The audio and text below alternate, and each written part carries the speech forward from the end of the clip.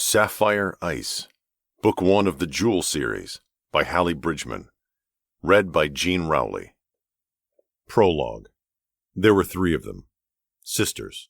Half-sisters, technically, born to the same mother but different fathers. They lived in bad circumstances, the kind of childhood existence that makes for melodramatic and heart-wrenching movie-of-the-week scripts. Some nights were bad, and then there were those nights when it was really bad. The really bad nights they all had to hide. Tonight was one of those really bad nights. Robin hadn't gotten out of the way fast enough. Maxine and Sarah had been able to hear her screaming from their closet hiding place, but to go out there, to face him, wouldn't have helped Robin. It would have just given him two more targets, or possibly hostages.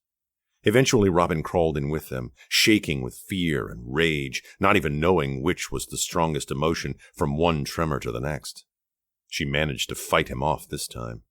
He was probably still trying to get his breath back, but Robin needed her strength for the next day, and the next, and the one after that. Blonde-haired, blue-eyed Robin was 15. The oldest of the three, she acted as their protector. She had no memory of her father, but knew he was doing 7 to 21 for trafficking cocaine. 20-year-old green-eyed Maxine had olive skin with straight, dark hair that testified to the proof of her father's American Indian blood. A warm bed on a drunken night. Only Maxine's features gave evidence of which of her mother's many one-night stands had fathered her. She had never learned his name. Neither had her mother. At 9, little Sarah had a small frame and could easily pass for 6. Her brown, curly hair had red streaks that came out in the summer. She needed glasses, but he had already broken them twice, so she suffered in a blurry world. Before her second birthday, her father had played lollipop with a loaded revolver and lost. Robin wrapped her sisters in her arms as they heard the front door open, heard their mother's raucous laughter and a man's answering voice. Then he started yelling, and the sound of breaking glass made each girl flinch. Their mother's shrill shrieks added to the cacophony, and a new man's voice joined in. The three girls inched farther back into the closet as the fight intensified. Shouting escalated. Words became clearer. Robin tried to cover her sister's ears to block out the quarrel. The adults screamed at each other about a deal gone bad, about drugs, about money. There had been many fights like this in the past, and the three sisters prayed that he would leave this time. Sarah screamed at the sound of the gunshot. Robin grabbed her and covered her mouth with her hand. Greasy fear churned through her gut at the sound of another shot, and another, and another. 4 shots in all, then a deafening, roaring silence that screamed in their small ears. In the silence, Maxine shifted, but Robin gripped her arm tight enough to bruise, her dirty nails digging into her sister's brown skin. Heavy boots moved through the apartment, entering their room, started toward the closet. They each drew in a breath and held it, not even wanting the sound of their breathing to give them away. Then the screech of sirens penetrated the thin walls, and they heard the heavy boots run, heard the door slam. They didn't move. They waited through the silence, through the banging of the door, through the dozens of footsteps that entered the apartment. They heard the shouts and the buzzing and chirping of handheld radios. They heard the metallic clicks of hammers falling back into unfired chambers and eager, stiff muzzles sliding forcibly back into worn leather sheaths. They heard muttered curses about wasted lives or scumbags slaying scumbags. The light in their room flicked on, and after a moment, a voice called, "Hey, Sarge, there's toys in here, little girl toys, dolls and stuff." They sat there in the dark, quivering, with their backs to the wall, their arms wrapped around each other, and shivered together, terrified of what waited for them outside the closet. Sapphire Ice, Book 1 of the Jewel series, by Hallee Bridgeman. Read by Gene Rowley. Sapphire Ice, Book 1 of the Jewel series, by Hallee Bridgeman. Read by Gene Rowley. Prologue. There were three of them. Sisters. Half-sisters, technically, born to the same mother but different fathers. They lived in bad circumstances, the kind of childhood existence that makes for melodramatic and heart-wrenching movie-of-the-week scripts. Some nights were bad, and then there were those nights when it was really bad. The really bad nights they all had to hide. Tonight was one of those really bad nights. Robin hadn't gotten out of the way fast enough. Maxine and Sarah had been able to hear her screaming from their closet hiding place, but to go out there, to face him, wouldn't have helped Robin. It would have just given him 2 more targets, or possibly hostages. Eventually, Robin crawled in with them, shaking with fear and rage, not even knowing which was the strongest emotion from one tremor to the next. She managed to fight him off this time. He was probably still trying to get his breath back, but Robin needed her strength for the next day, and the next, and the one after that. Blonde-haired, blue-eyed Robin was 15. The oldest of the 3, she acted as their protector. She had no memory of her father, but knew he was doing 7 to 21 for trafficking cocaine. 20-year-old green-eyed Maxine had olive skin with straight, dark hair that testified to the proof of her father's American Indian blood. A warm bed on a drunken night. Only Maxine's features gave evidence of which of her mother's many one-night stands had fathered her. She had never learned his name. Neither had her mother. At 9, little Sarah had a small frame and could easily pass for 6. Her brown, curly hair had red streaks that came out in the summer.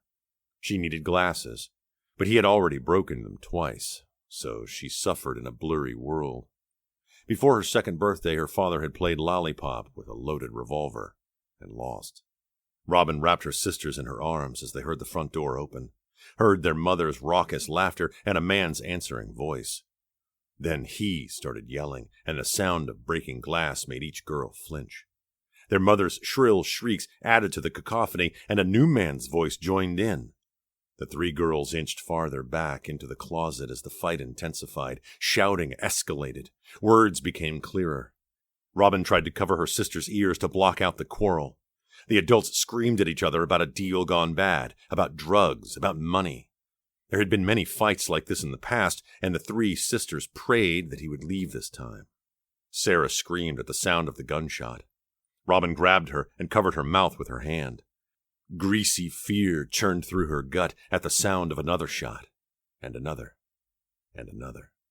4 shots in all, then a deafening, roaring silence that screamed in their small ears.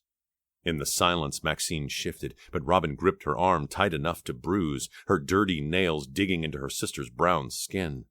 Heavy boots moved through the apartment, entering their room, started toward the closet. They each drew in a breath and held it, not even wanting the sound of their breathing to give them away. Then the screech of sirens penetrated the thin walls, and they heard the heavy boots run, heard the door slam.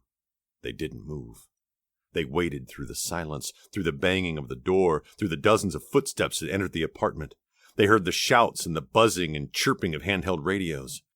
They heard the metallic clicks of hammers falling back into unfired chambers and eager, stiff muzzles sliding forcibly back into worn leather sheaths. They heard muttered curses about wasted lives or scumbags slaying scumbags.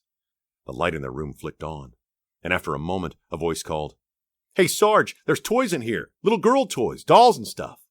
They sat there in the dark, quivering, with their backs to the wall, their arms wrapped around each other, and shivered together, terrified of what waited for them outside the closet.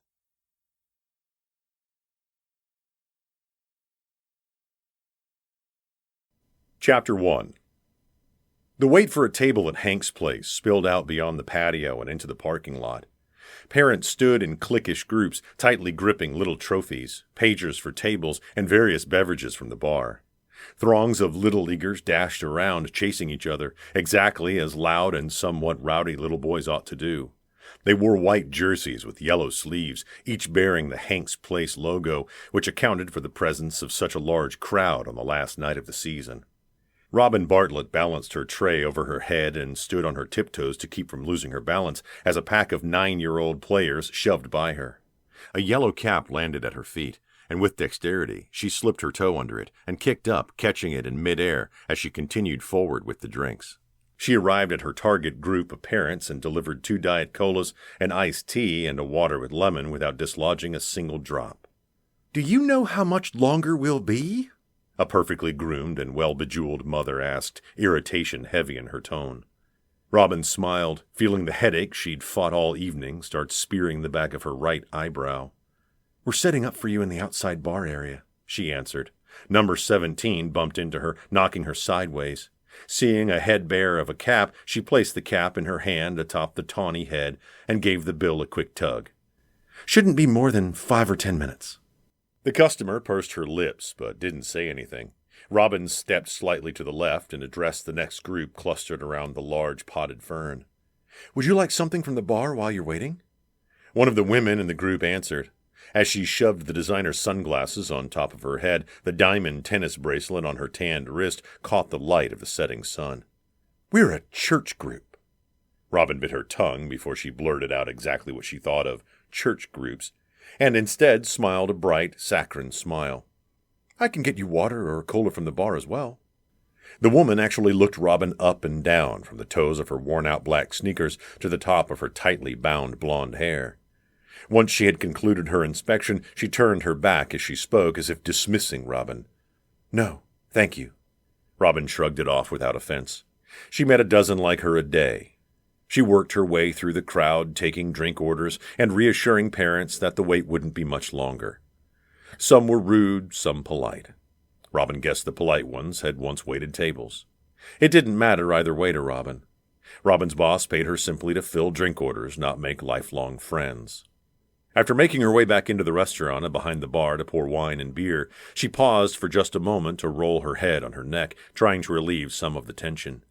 She caught her reflection in the mirror behind the bar. She wore her blonde hair wrapped into a tight bun at the base of her neck. That style unintentionally accented her high cheekbones and long neck and helped the casual observer focus on her deep blue eyes and long lashes. She wore makeup only to hide the shadows under her eyes and the cheeks pale from fatigue. She wore the standard bartender uniform of Hank's Place, with her starched white shirt and black slacks, which helped to exhibit her too thin waist and long legs. She'd worked in the bar for 8 years. Hank had given her the job at 18, and from the first day she'd had to fight off the men who made passes on an almost nightly basis. The regulars eventually learned that a date could not be had, and also attained an education on just how badly fingers could ache for days as the consequence of a casual touch. As the years went by, she occasionally felt tempted to take one of them up on the offer for a date, but the truth of the matter was that she didn't have time. She didn't have the time for a date, and she certainly didn't have the time for a man in her life. Robin simply worked. She slept, ate, and worked. She methodically made drinks and served customers. She was the head bartender now, and while she could have done without the added responsibility, the extra pay helped. The little bonuses Hank slipped into her paycheck from time to time let her know that he appreciated her and the regular crowd who managed to find their way in only on the nights she worked.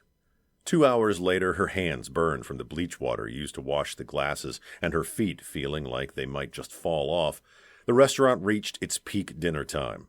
The hostess told the people at the entrance that the wait would be at least an hour, if not more, and the customers, to Robin's continuing surprise, accepted that. Happy hour came to an end and the rush of double orders ended, so Robin just concentrated on keeping the waiting customers happy and keeping the eating customers served. That worked for her because her headache beat against her skull in a thundering rhythm that she kept expecting nearby people to overhear. Regardless, her smile looked fresh to the new customers who had sidled up to whatever free spot they could find along the bar, and she fixed their drinks with the same efficiency as she had 2 hours earlier. She took money, pocketed tips, and offered an audible "thank you" as a mother carted out a toddler who had screamed for the last 40 minutes. She turned toward the cash register and barreled into the solid chest of Hank Lamore. Even though she stood nearly 6 feet tall herself, she barely reached his shoulder and had to crane her neck to give him a grin. Hank ran his place as tightly as he'd run his ship when he'd served as a captain in the Navy. Even though he edged towards 60, discipline over his body and the daily workout regimen he put himself through kept him looking early 40s. Robin owed him almost everything. "Break, Robin," he stated flatly in his gravelly voice. She snorted and skirted around him, not even bothering to respond. He turned and snatched the bills out of her hand and stepped between her and the cash register. "I said break, and I mean a full half hour, not the measly 5 minutes you try to get away with." If she sat down for a full half hour, Robin knew she'd fall asleep. Still, she'd learned not to argue with the boss. She'd get off her feet for a few minutes, drink a cup of coffee, maybe take an aspirin, and then get back to work. Hank might growl at her then, but He wouldn't try to force the issue. With cup in hand and a be-right-back wave to her regulars, she went through the double doors off to the side of the bar into the kitchen. Casey stood in his place behind the huge stainless steel table, inspecting plates and passing or failing them with his very high standards of sensory appeal. Those approved went on to the warmer shelf in front of him, where the waitstaff lingered, waiting to pick up their orders. Those rejected got whisked away back to the minions behind him, who then scurried to make repairs and please the legend. Chef Casey stood very short and very thin enough that it always surprised Robin that he could even lift the larger pots off the stove. He gifted Robin with the grimace that passed for his smile, making his uneven teeth flash startlingly white against his ebony face. "Hiya," Robin smiled back. "Hiya yourself." She headed to the corner of the big room toward a large table that sat ready and waiting for the staff to sit and relax on their breaks. "Aight then." The ritual greeting hadn't changed over the past 8 years. With a sigh, Robin leaned back in the chair and propped her feet in the one across from her. "How's the world treating you, Casey?" "Well, now here and then mostly." A plate with a 10-ounce steak, mushroom risotto, and some fresh vegetables artfully displayed on the side made it to the finish line. Once Casey topped it with herbed butter, a waiter immediately snatched it up and put it on his tray. "You'll be wanting some of my pie to go with that coffee." "I would, yes." She'd offered to get it, but she knew not to enter the stainless steel kingdom. The regular staff, regular meaning anyone not trained in the art and craft of preparing fine cuisine, remained relegated to the large oak table in the corner. Casey had used the same table for mise en place back when Hank's was nothing more than a glorified one-room burger joint.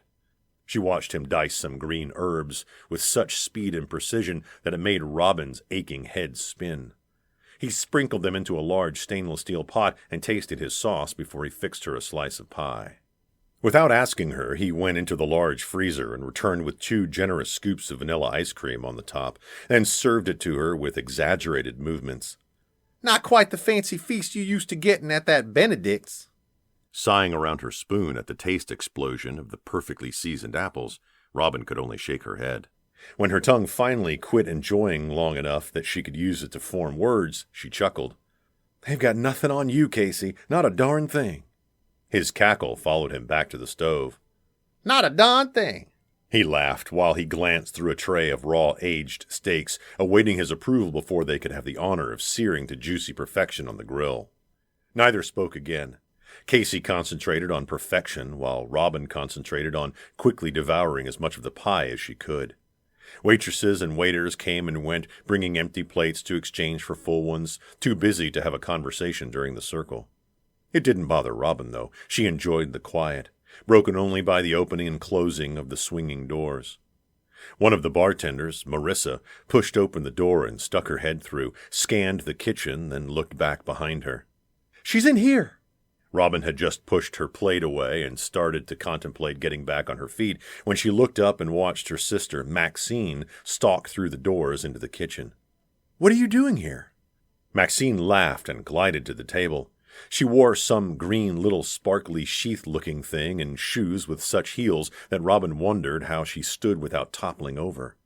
Robin had heard people refer to her sister as beautiful all her life, but as adolescence gave way to adulthood, she thought that the word stunning might better apply. Her jet-black hair fell thick and straight to her hips. She stood tall and thin, with a delicate figure Robin would have gladly traded for her more generous curves. Her most striking feature was her eyes. They were green, nearly emerald, slightly slanted in the corners with lashes so long and full they required no helping enhancements by way of mascara. Maxine pulled the chair out from under Robin's feet and sat down, propping her chin in her hands. "I have a date. He's meeting me here." Robin glared at her sister while she contemplated actually getting back on her feet to step out the back door for a quick breath of fresh Boston air. "You have to work tomorrow." Maxine glared right back. "So do you." "That's different." "How?" Robin sighed and rubbed her forehead. "Because I'm working now. I'm not out late playing so that I'll drag into work tomorrow and have to come up with new ideas on too little sleep." Maxine sat back in her chair and crossed her arms over her chest. "I've been telling you for a year, Robin, to let me help you now. You don't have to work 2 jobs." I'm not taking your money, Maxie. You work hard for it, and you deserve to be able to have things. Maxine grabbed the hair on either side of her head and tugged while she groaned out loud. Listen to yourself. You've done nothing but sacrifice since the day I got out of high school, and you're talking about me deserving to have nice things? When is it your turn, Robin? Sarah finishes school in 2 years. You put me through 4 years of school, set me up with a contact from Benedict's, and expect me to sit back and make twice as much money as you and not contribute? She slapped her palm on the top of the table. That's nonsense.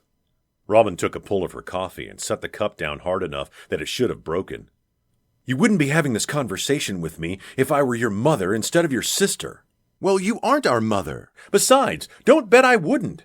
You're 26 years old. By the time Sarah finishes, you'll be nearly 30. That's when you decide to start living your own life? Almost 30 years old and never even been on a date? Temper surged through Robin in a white flash. She looked into her sister's face, a face that looked nothing like her own. I refuse to measure the quality of my life based on the number of men I've dated. I will not be like her, dating 30 men by the time she was 30, relying on a string of boyfriends for survival, then being shot to death by one of them. Whoopee! Life was one big party. Robin stood, put her hands flat on the table, and leaned forward until her face was close to Maxine's. I don't need a man in my life like her to feel my life is complete. I've managed to put you through college, our sister halfway through, and if I accomplish nothing else, I will have done more than I'd ever dreamed possible. I get great joy out of seeing you successful in advertising, as I'll get when I see Sarah as a nurse. If it means that I sacrifice my youth, then so be it. Neither one of you will ever have to rely on any man for your livelihood either. Maxine stared at her for a second, then started laughing. Is that what this is all about? She rose from the chair until, in her heels, she stood taller than Robin. Sis, you can have fun with a man, go out on a date, relax, enjoy yourself, and not have to rely on him for your livelihood. You're allowed to do that. Robin grabbed the cup and drained the rest of the coffee with one swallow. I don't need it, and I don't want it. My life is good now. Your life is work. Work and you two. It's honest, clean. I don't need anything else. You don't know that. I've seen the other side, Maxie. I'm not going there. Maxine stepped back and took a deep breath. Okay, I'm not going to try to argue with you anymore, but will you do one thing? She moved to the back door and Maxine followed. What's that? Will you go to college when Sarah's done? Will you let the two of us help you do that? This time she laughed. Yeah, right. That's a good one. Me, the high school dropout, go to college at 30-something. Maxine squeezed her shoulder and turned to leave. You're the smartest person I know, Robin, and you deserve to be happy. She pushed the door open with her shoulder and stepped into the cool night air. I'm happy. No, you're just happier. There's a big difference. Robin snorted. Go do whatever it is you do on a date, but try to make it an early night. You have to sell tires or something tomorrow. Haha, actually it's peanut butter. We need to convince choosy mothers to choose a different brand. Robin plunked down on an overturned crate and stared at the gravel on the ground at her feet long after her sister left. She looked up at the night sky, gazing up at the stars she could see through the haze of the city lights. Finally shaking off the dark mood that apparently came out of nowhere, she went back into the kitchen to find Casey waiting for her with a bottle of aspirin and a glass of water. She smiled as she took them from him, then swallowed 2 of the pills. That Maxie? I've always liked that one. Taking the bottle and the empty glass from her, he turned away, headed back to his roost. Smart girl. Robin stretched her lower back. Shut up, Casey. His cackle followed her out of the kitchen. At 7:30 that night, Antonio Tony Viscoli opened the door to Hank's place. He'd done his research. He always did his research. He knew that Thursday nights were the busiest weeknight at Hank's, just as he knew that Tuesdays and Fridays were the busiest days for lunch, and Saturdays were the busiest nights on the weekend. He didn't plan this visit. In a spontaneous move, he stopped in on the way from the airport. Tony wanted to know if he would like or dislike the business without them knowing they had a potential buyer peeking under the carpets. He'd liked what he'd seen on paper. He'd liked what he'd heard on the street. He really liked what he saw when he walked into the building. The house was packed with families. Somehow, despite the understated elegance and 4-star menu, it came off as a family place. That surprised Tony. He expected the same stuffiness found in fine dining all over the city.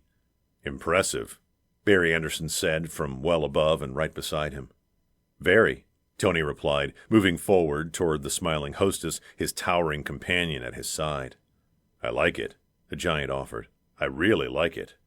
The hostess explained that there would be a short wait and directed them to the bar area. Tony stood an even 6 feet tall, with the stereotypical dark olive complexion that most every Sicilian sported, the dark brown eyes set in a lean, angular face.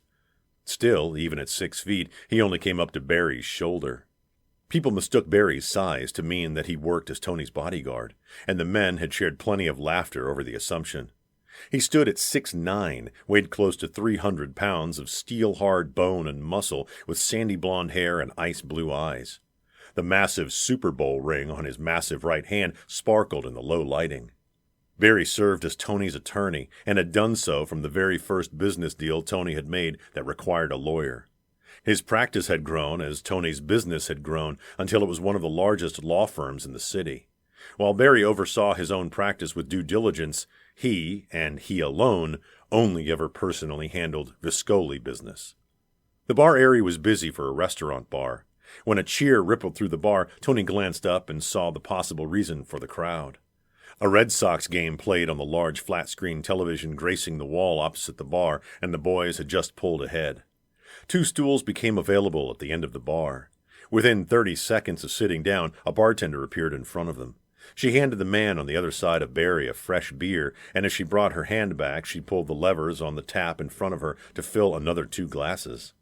"What can I get you, gentlemen?" she asked as she frisbee-tossed cardboard coasters in front of them. The second her eyes collided with Tony's, he felt like something sucked all of the air out of his chest. She had crystal blue seas for eyes that he somehow knew would drown him if he let them.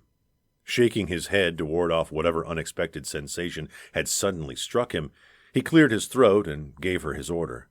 "Ginger ale with lemon." "And you, sir?" she asked, her eyes sliding over to Barry. "Shirley Temple." Tony had to give her credit. Most bartenders did a double take whenever Barry ordered. She simply nodded and began to prepare their drinks. "Hey, Robin, no way you'll know this one." The man on Tony's left spoke. If he hadn't found himself so intrigued and closely observing her, he wouldn't have spotted the flicker of annoyance before she laughed and set his drink in front of him. "I'm telling you, Sandy, give it up." "No way. I got you this time." The man laughed and pounded the bar with his fist. "Straight law cocktail." Her hands never stopped working while she answered. "Gin and dry sherry." She added an orange slice and a few extra cherries to the glass and set it in front of Barry. "Stirred, not shaken." An elbow nudged Tony's ribs, making him slosh his drink. "That girl, she's the best." "Is she?"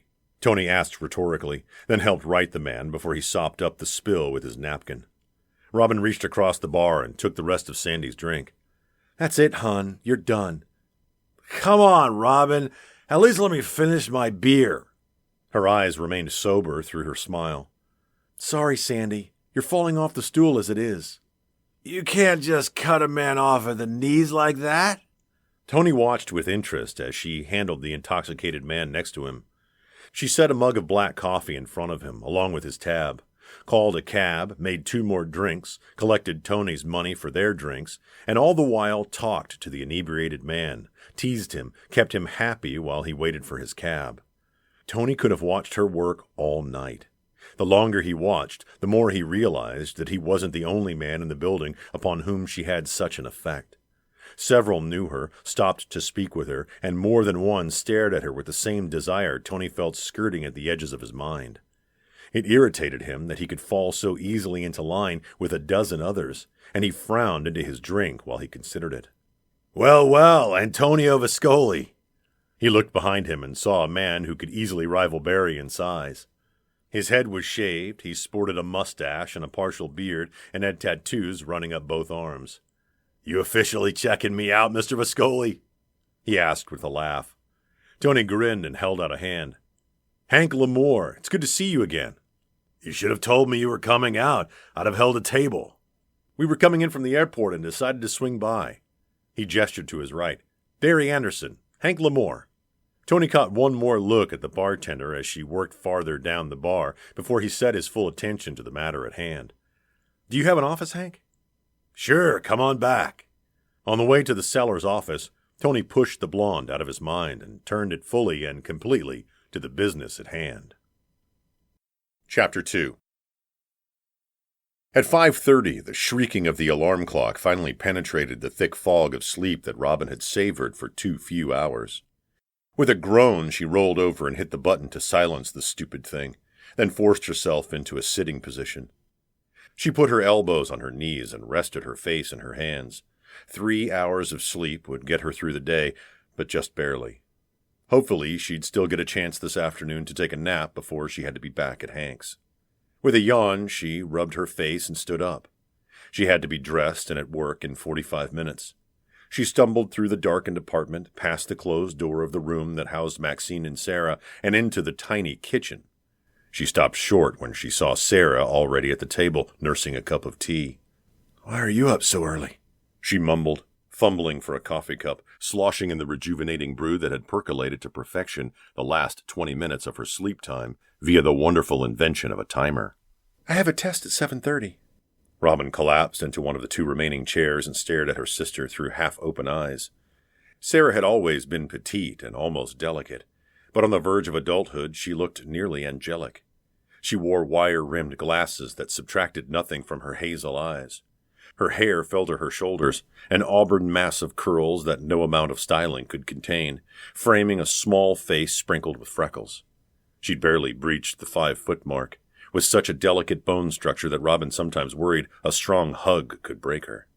In 2 more years, she would receive her bachelor's degree in nursing, and Robin wondered how she'd ever have the stamina to make it through the rigors of the education process. Whenever that particular thought materialized, Robin made herself realize that Sarah had always been tougher than she looked. They all had. Robin just had to constantly remind herself of that fact. "Why are you up so early?" Sarah asked in return. "Seems like you just got in." A yawn made Robin's jaw pop, and she had to wipe the tears from her eyes before she spoke. "There's a Chamber of Commerce breakfast at the club this morning." Sarah arched an eyebrow. "Isn't Benedict's a little fancy for a chamber breakfast?" Benedict's was a very private, very exclusive dining club, and very picky about not only the patrons, but also who worked on staff. She'd applied every 2 months for 3 years, but it was one of the most sought-after restaurant jobs in the city. The summer before Maxine started college, Robin finally managed to secure a job at Benedict's. She worked the lunch shift 6 days a week, and on a slow day made 100 in tips. She'd been able to put Maxine through college on her tips alone, and managed to save enough from her hourly paycheck at Hank's for the year that she had to pay the tuition and books for both Maxine and Sarah. She yawned again. 2 more years, then she could rest. There's some member who's sponsoring it, paying for the whole thing. Which probably meant scrimpy tips, but it would still amount to more than she could earn bagging groceries for 2 hours, and that made it worth it. "Are you working lunch, too?" "Just the first shift. I have to be at Hank's at 6, and I'm taking off at 1 and sleeping for the afternoon." Sarah rose to add more water to her cup. "Oh, that reminds me. Can you get some of Benedict's artichoke dip?" Robin had her head on the table, quietly dreaming of being back in her bed. "Probably. Why?" "Mom is having some church something or other. I told her I'd try and get her some." Sarah sat back down as Robin kept her face hidden. She just felt too tired to fight her emotions, and didn't want her all too perceptive little sister to recognize the pain that must have flashed in her eyes. It felt like a knife twisting in her heart. Unlike Robin and Maxine, Sarah made it through the system and found a home with a real family. An older couple who tried for years to have children of their own had just recently applied for and been approved for foster care. Sarah went to them that terrible night. They'd fallen in love with her and immediately went through the motions to make her theirs. Even though Sarah had older sisters, they made it understood that they could only manage one child. They felt very protective of Sarah, and because she had no memory of anything until that very first morning in their home, they cut off all ties to her past, including her half-sisters. Robin fought for visitation rights, and the courts finally granted monthly visitation after Sarah turned 15. Robin and Maxine sat in the Thomas kitchen and drank coffee for 1 hour a month while reacquainting themselves with their little sister. Every single visit, Sarah's adopted mother hovered near the door, unabashedly eavesdropping the entire time. Because the Thomas couple couldn't afford to send Sarah to college on their retirement income, Robin approached them. She offered to fund Sarah's college on the condition that her youngest sister had to move in and live with Robin and Maxine. At first, the Thomases flatly refused. Ultimately, their concern for Sarah's future forced them to accept Robin's terms, but they made it clear that the acceptance came grudgingly. Robin didn't care. Finally, all three sisters came back together again. Except no matter how she tried to bridge the gap, she had neither the bond with Sarah that she shared with Maxine, nor the closeness that should have come naturally to sisters, even half-sisters. She knew no small amount of jealousy fueled the emotion that besieged her whenever Sarah talked about her foster parents, which in Robin's mind bordered evil. She felt jealous that Sarah had found a home and knew what it was like to get a hug before bed, instead of either nothing or a slap across the face. She had a functional, intact family, complete with grandparents and uncles and aunts and cousins, of which Robin and Maxine never would and never could claim as their own. Robin swiftly stood and gulped her coffee down. "No problem. I'll check with Carmine and see what I can get."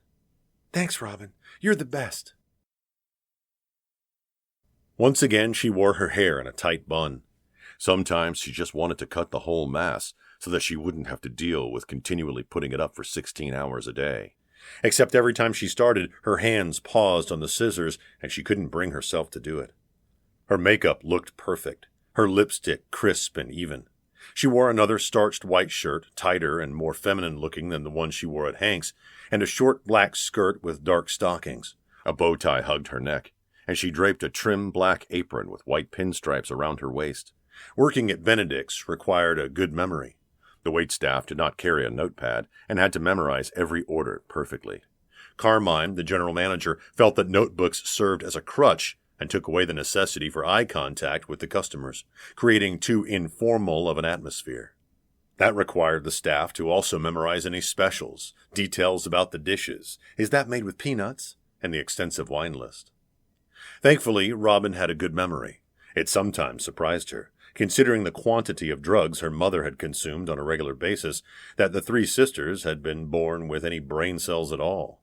Pure necessity forced Robin to drop out of high school, but she'd always loved to learn. Unfortunately, she never had time to read anything but the daily specials and any book that came out that listed new drinks, and she imagined that's why she found it so easy to remember everything else. "You look a little peaked this morning, Robin," Stan Humphrey observed, fiddling with his tie at the mirror in the corner of the kitchen. The dress code did not allow for clip-on ties, and Robin finally brushed his hands away and fixed it for him. 3 hours of sleep will do that to you." He stood tall and lanky, sporting dull brown hair speckled with gray, and flat green eyes on a face Robin always thought of as uninteresting. At times, she liked him, and at times, he gave her the creeps. She remembered enough to know the signs of habitual drug use. "You partied last night?" he asked with a grin. No one knew of her other job.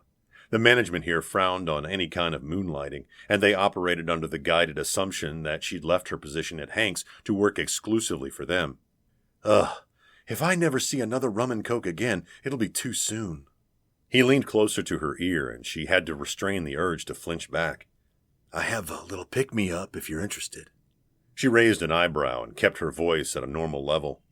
"You ever offer me drugs again, Stan, and I'll probably have to break one of your fingers." He slouched back, holding up both hands as if to ward her off. "Okay, sorry. You just looked like you needed something. No offense meant." "Well, it was taken." "Robin, Stan, take your posts, please." The maitre d's voice rang out in a sing-song sound through the kitchen. "Okay, people," Clarence continued. "We have a buffet available, but our guests may order from the menu if they prefer." He looked at his pocket watch as 10 waiters and waitresses brushed by him and headed toward the doors that led to the dining room. "The bar is open, and Billy is ready with pitchers of Bloody Marys and screwdrivers. Mimosas are available with our normal champagne list." He clapped his hands together twice. "Serve well, people." Robin stopped near him to grab a silver coffee pot. "How did we manage to get the early shift, Clarence?" He winked and whispered conspiratorially. "Tell me about it. I have my lunch patrons' whole lives memorized, but I only know half the people out there." He looked over her head at the head table. Boston's royalty is here." Robin felt too tired to even be intrigued by Clarence's abnormal awe. "Maybe we can get Stanley a jester's hat," she whispered back, then pushed open the door to the dining room and forced a serious expression onto her face. The door swinging shut cut off his choking laughter. She had rarely seen the dining room so packed with people. They had closed the restaurant for the meeting, and it surprised her to see so many people there. However, it occurred to her that most of this morning's customers didn't enjoy membership at the exclusive club and wouldn't get any opportunities to dine at Benedict's, especially for free. Clarence knew she had waited on some of the head table diners as regular lunch patrons, so he assigned it to her to serve. She addressed those she knew by name and tried to discreetly read the name tags of those she didn't recognize. Methodically, she worked her way down the long table, pausing to chat when required, fetching drinks as needed. "Mr. Riley, it's good to see you again. I think it's been several weeks," she said, speaking to the president of the chamber. "I've been on vacation, Robin. Have you ever been to Italy?" She smiled and filled his coffee cup. "Not yet, but I want to go someday. It's on my bucket list." "Beautiful country, dear. If you ever get the opportunity, don't pass it up." "If a trip to Italy ever falls in my lap, I'll remember your advice." She moved to the next person while Riley continued to speak. "Tony, if you've never had Robin here serve you, you've been missing out on the best that Benedict's has to offer." "Yes, I think I've heard something similar about her before." The smooth voice sounded almost familiar, but she couldn't quite place it. She took her attention from the cup and lifted her head, her gaze meeting a pair of black eyes that somehow seemed to look all the way inside of her, instantly learning all of her secrets. "I didn't expect to see you here," he said. "Do I know you?" she asked, her voice soft, almost a whisper. At the last second, she lifted the coffee pot before she overfilled the cup. He kept his voice as soft as hers. "Not officially." "I'm sorry, I don't—" Her eyes skimmed his name tag. "I don't recall meeting you, Mr. Viscoli." His teeth flashed white against his olive skin. "I unofficially met you last night." Panic skirted up her spine, and she looked around the room. Lowering her voice even farther, she leaned closer so that he could hear her. "Please don't say anything. We can't. I mean, another job." He placed a hand on her wrist, startling her.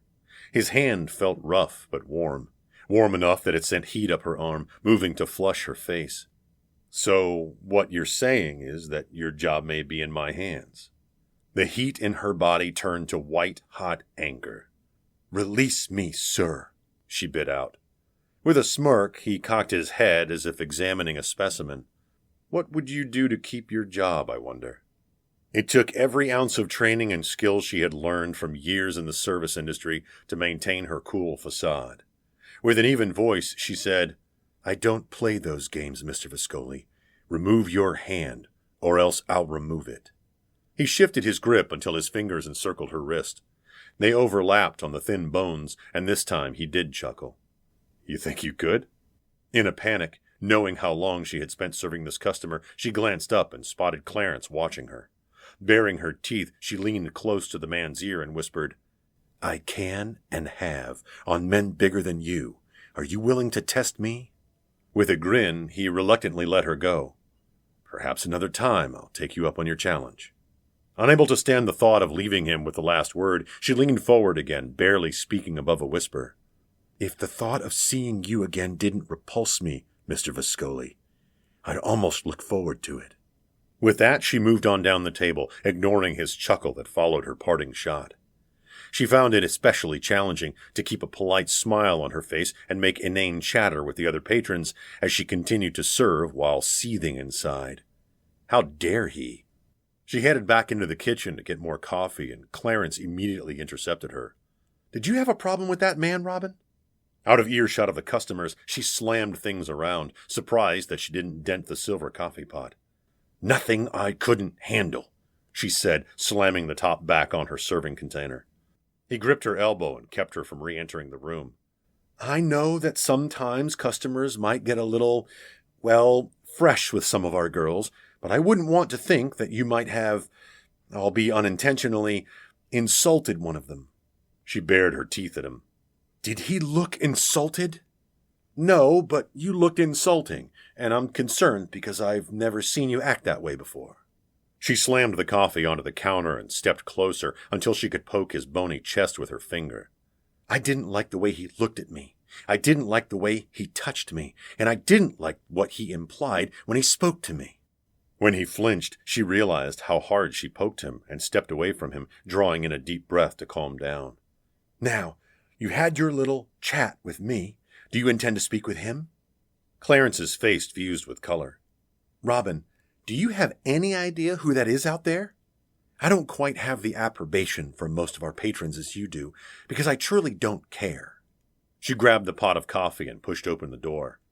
He took insult at her words, as she intended, though she regretted it the second his face fell. She paused and went back into the kitchen. As she opened her mouth to retract it, he straightened, stiff as a board, and put a regal tone in his voice. That is Mr. Antonio Viscoli. He is one of the stockholders of this club and is hosting this morning's breakfast. If you would like to lodge a formal written complaint, I will entertain reviewing it, but in the meantime, you are here to serve, so I suggest you return to your post. He looked her up and down, his expression hinting that he didn't much care for what he saw. Unless, of course, you'd like me to have someone else wait the head table.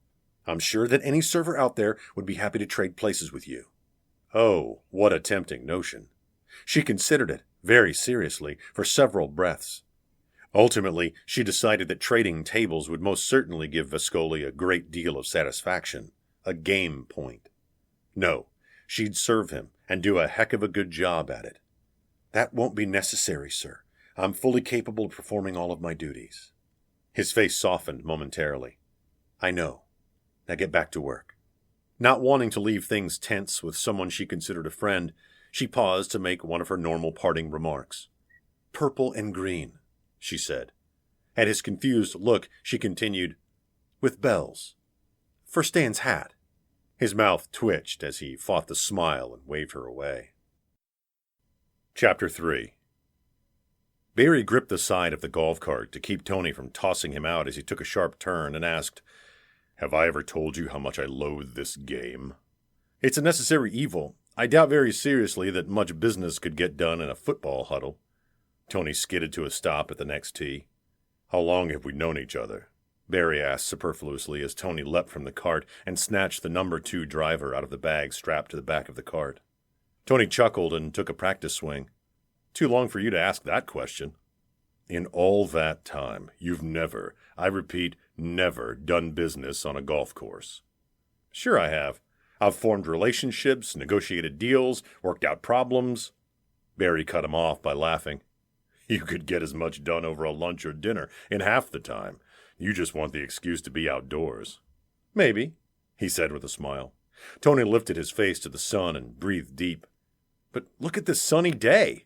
You look like you could use some fresh air anyway, buddy." In a few short weeks, the skies would loom dark and overcast, sending flurries of snow that would hamper driving, keep people indoors, and dampen spirits. The thought brought memories of shivering in the doorway of an abandoned building at age 17, 2 weeks after his mother's death. He'd survived, thrived even, but he hated winter. He normally retreated to his home in the Florida Keys during those cold months. Recently, however, and all too often, business interfered and forced him to stay weeks at a time in the chill climate of the north. Today, Beantown enjoyed unseasonably warm weather. The bright blue sky and crisp air gave him extra energy, and he wanted to take advantage of it one last time. He'd met with Barry immediately after the chamber breakfast, not even going to his office first. The way the day had started to shape up, and with the air growing warmer by the minute, he had no intention of going in at all. He stood back as Barry teed off. The ball landed perfectly in the middle of the fairway, just off the green. "I don't know why you hate this game so much. You've just about mastered it." Barry threw his driver into his golf bag and watched Tony hit a near-identical shot. "There's no challenge." He grinned and climbed back into the cart. "And very little blood." "Ah, honesty." He followed the cart path until they reached the green. "Barry, I've been thinking. I want Hank's." The 2 men climbed out of the cart and chose their clubs. "Tony, I don't think it's a good idea." Tony looked at the club in his hand. "You think the pitching wedge instead of the 9-iron?" "Ha ha," Barry offered dryly. "Seriously, Hank is who keeps it alive. He has that touch. Without him, I think it's going to lose whatever it has that makes it so special and become just another restaurant. He's going to sell it anyway. He watched as Barry lightly hit the ball, smiled as it rolled to about 2 feet past the hole. Good. Let someone else take the loss. A scowling face with a pair of bright, deep blue eyes hovered in front of Tony's vision. Then he remembered her body, her grace, her grin. No, give him his asking price, but give him some earnest money up front. 10% maybe.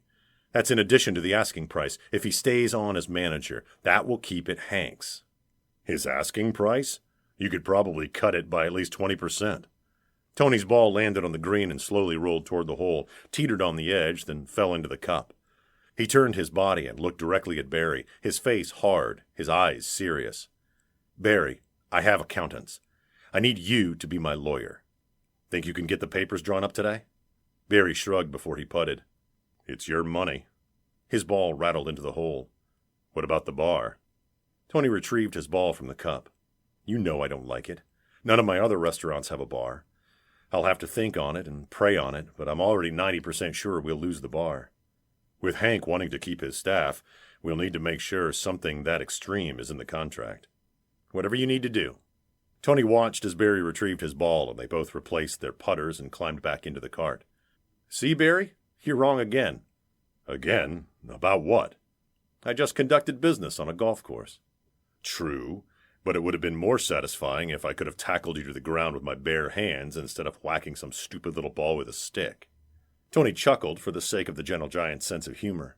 He always laughed at Barry's jokes. The men understood each other on many unspoken levels.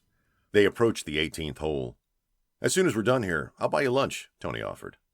Barry sighed, obviously understanding that lunch would likely be the special at Hank's place. He pulled his telephone out of his pocket and dialed his office number. I'll have the papers waiting on us. We'll need to stop by my office on the way. The 3 men sat in Hank's office in the back of the restaurant, sandwiches at their elbows. Hank had reading glasses perched on his nose and slowly read over the contract one more time. What's the deal here? Did someone find uranium under the patio tiles? Am I sitting on top of an unknown oil well or gold mine? Tony drained his glass, uncommonly relaxed. Yeah, he drawled. Your restaurant. This place is its own gold mine. Hank looked at him over the rim of his glasses. Don't play games with me, Viscoli. You have a reputation that well precedes you, and I'm not as dumb as I look. How come you're giving me my asking price without even trying to negotiate? Tony returned his stare. I want to buy this place. You want to sell it. What's this offer of earnest money above the asking price? This ties me in for 5 more years if I accept it. Tony shrugged. It's pretty black and white. Why the questions? Because, suddenly, I don't trust this deal.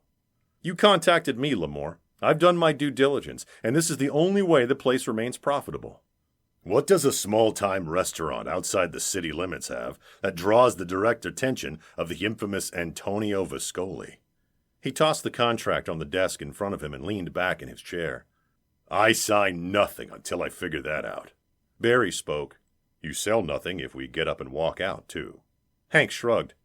Maybe not to you, but I will to someone, and probably inside of 5 years.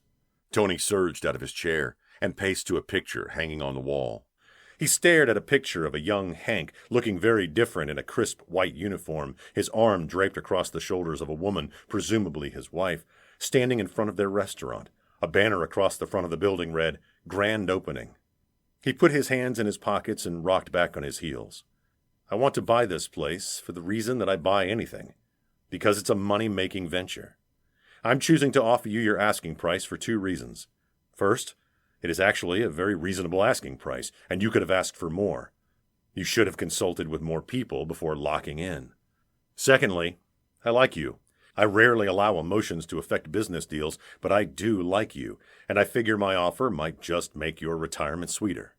He crossed the room and stood near his chair, but didn't sit. I'm not going to play cat and mouse games with anyone. You decide now, or in your own time, but you decide without the games. Hank drew his glasses off and rubbed his eyes. I have a condition that I absolutely will not back away from. Barry uncapped his pen. What's that? You keep my employees, without pay cuts and with similar benefits. That's a standard clause. If you'll see Article 15 of the... I don't need to read it. I'll take your word. His eyes cut to Tony, but addressed Barry. Because I'm guessing your word is as good as his. The bar will be removed. The bartenders will have to be reassigned new jobs, and if they choose to quit instead, that will be their choice and not affect the contract. Hank raised an eyebrow. No bar? Barry answered, thumbing through the stapled contract and marking places requiring his personal touch. No Viscoli restaurant has a bar. We're also closed on Sundays in observance of the Sabbath. Hank looked from Barry to Tony. No kidding? Tony gave a slight nod of his head. Hank continued. Okay, that's intriguing. He cleared his throat. I'll sign these papers in 2 weeks. It will give my lawyer time to go over them and give my wife time to make sure it's what we want to do. Tony held out his hand.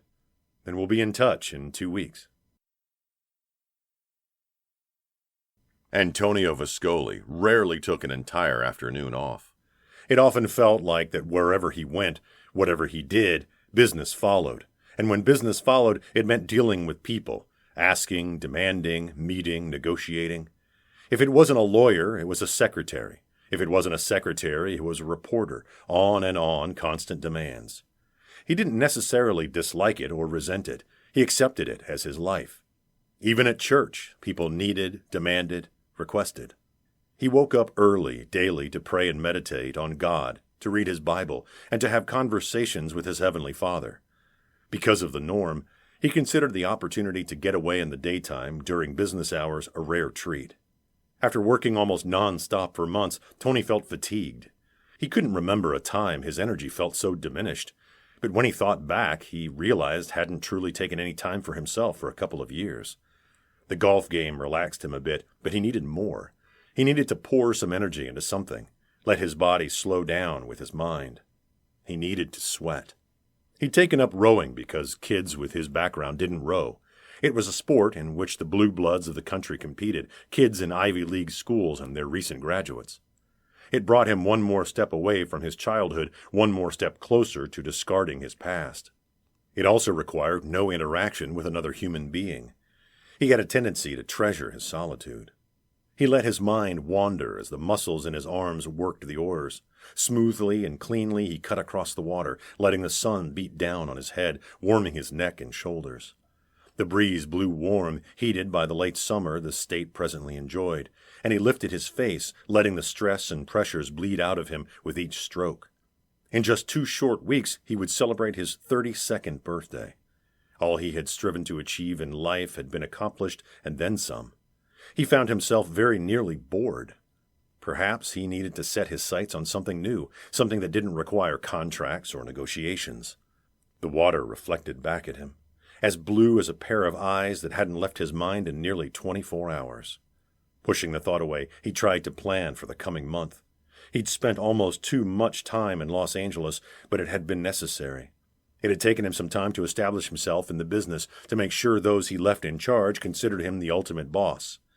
It had taken a lot of work, but he had friends who helped him out, helped him sort through the lingo and nuances unique to Hollywood. With their continued help, his company would provide good, quality, Christian films and television shows, and it would soar. Because they all did. All the enterprises he owned, Tony Viscoli insisted on it. A bird flew by overhead, hunting fish foolish enough to swim close to the surface. He heard it cry out, watched it circle back, then dive down and come up clutching its dinner in its beak. Across the river, he passed a small boat with a father and son fishing. The oars occupied his hands, so he nodded to return their polite wave, glad no words needed exchanging. If envy twisted in his gut at the sight of such a simple father and son outing, he ignored it and pushed the feeling away, focused on something else. Women had often thrown themselves at him. He knew he was physically attractive and actually used his looks to his advantage as he scrambled up the ladder of success. When it had become necessary, he'd hired consultants and learned how to dress immaculately for whatever the occasion demanded. Learned how to speak without his street accent coming through. Learned what fork to use when. Learned how to have polite dinner conversation. He had transformed himself, but his Savior had transformed him even more completely before Tony ever began that process. And Tony admitted that fact and felt humbled by it. In the process of his transformation, he met women who, 5 years before, would have turned their noses up at his offer to clean their toilets. None knew he'd been a street rat, as he'd been called on several occasions. They never saw past the charm, the polish. They never saw the kid who had eaten out of garbage dumpsters when he'd been hungry enough. They saw Antonio Viscoli, a man with money, power, connections, and a bit of danger lurking in the background behind those dark brown eyes. Tony enjoyed women, enjoyed being with them, enjoyed entertaining them. He had scores of women across the country he could call on at any time if he wanted a date or a hostess. It had become something so normal to him that he never gave much thought to it. Most didn't even mind the platonic boundaries of their relationships, always hopeful that he might fall in love and propose, giving away the coveted title of Mrs. Antonio Viscoli. This woman was different. He didn't have a finger on it yet. Something about her, something in her, made her different. His attraction to her had been instant and absolute. Was he listening to God's whispered voice in his ear, or his own human weaknesses, his own longing and loneliness? He didn't know. He just knew that he must see her again. He felt led to get to know her. Pushing all thoughts out of his mind, he concentrated solely on the rhythm of his strokes. Flexing his arms, he cut the oars through the water, sending the boat sleekly across the surface as a trickle of sweat rolled down his back between his shoulder blades. That insufferable, miserable... Robin's hands slapped the side of the wall, cutting off the next words in her mind. Robin stood under the weak spray of the shower, wishing that the wall she slapped with her open palm could be him. His face. No, she changed her mind. She wouldn't give him a full slap to the face. No, she'd curl her hands until her nails would rake some of the handsome off until they drew blood and left scars. The nerve of the man! She slopped shampoo into her palm and started the long process of washing her hair. How dare he? Leaving her a tip that morning under his plate that nearly matched to the penny the tip put on his account that she and 10 others split. Who did he think she was? What did he think she was? It seemed like he made it clear what he thought of her, asking what she'd do to keep her job at Hank's a secret from Benedict's. Oh, and the way that he just smiled that irritatingly polite smile at her through the rest of breakfast. Plus, he had that stupid trick in the way he held her eyes, giving her the feeling that he wanted to be alone with her in a candlelit room, and the whole time giving some stupid speech about the economic development of Boston. He never even tripped on his words, not when she glared at him, nor when she turned her back on him. She scrubbed her scalp until it hurt, then finally took mercy on her poor roots, knowing she would have to bind the strands tightly in a bun for another grueling 8 hours. She would just put the bills into a little envelope and mail the money right back to him. She didn't need him or his money. She closed her eyes and rested her cheek against the tile wall. If she could just take a break. 2 more years, she said out loud, then ducked her head under the spray to finish washing the suds away. Feeling better after pounding the shower wall some more, she sat at her kitchen table, a tuna sandwich and a cup of coffee at her elbow, and figured out her budget. She'd had a good summer, considering the way business declined at Hank's during the school's off-season. Because, without fail, Benedict's always had a great summer. While she had very little money for herself, very little extras, she could pay all of the bills this month without a hitch. She finished balancing her checkbook and found the money that Maxine had deposited into her account. She made a note to call the bank and have it transferred. She'd made a vow to do this alone, and she intended to see it through to the end. Maxine had tried giving her checks, but eventually quit when Robin kept handing them back to her torn up. She had tried cash, but it kept ending up on her bed. Now she'd resorted to directly depositing the money. Robin simply opened her sister a savings account and had the money transferred as soon as she discovered it. It bothered her that she hadn't been grocery shopping in months. Maxine beat her to it. If she could take the food back, she would. Of course, she couldn't, so she simply added it to what she guessed Maxine spent on the food to the amount that got transferred into the savings account. Robin popped a peppermint onto her tongue and looked at the balance in the account. She didn't have a whole lot left, but she would have enough from tonight's tips to fill her car up with gas. Then she wouldn't have to worry about anything for another week. Just as she capped her pen, she heard the apartment door open and close, and watched Sarah come around the corner of the kitchen. She wore a baggy t-shirt that advertised Hanks and a pair of baggy jeans. She stopped short when she saw Robin sitting at the table. "Hey, I expected you to be sleeping." Robin shrugged and sucked on her peppermint. "I guess I'm not used to napping." She stared at Sarah while the young woman rummaged in the refrigerator and pulled out salad makings. "How did your test go?" Sarah groaned as she tore off lettuce leaves and dropped them into a bowl. "Microbiology." She popped a cherry tomato into her mouth and grinned around the fruit. "However, I think I aced it. Whether or not I'll remember anything remains to be seen, but at least I got through the exam." "That's great." Robin reached across the table and snagged a slice of cucumber from the bowl. "Your dip's in the fridge." "Thanks, Robin. I appreciate that." The front door opened and shut again. Seconds later, Maxine footed into the kitchen, looking as if dashing toward an unseen finish line. She wore a plum-colored skirt and a white silk blouse, and somehow had all of that hair contained in a stylish twist on the back of her head. Robin thought that the contrast between her two sisters was almost comical. "Hi, honey, I'm home. What's for lunch?" She grinned, looking over Sarah's shoulder. She snagged a slice of carrot from the bowl. "If you two want some of this, I can make a bigger salad." Sarah frowned. Robin winked at Maxine and snuck a tomato. "Don't be silly. We could just eat off of yours." Maxine kicked her heels off, pulled out a chair, and sat down. "You have any meat to go with that?" Sarah shrugged. "Do you know the types of hormones and other toxins they pump farm animals full of? How can you eat that?" Maxine grinned and snatched a peppermint out of Robin's tin. "Luckily, I studied mundane things like art and drafting and have no need for that kind of knowledge.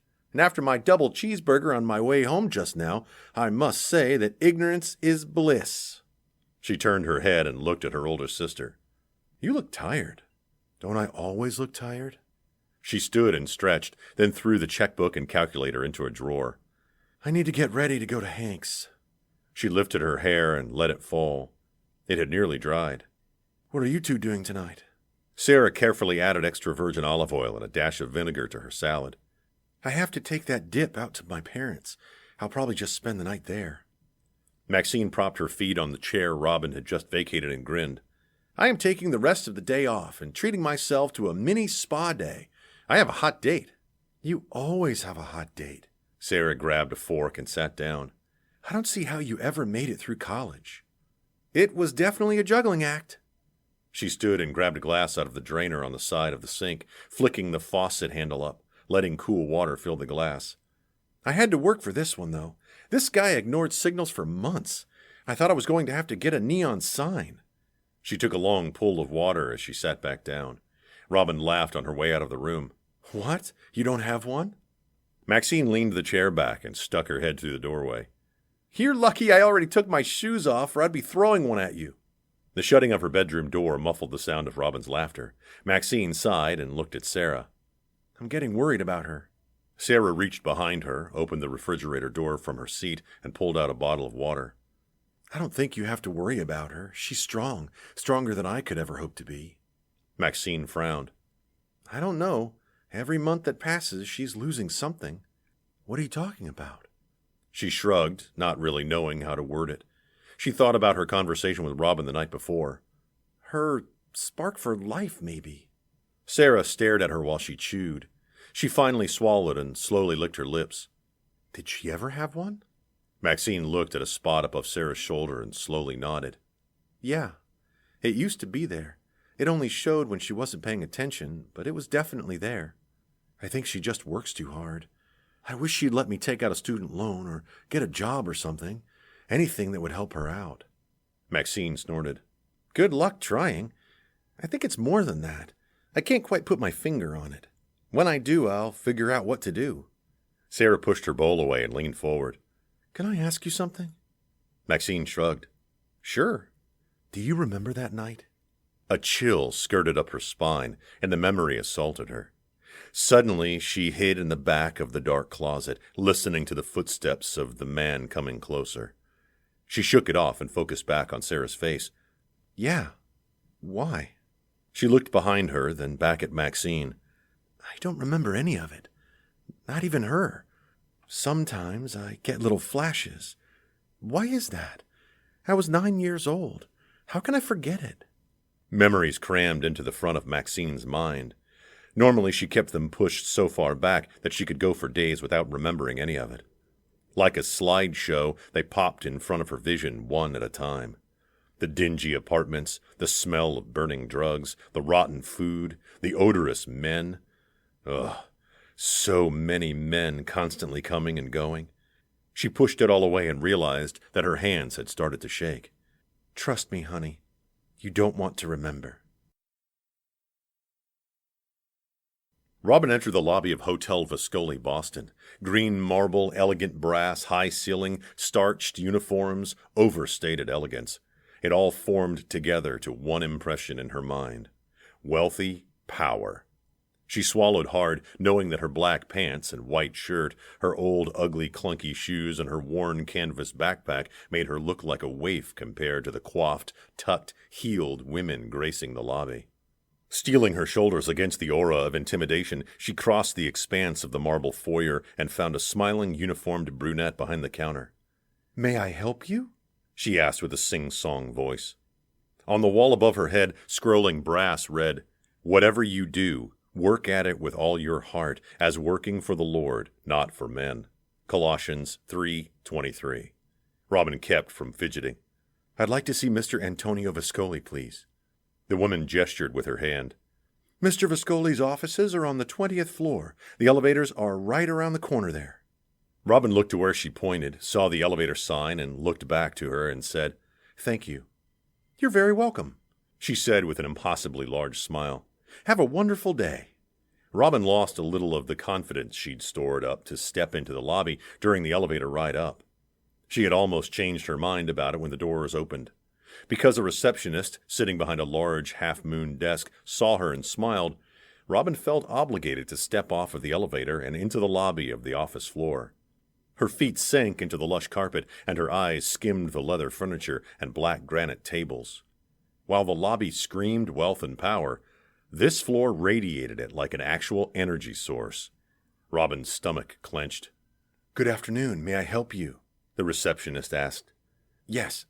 It came out a little hoarse, so Robin cleared her dry throat. Her eyes caught the scrolling brass on the wall behind the desk that said, "He has showed you, O man, what is good. And what does the Lord require of you? To act justly, and to love mercy, and to walk humbly with your God." Micah 6:8. What was this place? A church or something? I'd like to see Mr. Viscoli, please. I'm sorry, but Mr. Viscoli is not in right now. She pulled a pink pad close to her and picked up a pen. May I take your name? What could she do now? Never mind. The woman looked over Robin's shoulder. Mr. Viscoli, she said, her voice a surprised gasp. Maggie? Robin felt her shoulders tense so tightly that it hurt. She would have recognized that rich baritone voice without the receptionist's confirmation. I stopped in the lobby and grabbed a smoothie, so I decided to take the front elevator. Robin turned. He wore shorts and a golf shirt, his tanned legs and muscled arms somehow not looking out of place in the elegant business reception area. Please hold any... As their eyes met, his sentence faltered. His forward motion ceased so quickly that some of the drink in his hand threatened to slosh over the side of the cup. He stared at her, and his mouth opened and closed once. Not wanting for him to demand a reason for her presence there, or, worse yet, not recognize her at all, Robin pulled the envelope full of money out of her pocket and slapped it against his chest. I can't stay. I just wanted to return this. She let go of it, and the envelope fell to the carpet. He still hadn't moved. She ignored it and rushed past him to the elevators, frantically pushing the button and hoping the car hadn't gone to another floor yet. I'm not what you think I am, she said. She looked back at him. He had moved enough to turn and continue staring at her, but the money still lay at his feet. I never have been, and I never will be. Wanting to cry with relief as the door slid open immediately, she stepped into the car and hit the button to take her to the lobby. As the doors closed on his astounded expression, she said, Never! While the elevator descended, gliding almost imperceptibly downward, Robin leaned against the mahogany walls and put her hands against her chest. Her heart pounded in her ears. Goodness, but he was a handsome man. Infuriating, but handsome. She closed her eyes and leaned her head back, willing her heart to resume its normal rhythm so that she could catch her breath. Chapter 4. Robin cornered Hank in the dry storage room. "What is this?" she asked, waving the schedule for next week in one hand. The corners had torn from where she ripped it off of the bulletin board. He looked up from his inventory clipboard and peered at the paper. "It would appear to be the schedule for the week beginning tomorrow." He dipped his head down and looked at her over his half eyes. "Why did you have it all balled up in your hand?" "Because, once again, I'm not bartending.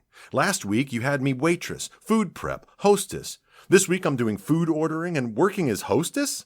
I need the tips from bartending, Hank. You know that. What's going on?" Hank rubbed the back of his neck. He cleared his throat. "Listen, I need an assistant manager. Marjorie is wanting to be down in Florida more and more with the kids. The work here, our work here, is really getting in her way of enjoying her grandchildren." Robin smiled at the thought of Hank's wife doting on her grandbabies, as she called them. "I bet." He took off his reading glasses and slipped them into his front pocket. "I thought I'd schedule you around the restaurant, give you a feel for all of the other jobs, then offer it to you." "Offer what to me?" "The position." She had nothing to say. "Me?" Hank inhaled deeply, then huffed out the air. "I don't really know how to tell you this. Okay, I'll just spit it out." He moved quickly, put a large hand on her small shoulder. "I love you like one of my own, Robin. You and your sisters. Helping you out, making sure you got custody of Maxie was one of the things I know I did good in my life. You're one of the reasons this restaurant has flourished the way it has. One of the reasons that I can retire and know I made a success out of 2 careers." She licked her lips and fought panic. "Retire?" He nodded. "Retire. We're selling out, heading south to be with the kids." "Selling out?" Her hand trembled in his, so she pulled it away. "You're leaving me?" He sighed and sat down on a pallet of flour. "The new owner, he's going to close down the bar. I wanted to get you into the assistant manager position before the transition was final so that you'd be locked in." Robin paced the small room. "What will happen to us? All of us? We just get dumped?" "No, it's a condition of the contract. You all stay, benefits and everything." She whirled around. "Contract? You've already done this?" "Yesterday." "Yesterday? As in Friday?" She could hear the hurt in her own voice dripping over every word. She hated showing that weakness. "You didn't even think to tell me?" Robin quickly turned her back and buried her face in her hands. As surreptitiously as possible, dug her fists into her burning eyes. She felt so tired, so very tired. She turned and stared at him. "Sorry, I have to go." He was off of his perch and in front of the door before she had even turned all the way around. "We'll finish this." "You've already finished it. You're leaving. You're abandoning me." Her voice trembled. He put his hands on her shoulders and squeezed.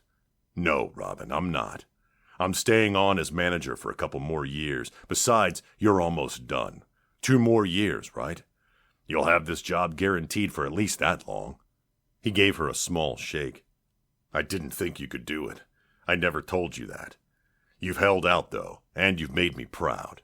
As proud as a dad can be for his daughter. But this is something me and the wife need to do. And when I do leave, I'm leaving you in good hands."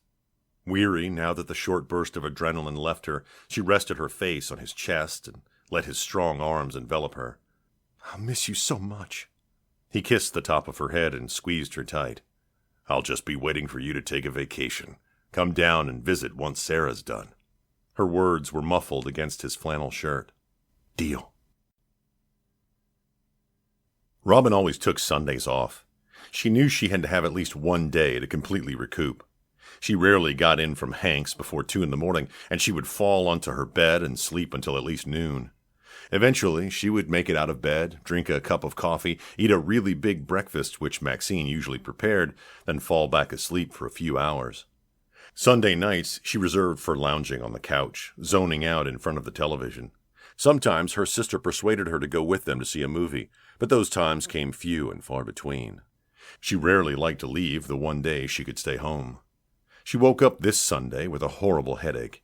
It didn't surprise her, considering the fact that sleep evaded her that morning. The last time she'd looked at the clock, the blurry numbers of 6:27 stared back at her. When she rolled back over, 11:13 signaled the end of trying to sleep. Sadness overwhelmed her. Loss of an important part of her life threatened what tiny bit of security she'd managed to build around her over the last 7 years. Hank had never been just her employer. He'd hired her just days after his youngest daughter moved from home, and Robin had easily slid right into her place. Hank's wife, Marjorie, suffering under some severe empty nest syndrome, took her under her wing in her own gentle way. Hank found her in the back alley the day that she had received the rejection on her petition to be Maxine's guardian. An 18-year-old bartender wasn't a viable candidate for guardianship of an impressionable young 15-year-old. That was what the caseworker had said. Of course, Robin had retorted back on the phone to her that the foster father who'd raped her couldn't be considered better. But the caseworker had turned deaf ears on her pleas and had given her a flat no. He'd found her with the letter crumpled in her fist, shaking with rage in the back alley. No tears fell from her eyes, but her throat hurt with the need to sob, and her eyes burned as he'd sat across from her on a shipping crate and listened to her story. She told him the whole sordid tale. She lay her entire life out for the first time ever. It sounded tragic to her own ears, and after he silently listened to every word, his large hands curled into fists and a muscle ticked in his jaw where he clenched his teeth. Not long after that, Hank had pulled strings.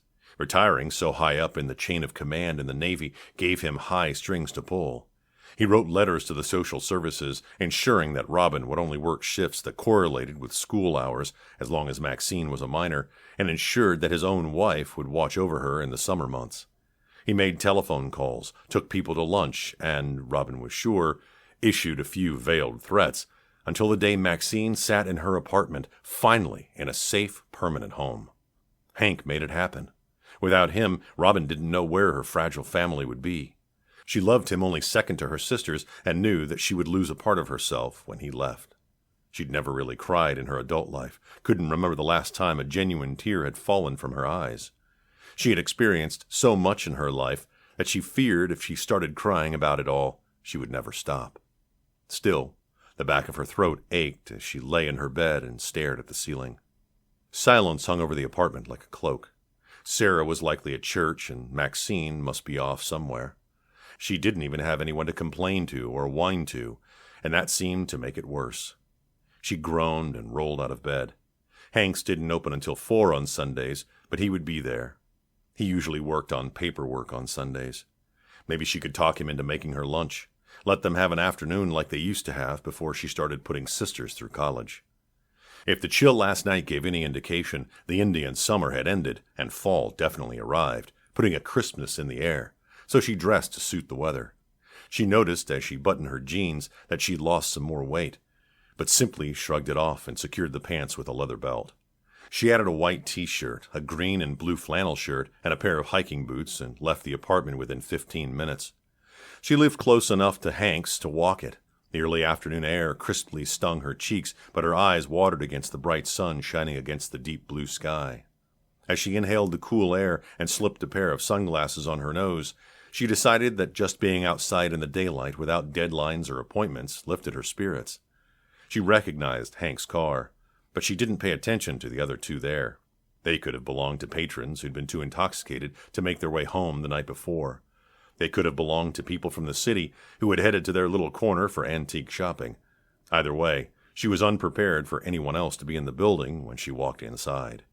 She stepped through the entrance and stood just inside, slipping off her sunglasses so that her eyes could pan the room. She stood near the hostess stand and looked around.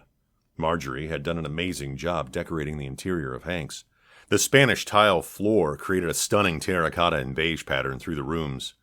Black tablecloths covered square tables, and charcoal drawings of turn-of-the-century Boston covered the beige walls. Off to her right, and through double frosted glass doors, sat her former territory. The bar acted as its own entity. It sat off of the path to the main restaurant. The doors stood closed now, and Robin went in that direction, wanting to take a long look before the new owners took it away. 20 black leather bar stools surrounded the large circular bar. 10 small circular tables sat around the rest of the room, providing a place for 2 or 3 people to perch on high chairs or stand while waiting for a table.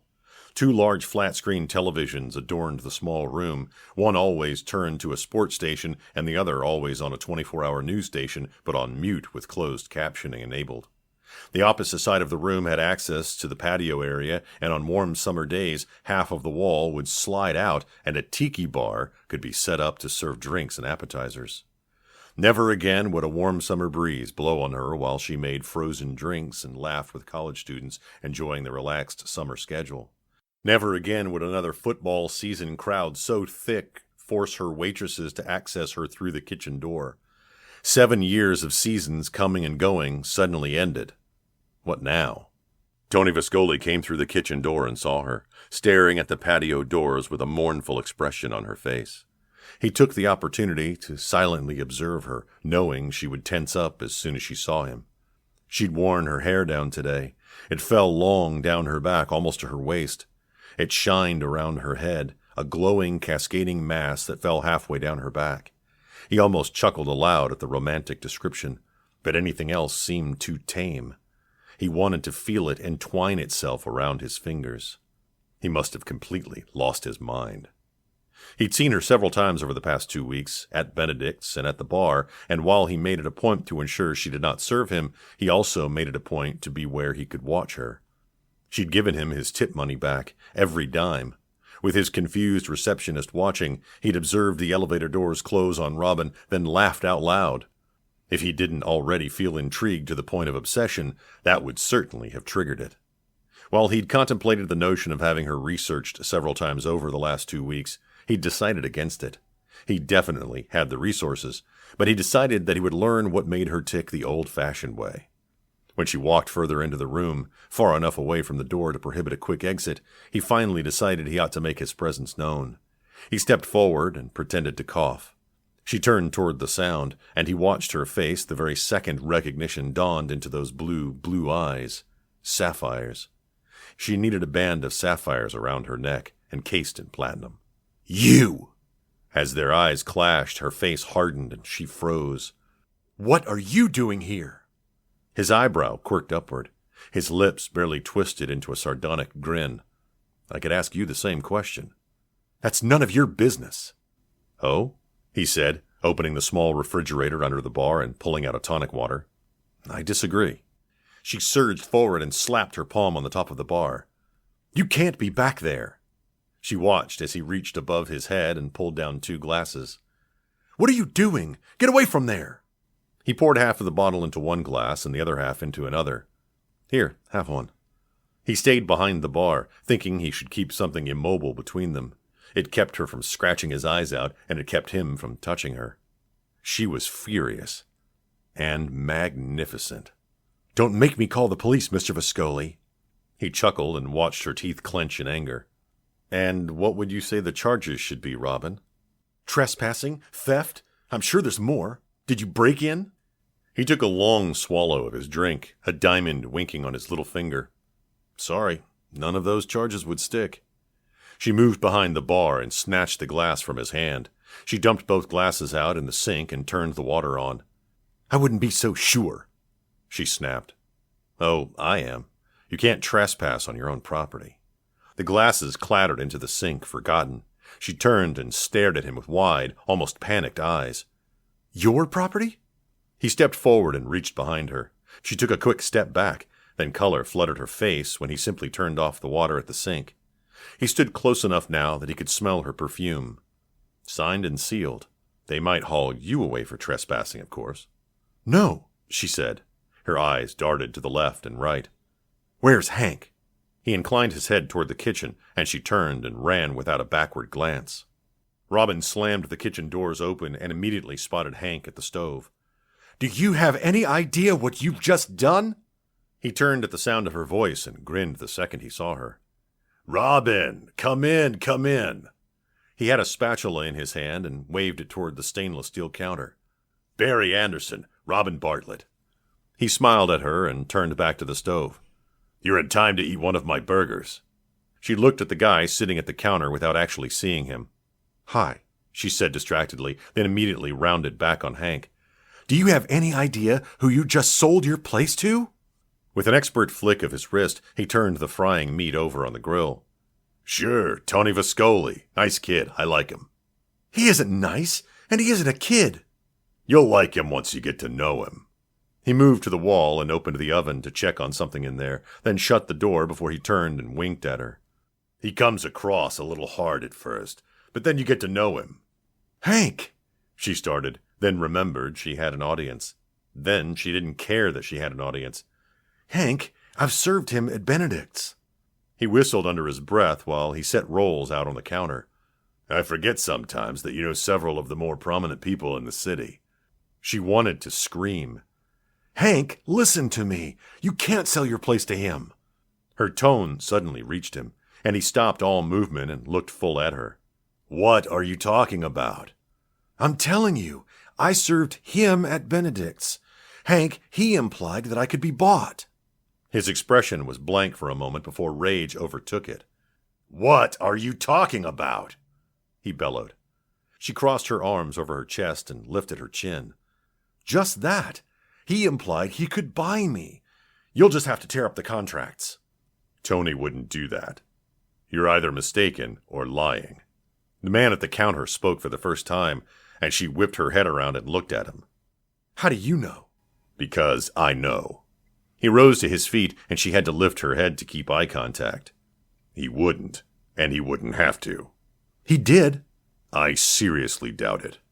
She recognized him now. He drank a Shirley Temple one night a couple of weeks ago in the bar. Then she suddenly realized where she'd seen Viscoli that day at Benedict's when she'd been sure that she'd seen him before. They'd come in together, a Shirley Temple and a ginger ale. He all but said the words. That's not the same as saying them. Dismissing him, because he clearly acted as Tony's crony, she turned her attention back to Hank. Listen to me, What exactly did he say? Barry asked. She sighed, and with an embarrassed flush, she relayed the conversation she'd had with that man. Hank frowned and looked at Barry, then back to Robin. You could almost read anything into that, Robin. You can't read anything into it that isn't there. Barry interrupted again. Maybe he was simply flirting. Flirting? She turned and faced him fully. Mr. Anderson, I've worked at Benedict's for 6 years. The men who are members there and who dine there do not flirt with the waitstaff. They sleep with them, pay them, or some of them anyway, but there is no casual flirting. He raised an eyebrow. In the last 6 years, have you ever served Antonio Viscoli? Not that I can recall, other than that one time. Don't be so quick to lump him into a category, Miss Bartlett. You'll find he doesn't fit. Snarling at the greaseball's wingman, she turned back to Hank. Are you going to pay any attention to what I told you? He glared at her. Don't be insulting, Robin. I heard every word, and I'll look into it. But I said I'd look into it. She let out a breath and nodded. Okay, thanks. She turned and looked at the other man, but didn't speak. Then she started toward the back door. I'm going back home and going back to bed. Chapter 5. Growing up, Tony knew nothing of boundaries or rules. When he gave his life to the Lord, he made a personal vow to always play by the rules. Usually he did. In this case, though, he felt he had to cross a few boundaries, not necessarily break rules, just toe a line or two. Today those boundaries included looking through personnel files until he obtained a certain home address. He climbed the threadbare stairs to the 3rd floor, walked down the long hallway, and scanned the apartment numbers on the doors until he came to the one he sought. He paused, took a deep breath, and rapped on the door with his bare knuckles. He expected Robin to open the door, take one look at him, and snarl. To his surprise, when the door swung open, he came face to face with one of the most beautiful women he'd ever seen. She stood nearly as tall as he, with long, straight black hair, almond-shaped eyes, and dark skin. She was obviously of Native American descent, but her green eyes told a story of mixed blood. "May I help you?" she asked over the rock music pounding out of the stereo from somewhere in the apartment. Giving her his warmest smile, he slipped his hands into his pockets and rocked back on his heels. "I'm looking for Robin." "Robin?" She raised an eyebrow. "Really?" "Robin Bartlett. She does live here, doesn't she?" She grinned at him while she crossed her arms over her chest and leaned against the door frame. My sister Robin? A man is here to see my sister Robin. He found it impossible not to return her smile. I would hope that's what I am. She laughed and straightened. Please come in. If you're a psycho with a knife, just don't sneak up behind me. I really hate that. She gestured inside and stepped out of his way as he came in. I'm Maxine. Call me Maxie. Tony. She waved a hand toward a worn couch as she flipped off the stereo. Have a seat. I have no idea where she went or when she'll be back, but I'm guessing it will be soon. It's Sunday. She's always home on Sundays. He nodded as he sat on the couch and relaxed against the cushions. Actually, I saw her not 20 minutes ago. Maxine raised an eyebrow. Tony could tell she wanted to ask questions, but refrained. Can I offer you anything to drink, Tony? No, thanks. He leaned forward with his knees on his elbows.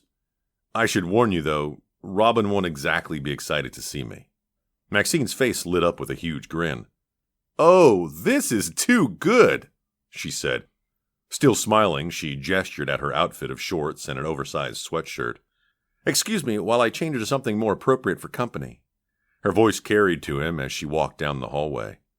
This is just too good. He stayed where she had seated him, but inspected the room in her absence. It could have fit into his closet, he thought, wondering how two girls lived together in such a small space. Somehow they had squeezed a couch, an overstuffed chair, and a scarred coffee table into the tiny room. Crammed into the corner sat a small television. A bar separated the kitchen from the living room. The kitchen looked just big enough to have the smallest of tables in it. One person would be cramped living here for any length of time.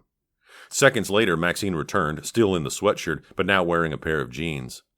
So, what brings you here today, Tony? He toyed with the ring on his finger.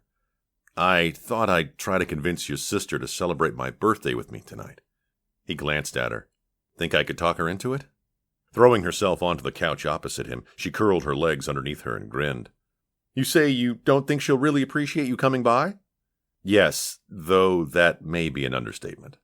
She chuckled. Oh, this will be good. He cut her a look from the corner of his eyes. You keep saying that. She reached out with a long arm and playfully poked his shoulder. Are you sure you're not an axe murderer or a bill collector? He frowned. I'm afraid not. Why do you ask? Because you may wish you had some kind of weapon before it's all said and done. She looked at her watch. If she's not back by 2, I'm going to have to call and cancel a date. I can't miss this. Remembering the spark in Robin's eyes the last time she looked at him, Tony smiled. Both heads turned expectantly as the door opened, and Tony watched a woman walk in with a small enough frame that she could easily pass for a child.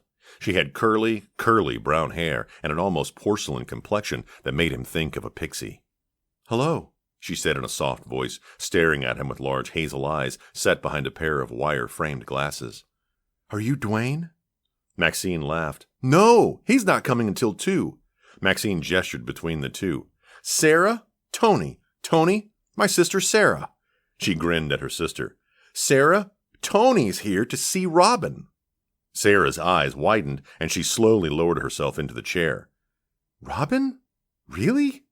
She looked at Tony again, a closer inspection, and the wonder on her face grew.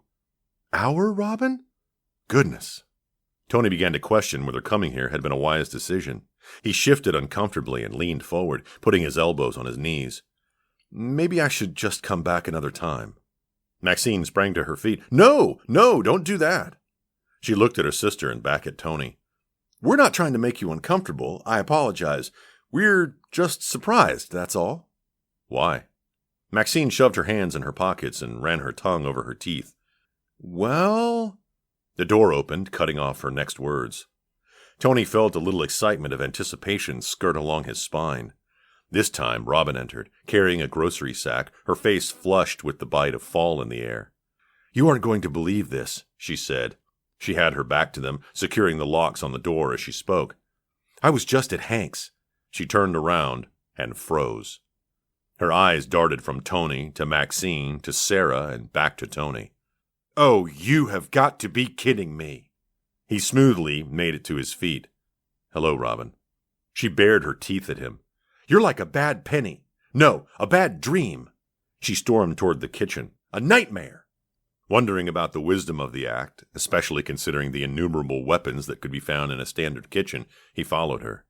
He leaned against the doorway and watched her slam the bag of groceries onto the top of a small table. He watched her open and shut cupboards nearly hard enough to break them off at the hinges as she put the items away. The whole time she muttered under her breath. He flinched a little at her colorful language before he spoke. "I talked to Hank right after you left." She whirled around, surprised to see him right there. "Did I ask?" He continued as though she had. "I feel it is important for us to clear the air." The grocery bag empty, she crossed her arms over her chest and leaned against the stove, snarling at him. "So you invade my house and consume my personal time? If you want to clear the air, you can do it during my working hours." He straightened and came all the way into the room, filling up the small space, stopping just a few feet from her.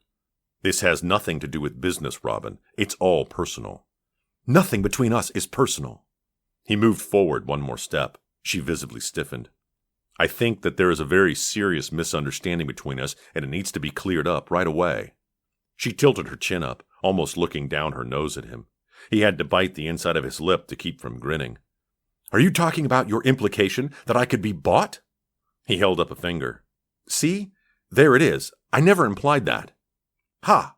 She straightened and threw her hair over her shoulder. "Now you're a liar and a jerk. Wow, all of the things I thought about you are panning out to be true. They say one should never judge by first impressions alone."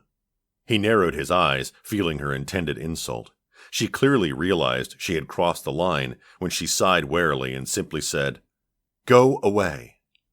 "At what point did I imply that you would be willing to trade sex for money?"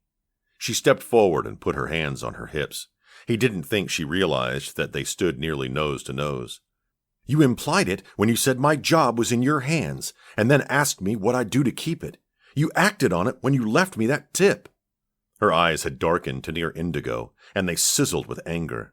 He resisted every urge inside him that screamed to touch her, to soothe her. "That tip wasn't payment to get you into my bed." "No?" She raised an eyebrow. "Was its purpose not to make me remember you, to fawn after you, to perhaps flirt back the next time you happen to be seated at a table I serve?" He saw where she led the conversation and grinned. "Yeah." "Then I would be flattered that the oh-so-rich Antonio Viscoli actually showed an interest in little dirt poor me, and then I would perhaps jump on the opportunity for a date with you, which would, I'm sure, be scheduled out to end up with us having sex." He couldn't take it anymore. Just one touch, whether or not he lost the finger. He reached out and found a strand of her hair, letting it wind its way around his finger. "It isn't quite as cut and dry as that, Robin." He kept his voice quiet, letting it vibrate around her. Her eyes flared, and she jerkily looked around, as if seeing an exit. "Please don't touch me." The panic in her eyes had him back off more than her words. He let go of her hair and stepped away. Without a word to him, she pushed past him and stormed out of the kitchen. Maxine and Sarah didn't even hide the fact that they had stood at the bar listening to the entire conversation. "I'm going to bed," she told them through gritted teeth. She stopped just before her bedroom door and threw over her shoulder, "Alone." Sarah and Maxine cringed at the sound of the bedroom door slamming, but Tony leaned against the bar on the kitchen side. "Well," he said, "that went better than I anticipated." Sarah looked at him with her mouth open. "Are you out of your mind? What was it that went so well?" "Well," he breathed between clenched teeth, "I'm not bleeding. I still have all of my operating parts, and my voice isn't 10 octaves higher." Maxine started laughing so hard she had to sit on an arm of the chair. She laughed until tears ran down her face, then slowly straightened and wiped her eyes. Tony couldn't help smiling in return. "Oh, I like you. Can I keep you?" Sarah looked between the two of them and shook her head. "Maybe you should leave," she said to Tony. "I don't know you, and I don't think that Robin wants you here." Maxine stood up and brushed Sarah off with a wave of her hand. "Don't be ridiculous. It's his birthday. We must celebrate." "Maxine," Sarah said under her breath, "Robin needs this." She rounded the corner to the kitchen and elbowed Tony out of her way. "Move over. I'm going to bake you a cake." "You're going to bake me a cake?" He stared at her in disbelief. "Sure." She turned her head and looked at her sister, who stared at them both with a mixture of fear and excitement. "And Sarah's going to go to the store and buy the makings of a birthday feast." Sarah took a step back and held up her hands as if to ward her off. No way! I'm not having any part in this. She dug through a drawer until she came up with a pen and a pad of paper. Actually, Tony may need to go with you. I'm not going to trust you not to come back with tofu or sprouts or soy milk or some other inedible oddity. She quickly wrote out a list, then grabbed her purse off of the kitchen table.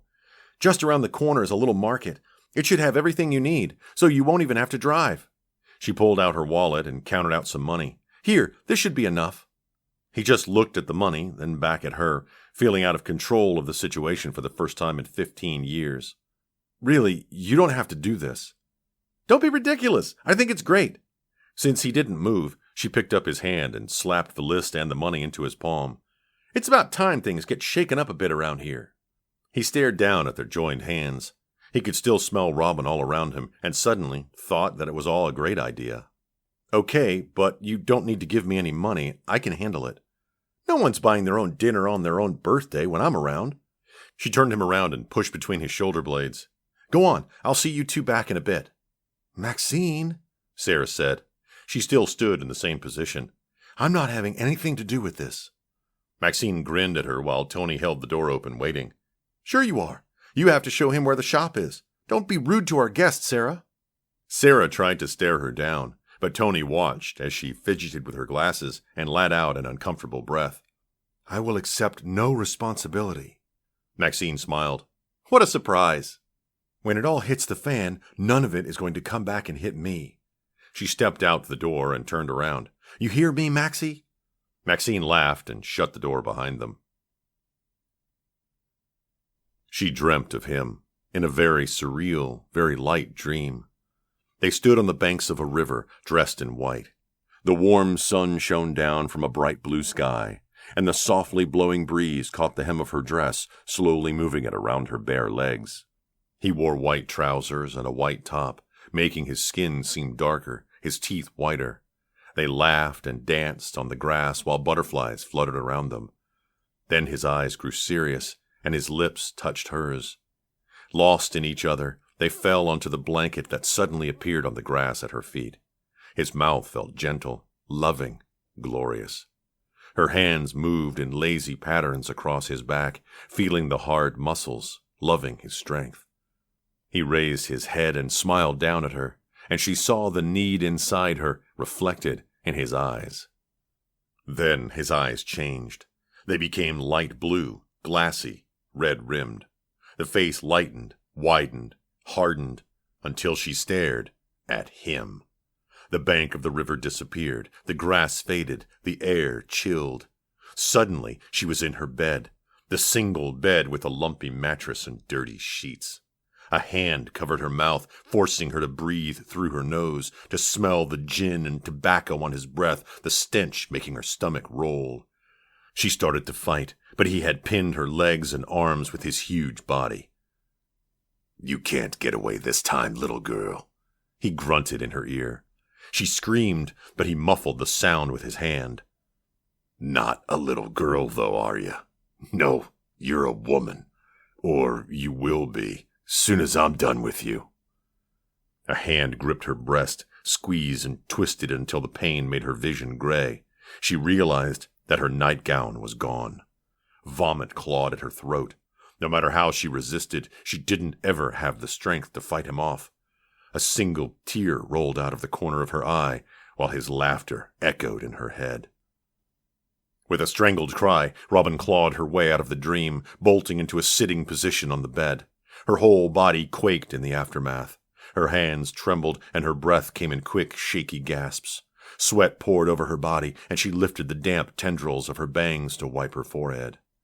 Years had gone by since she'd last had the dream. Sometimes she dreamt through to the bitter end. Sometimes she could pull herself out of it in time. It was so much worse if she didn't get out of it in time.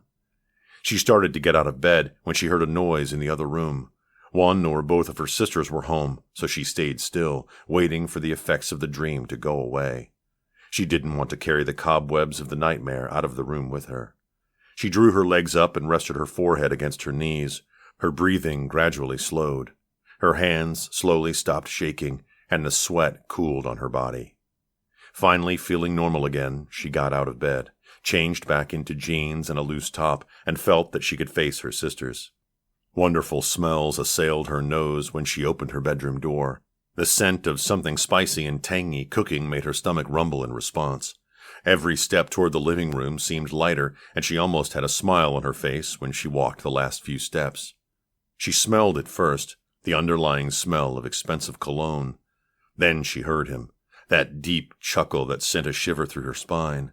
Maxine had better have a new boyfriend who wore costly aftershave and acted annoyingly happy all the time.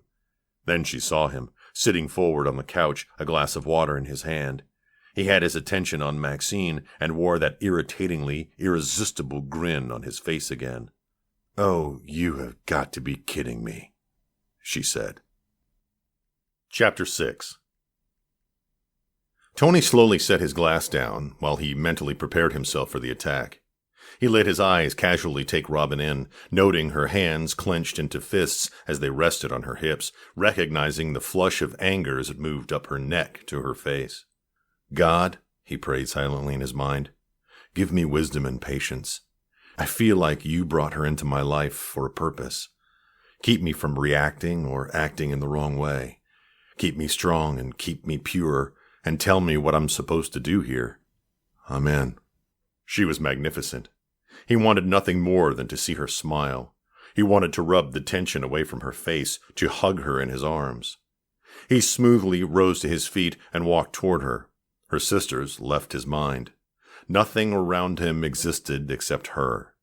He never even paused his advance, his whole focus on her face. Something skittered in her eyes.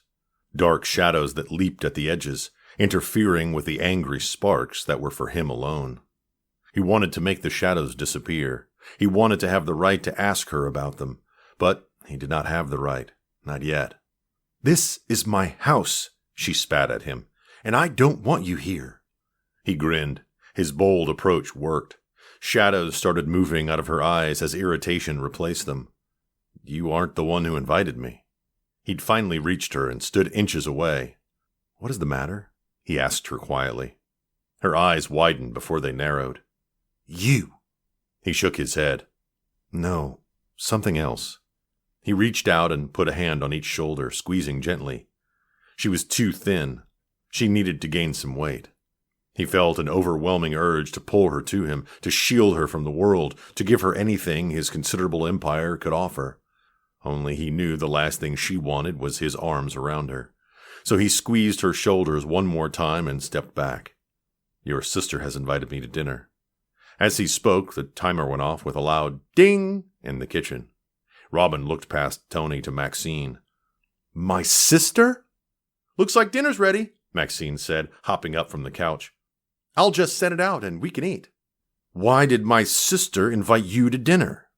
In the kitchen, Maxine opened the oven door before she spoke. "We're celebrating his birthday." Robin's mouth opened and closed. "We?" she finally asked. She moved to the entrance of the kitchen. Maxine winked. "I am." She pulled a pan out of the oven and set it on the small stove. As she took the oven mitts off her hands, she turned and faced Robin. "Oh, by the way, Tony's my guest. You want to eat what I cooked? You will have to eat with him. You don't like it? Leave." Robin rounded on Sarah. "How much of this was your idea?" "I had nothing to do with it." Sarah sank into the cushions of the couch. "I accept absolutely no responsibility for this." Maxine leaned over the bar. "Dinner's ready." Robin jumped as Tony's hand came up and squeezed the back of her neck. "Smells great," he said, giving her neck a reassuring squeeze before inching past her in the doorway. It bothered her that his touch actually reassured her. She should feel annoyed that he felt like he could touch her at all, and instead, more shadows from the dream fled at his hand on her neck. She entered the room and jerked her chair out. Maxine had pulled the spare chair out of her bedroom and shifted the table away from the wall so that 4 chairs would fit around it. Sarah squeezed past them and claimed the spot in the corner against the wall, and Maxine sat next to her, closest to the stove. That forced Robin next to Tony, who sat between Sarah and Robin. As he sat, he held his hands out, palms up. "Do you mind if I bless the meal?" Sarah, whose parents did things like pray before meals, answered, "Of course, thank you." Tony looked at Robin until she, reluctantly, followed Sarah's lead and placed her hand in his. She felt Maxine take her other hand, but could only concentrate on the feel of Tony's palm against her own. She bowed her head and closed her eyes. Soon, the rich tones of his voice flowed over her, and for the first time since her dream, she felt herself relaxing, felt peace edge its way into the corners of her mind. Father God, we thank you for this time of new friendship and fellowship. Thank you for Maxine's generous heart that is keeping me from spending this anniversary of my birth alone. Thank you for bringing this family of sisters into my life. Pour out your blessings into their lives and enrich them, Father. Thank you for my life. Thank you for all of the ways you have brought such joy to my life, including this wonderful meal. Please bless it and bless the hands that made it. In your precious Holy Son's name, Amen. He let go of Robin's hand after giving it a squeeze. She raised her head and put her hand into her lap, gripping it with the other. What just happened? Sarah took the lead and picked up the spoon in the dish of potatoes in front of her. This smells wonderful, Maxie. Robin had never seen Maxine off balance before and felt intrigued by the way she just blinked before shaking her head and coming out of it. She smiled broadly. Thank you. She picked up a platter of chicken and handed it over to Tony. Please eat as much as you want. There is more than plenty. Robin recovered from the prayer and glared at Tony while he loaded his plate and picked up his fork and dug in. Robin had no appetite, but she put some sparse servings on her plate and pushed food around while she listened, refusing to interact. Instead, she forced the anger toward him back, intentionally remembering the insult so that she didn't fall under the spell that he apparently wove around her sister's better judgment. They laughed at every inane thing he said and blushed like students at a junior high dance when he looked at them. Robin remained unaffected, though. She knew his game and could see right through it. She might have been a lowly servant to him, but she'd been dealing with the public for years and knew how to read into unspoken words and body language. Clearly, he used her sisters, charmed her sisters, to charm her. What if she occasionally let her guard down and he did just that? Then she'd remember and slam the walls right back up. The comfort in his touch softened her. It unnerved her. She'd admit it to herself, if to no one else. She'd spent the first half of her life avoiding men. The types of male species that her mother brought home were always far from respectable, and most had lived their lives in a glorification of evil. Then they entered the system and had to contend with the foster fathers. 2 of them had tried the same things that her mother's boyfriends always had. One managed to get to Maxine before Robin could get to him. She remembered sitting in the cold police station, waiting to find out if they would press charges against her for stabbing him in the back with his own hunting knife. Boys in high school had paid very little attention to her. She guessed, looking back now with an adult's eye, that she had intimidated them. When she'd finally been settled into a relatively good home for girls, and while she made excellent grades and learned quickly, by the time she went to an alternative all-girls school, she had fallen so behind that she finally dropped out. She'd had to sharpen her defenses even further, working so young as a bartender. The advances from the patrons would just get worse and worse as the nights wore on and they continued to drink. By the time she'd started working at Benedict's, she used a perfected air of disinterest as her defense, leaving the customers who might otherwise have been interested with the first impression not even to make the attempt. Consequently, at 28 years old, she had absolutely no experience in dealing with men, unless it came in the form of her job serving them lunch or a drink. She didn't know how to interact with a man, especially a man like Tony, on any level. Then he had to go and comfort her, as if wanting nothing in return, right at one of those moments when everything lay bared naked from her dream. Out of nowhere, she wondered how life would change if she had someone next to her shouldering her burden. He made her want something she never wanted before. She reminded herself that he thought he could buy her, reminded herself that she hated him and wished she had the energy to tell him. Instead, she just sat at her little table that now seemed too small because he occupied a chair, eating food that she knew for certain would taste good if it didn't all seem to turn to sawdust in her mouth, and watching him charm the socks right off her own flesh and blood. When Maxine jumped up and whipped a cake out of the refrigerator, she had enough. Not able to take any more, she pushed away from the table. "You'll have to excuse me," she said as sickly sweet as possible, "but I have some things to do." She refused to meet his eyes, gave Maxine a look that left no doubt about how she felt about the entire night, and went to her room. Not knowing what else to do that would get her out of there at 8 o'clock on a Sunday night, she grabbed her bag of laundry and stormed out of the apartment, slamming the door as hard as she could on her way out. The empty laundry room helped. She could not fathom acting pleasant or cordial to some other neighbor doing laundry on a Sunday night.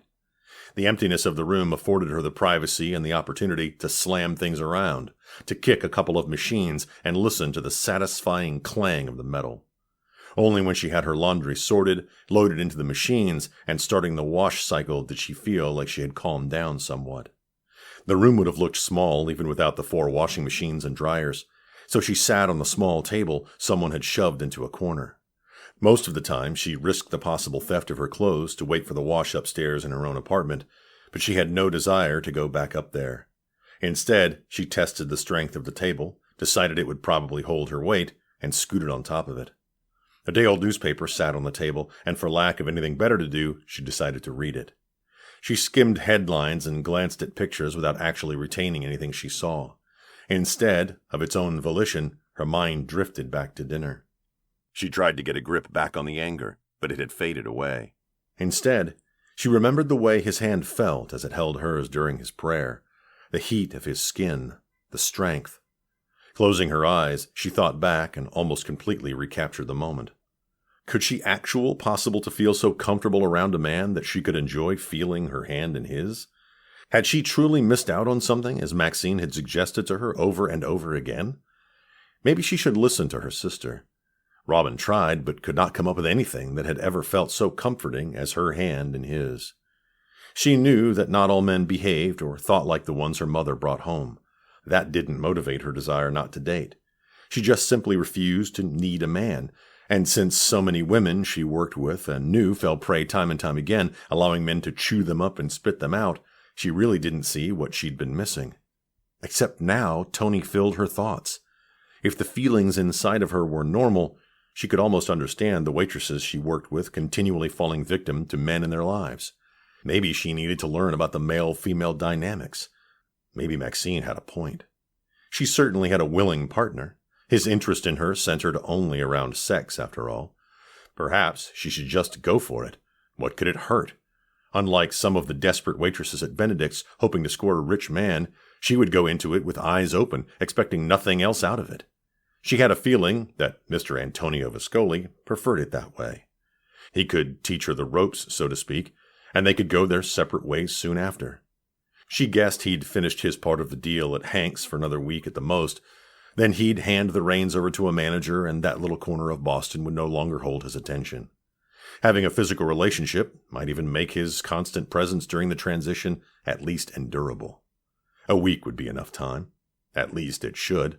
Since she didn't really have any practical experience, she would go into it rather blindly. How to approach him, though?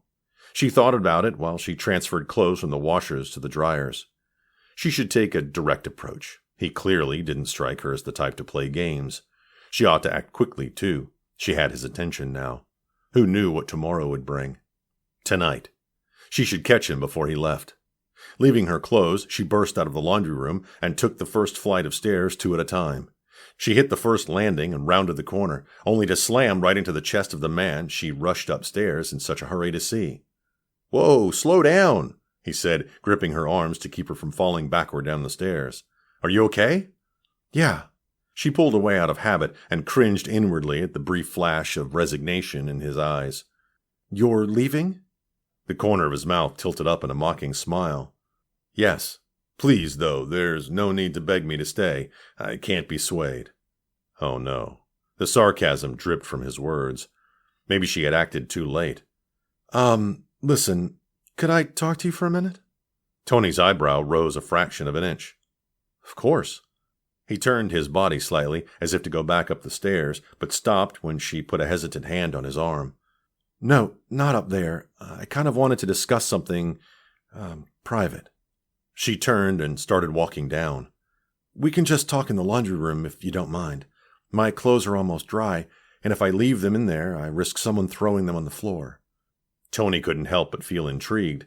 Without a second thought, he followed her until they reached a little room on the first floor, crammed with machines older than him.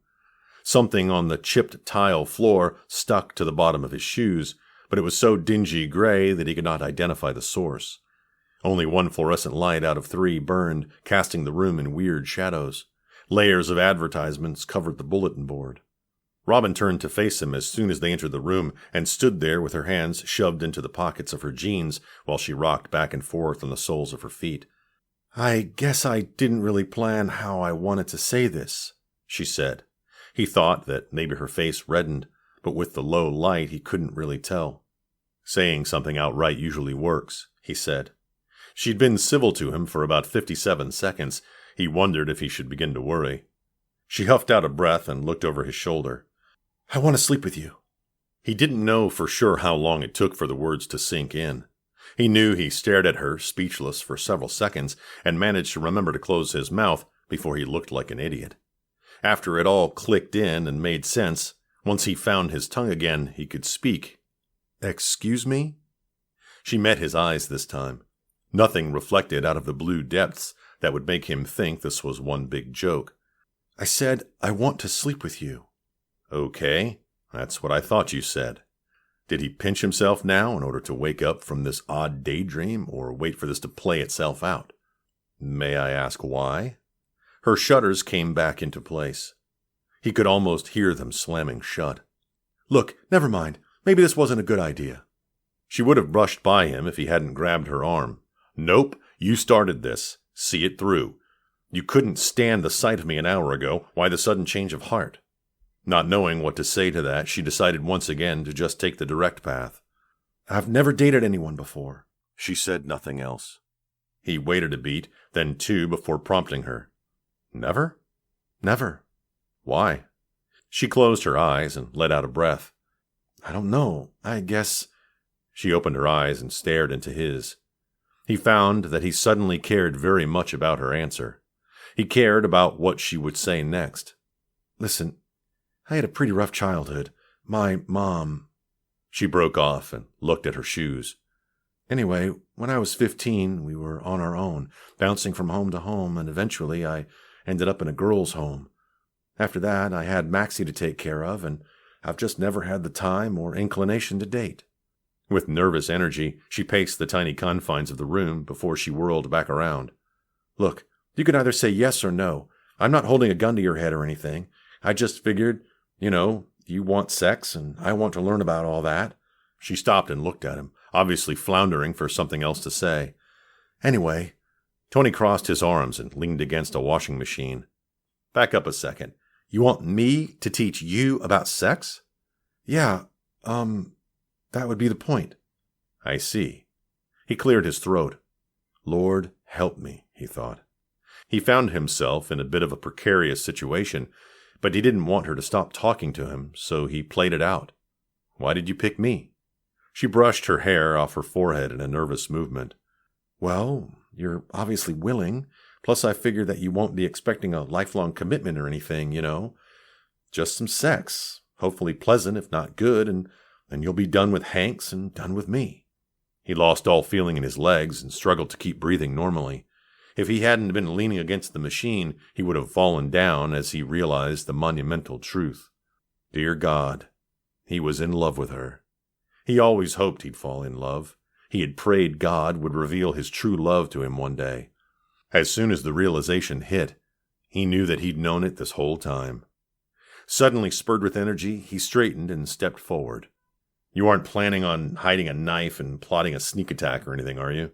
This isn't a tactic to lower my guard, is it?" Robin huffed out a breath.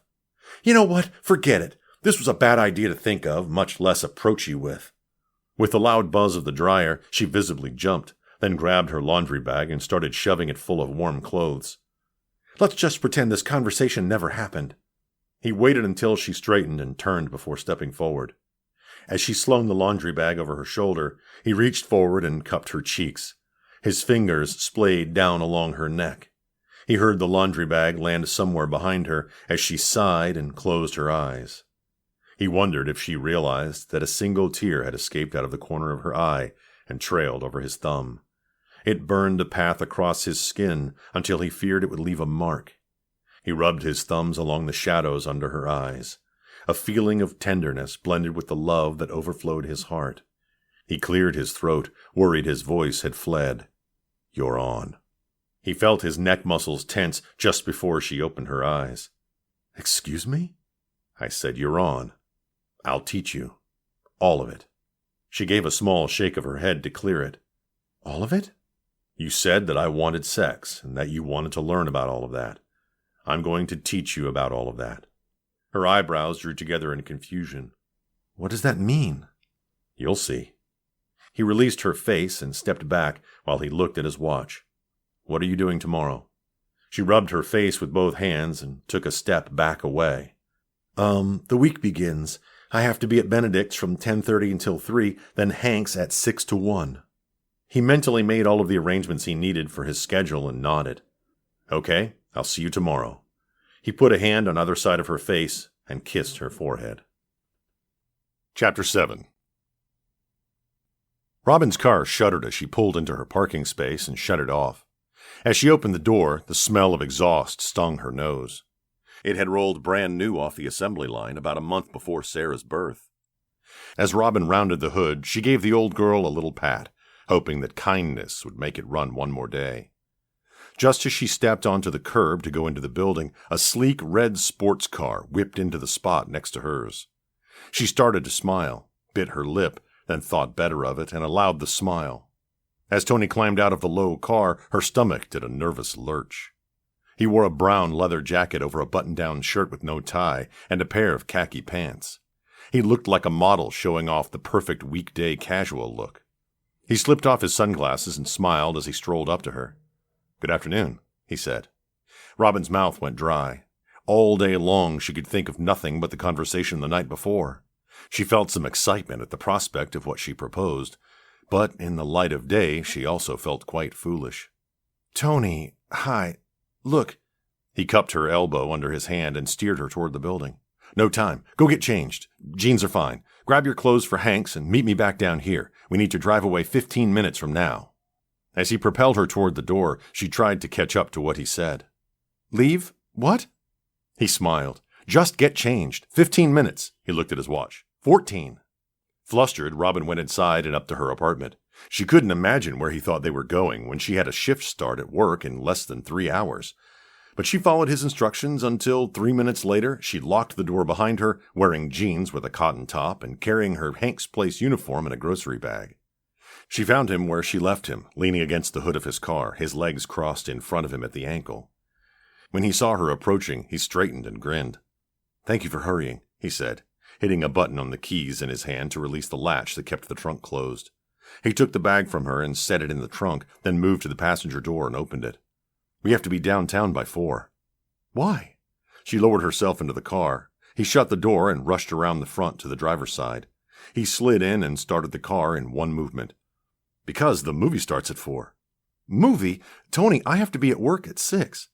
Her shoulders hit the back of the seat as he accelerated out of the parking lot and turned the zippy little car toward downtown. "Robin, do you think I didn't hear you last night or pay attention to what you said?" She felt her face surge with heat at some of the things she'd said last night. "Of course not." "Then relax. I know what time you have to be at work." He shot her a glance and reached out, capturing her hand with his. "Have fun without worrying about something." Instead of arguing about the fact that she didn't worry, when she exactly knew how much and how often she did in fact worry, she sat back and enjoyed the way he drove the car. Tony had no fear, had amazing confidence, and it came out in his driving. He zipped through the heavy afternoon traffic without stressing out about the way cab drivers cut people off, about missing a green light. He stayed light-hearted, happy, calm, all the while driving with a skill that lent no doubt that he knew exactly how to drive that powerful machine the way the designers intended someone to drive it. "How was your day?" he asked while idling at a red light. Robin turned from looking at the downtown scenery around her and found him looking directly at her. "My day?" His smile made her heart skip a beat. "Yeah," he drawled. "Your day. Tell me about it." "I served brunch and lunch to some power players and some overindulged wives all morning and afternoon." He put the car in gear and shot away from the light, changing lanes to get around a bus. "Nothing exciting or interesting happened?" "What? You want me to tell you who had a 2-martini lunch?" She felt her body moving forward against the seatbelt as he had to quickly hit the brakes for a cab that jolted out in front of them. "No, Robin, I want to know about your day." He shot her a quick smile. "How about I start? I'll tell you about my day. I was so excited about this afternoon that I forgot about a big meeting. I walked into my office and Margaret, my secretary, told me they were waiting for me in the conference room. I said, 'Who is waiting for me?' She looked so worried about me that I wanted to hug her." He stopped talking, so she assumed he wanted her to speak. She searched her mind, trying to come up with something interesting to tell him. "After lunch today, when the restaurant was closed, a woman and her daughter came in. They're having her bridal shower there and wanted to discuss menus and staff. They started arguing over what kind of sandwich to serve, and the daughter started screeching at the mom over having chives or no chives in their cucumber sandwiches. She had a total breakdown, and as soon as the mother agreed with her, she immediately calmed down and went on with the meeting." Robin reached up and started pulling pins from her hair. "She made me think of a 2-year-old having a temper tantrum." At another stoplight, Tony looked at her again and forgot what he intended to say as he watched her hair tumble out of the tight bun that had confined it all day.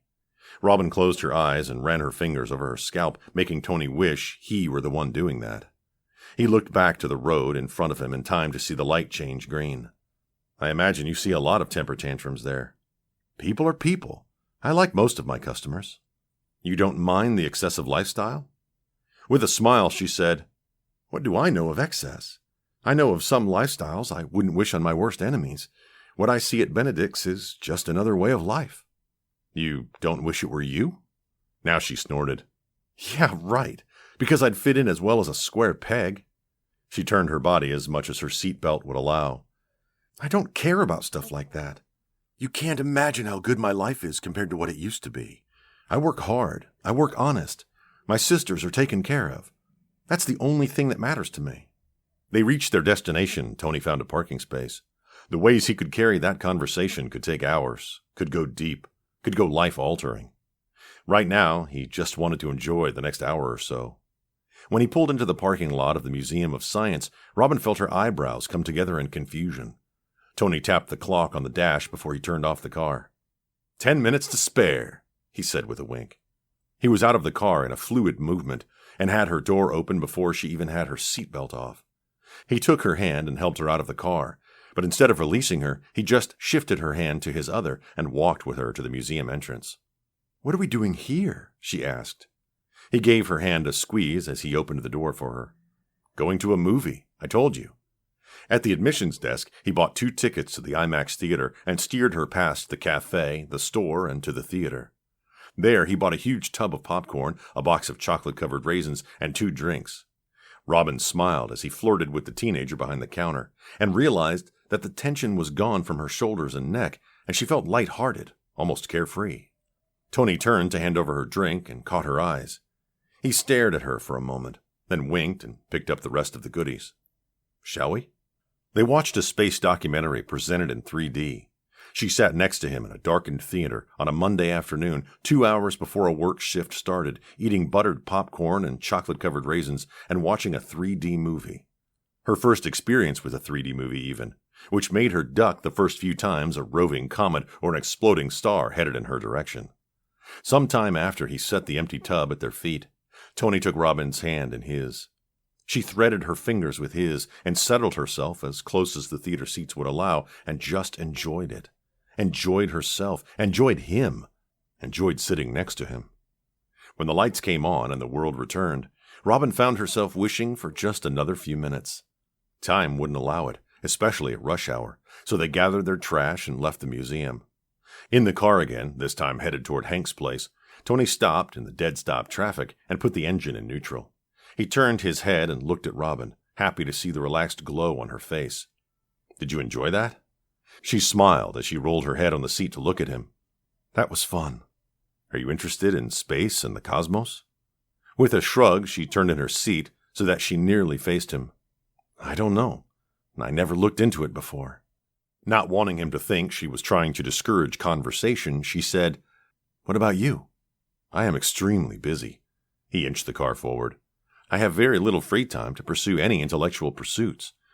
However, anything having to do with the majesty of God's creation interests me on a purely emotional level. A friend saw this show with his kids and assured me that it contained nothing that would insult my belief in the biblical account of creation, so I've been looking forward to seeing it." She nodded, digesting this new information about him. "You're pretty much unapologetically a Christian, aren't you?" His laugh surprised her. He shook his head while he grinned and let a minivan in before inching forward some more. "Pretty much," he said with a smile.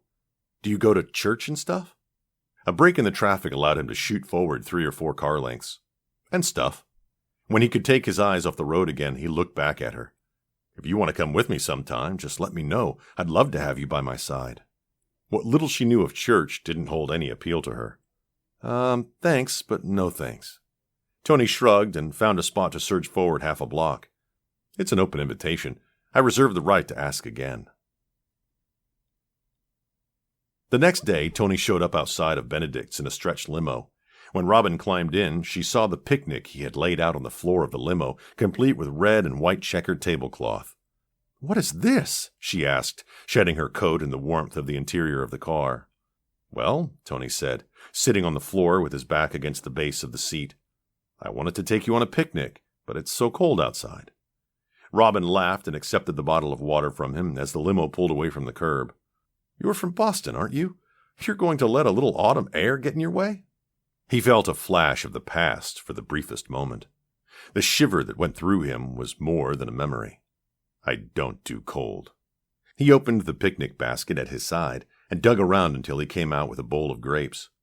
"Soon it will be time for my annual migration to the Keys." "Florida?" That sounded so far away to someone who had never been outside of the greater Boston area in her life. "What's there?" He tipped his water bottle toward her as if toasting. "Not cold."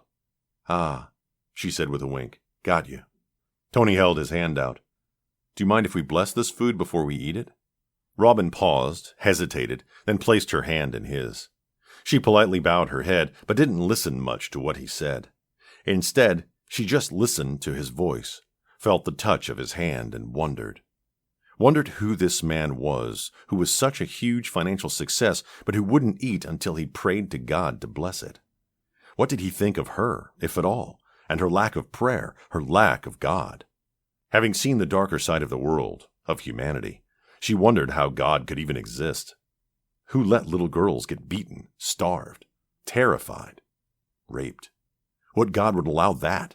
What kind of God would turn his back on mothers who pumped their bodies full of chemicals and latched onto any man who would take her and her 3 children in, regardless of the consequences to the daughters? Maybe Tony didn't know about such darkness, so it gave him an ignorant faith and allowed him to bebop from the Keys to Boston and back again without a care in the world.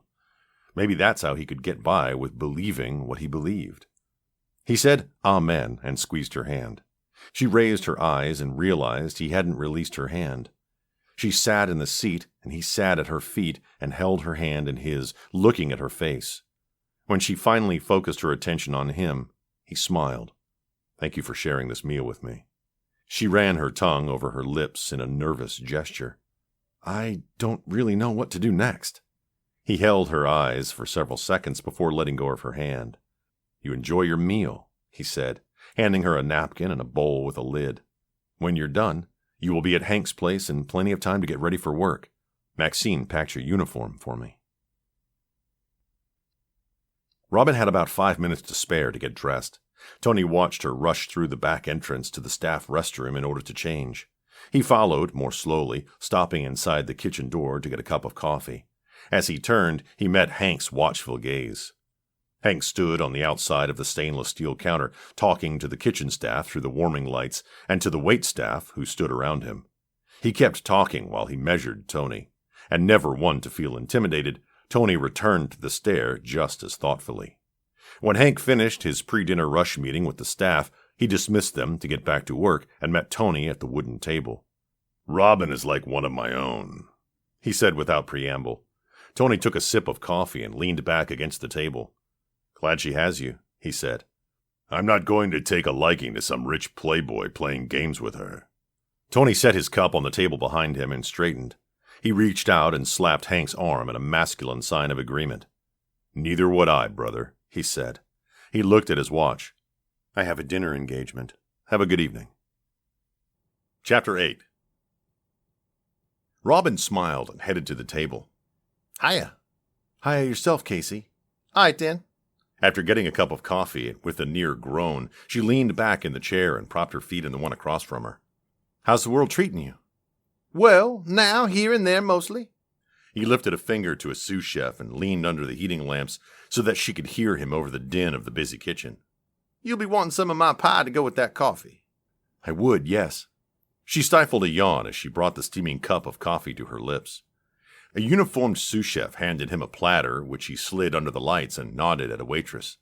She set the hollowed-out bread round filled with steaming chili in front of Robin before returning to wait for her order. You'll eat that first. She shook her head. Really, Casey, I'm not hungry. You was looking a bit peaked lately, Robin. You eat that before you get any of my pie. Turning, he put his hands on his skinny hips and barked a few orders to the dinner prep crew. Feeling a bit like a scolded child, Robin picked up the spoon and took a bite. The spices teased her tongue with just the right amount of heat. Not even thinking about it, she took another bite and another. Peaked? She asked with a smile after she had consumed half of the bowl. She broke off a piece of the bread and slowly chewed. Hey, you don't take care of yourself, girlie. Too busy looking after others. He shifted a perfectly fried onion that sat on top of a juicy ribeye and held the plate at arm's length, checking the appearance. Only when it visually pleased him did he slide it to the lingering waiter. I can take care of myself just fine. I'm just tired. I had to work a breakfast shift this morning on top of the lunch. Now she faced a full Saturday evening and night. She looked down, surprised that she had emptied the bowl.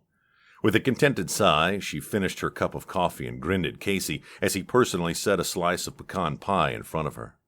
You shouldn't be working 2 jobs. That girl Maxie is working now, and Sarah's mighty capable of it. The sweet crunch of the meaty nuts satisfied her tongue too much to form speech right now. Instead, she closed her eyes and enjoyed the flavors. Only after she had swallowed did she open her eyes again and found a newly refilled cup of coffee in front of her and Casey sitting across from her. You only sound like Hank when he's not around, Casey. Will I look forward to nightly lectures when he's gone full-time?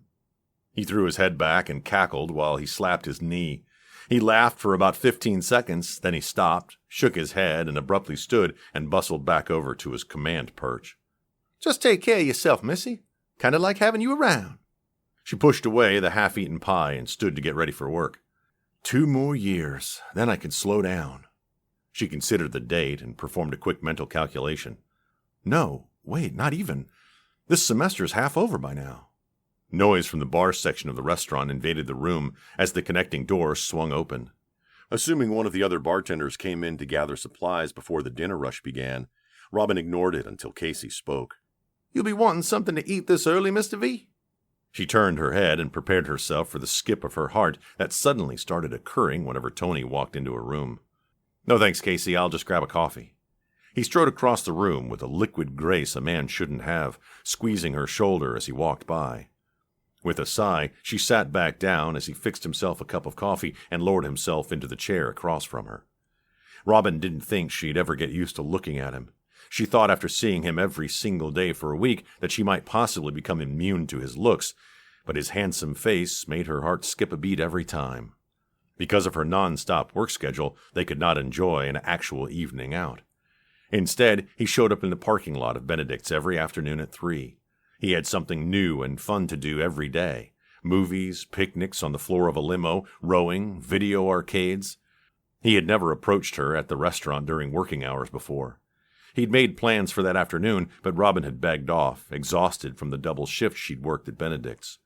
She wondered if canceling their date is what prompted this impromptu meeting. "Tell me something," he said, reaching under the table and pulling her feet into his lap. Before she could protest, he had slipped off her shoes, and his fingers and thumbs suddenly did the most delicious things to her arches. Unable to stop herself, she melted into the chair and leaned her head back, closing her eyes. "I've been paying attention to that little tip jar you have on the bar, not to mention the credit card tips and the cash the customers hand you personally." She opened an eye and looked at him from under her lashes. So, between Benedict's and here, 6 days a week for both of them, you make a tidy sum." Robin could barely concentrate on his words.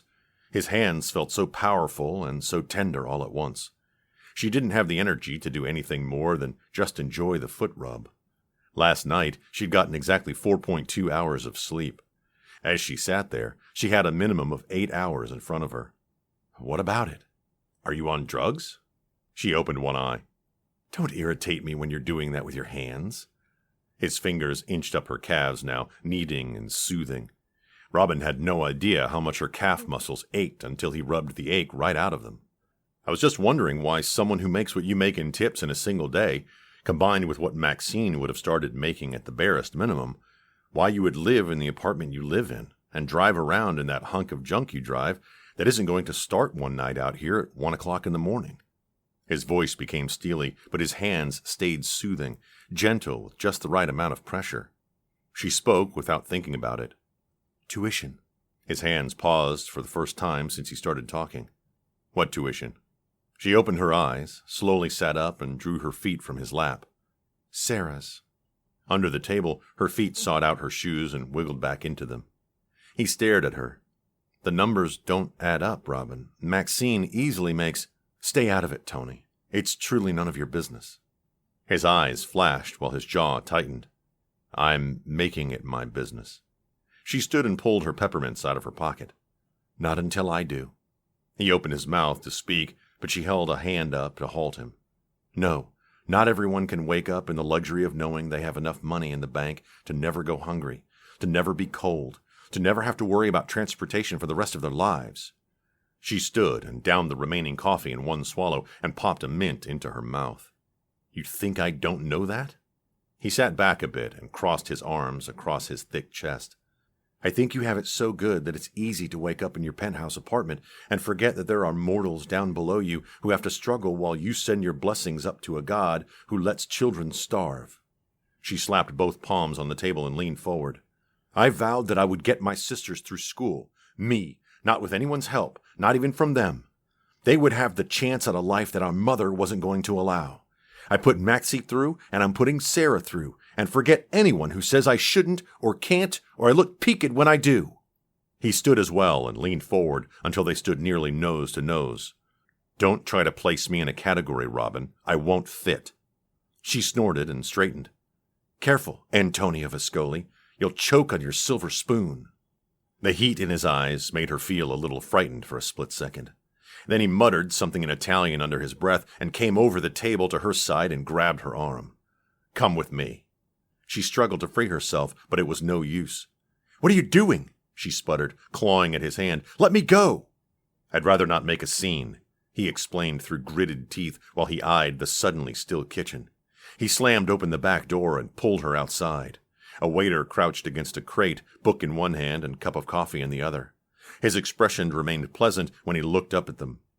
Take over the bar for this shift, will you, Rob? The man stood up straight. Sure, Mr. V. Robin sputtered. No way! Get your hands off me! Tony's stride never broke, and he continued to haul her across the parking lot. I'm not going anywhere with you. Do you hear me? Nothing. I'll scream for help. He stopped so suddenly that she ran into his back. He turned her until she faced him, and he gripped both of her arms. Do it. She heard the very real threat in his voice. Not wanting to risk it, she clamped her lips together and stiffly shook her head. Good. Now, get in the car. She tried to stare him down, but eventually lost the battle, and with half a growl, she threw herself into the seat. Seconds later, Tony sat beside her, starting the powerful engine of the little sports car and tearing out of the parking lot. Where are we going? I have something to show you. I hope you realize you just hauled your best bartender out of your bar on the busiest night of the week. She crossed her arms over her chest and glared out the window. Hanks isn't going to collapse because Robin Bartlett isn't manning the bar for one Saturday night. As a matter of fact, it would still be there without a bar. He took a corner fast enough to make her shoulder lean on the door. I'm losing tips. I'll give you a raise. I don't want a raise. But you deserve a raise. You're my best bartender. In a rage now, she slapped the dashboard. You can't just drag someone around like that and force them to do your bidding. I don't care who you are or how much money you... Robin, he said very quietly, but with enough ice to halt her screaming sentence. I'm warning you now to just clam it. She decided to save it until they got to wherever he was taking them. The longer she remained quiet, the more calmly he drove. In the late afternoon light, Robin recognized landmarks and realized they had traveled into a pretty rough section of town. She remembered, all too vividly, living as a child and a young teenager in many of the apartment buildings they passed. Deep into one of the worst neighborhoods she knew of, he casually pulled into the parking lot of a large church. Robin knew the church. It took up 2 full blocks with all of its buildings and schools. As a little girl, she had always used it as a major landmark. "Why are we here?" she asked, trying not to let her apprehension creep into her voice. Tony didn't speak for several moments. Finally he said, "I apologize sincerely for losing my temper." He turned off the car and got out, moving slower than usual as he came around to her side to open her door. As soon as she was out of the car, he took her hand in his. "My feelings for you tend to override a lot of things. Please accept my apology." His feelings for her? Reeling over the last several minutes, Robin could do nothing but nod and stammer. "Okay." His smile did not quite reach his eyes. "Let's walk." Robin looked all around her. Tony, this isn't really the best neighborhood." Tony clenched his jaw. "Robin, cara mia, not everything in life is a debate. Could you just once today stop arguing with me? If it wouldn't be too much trouble." Robin closed her mouth. Whatever retort she had prepared vanished in a heartbeat. She sensed that he intended to share something important with her. She suddenly wanted to know what that important thing might be. He led them away from the church. "Let me tell you a story. Really, this isn't—" Once upon a time, there was a young 16-year-old girl who fell in love with a fisherman in Florence, Italy. He was much older than her, and well below her station, but she didn't care. Thumbing her nose at her parents, she married him anyway. They told her to never come back and disowned her. Tony steered her around the legs of a snoring man who sat against a building, empty bottle gripped in his dirty hands, and continued his story. Well, for about a year, life was bliss, until the day a storm hit right off the coast and took the fisherman with it. She was young, devastated, alone, and pregnant. Not to mention poor. She tried to go to her parents for help, but they were true to their word and wouldn't even open the door to her. Now, her husband didn't have any family in Italy, but he spoke often of his Aunt Rosa in America.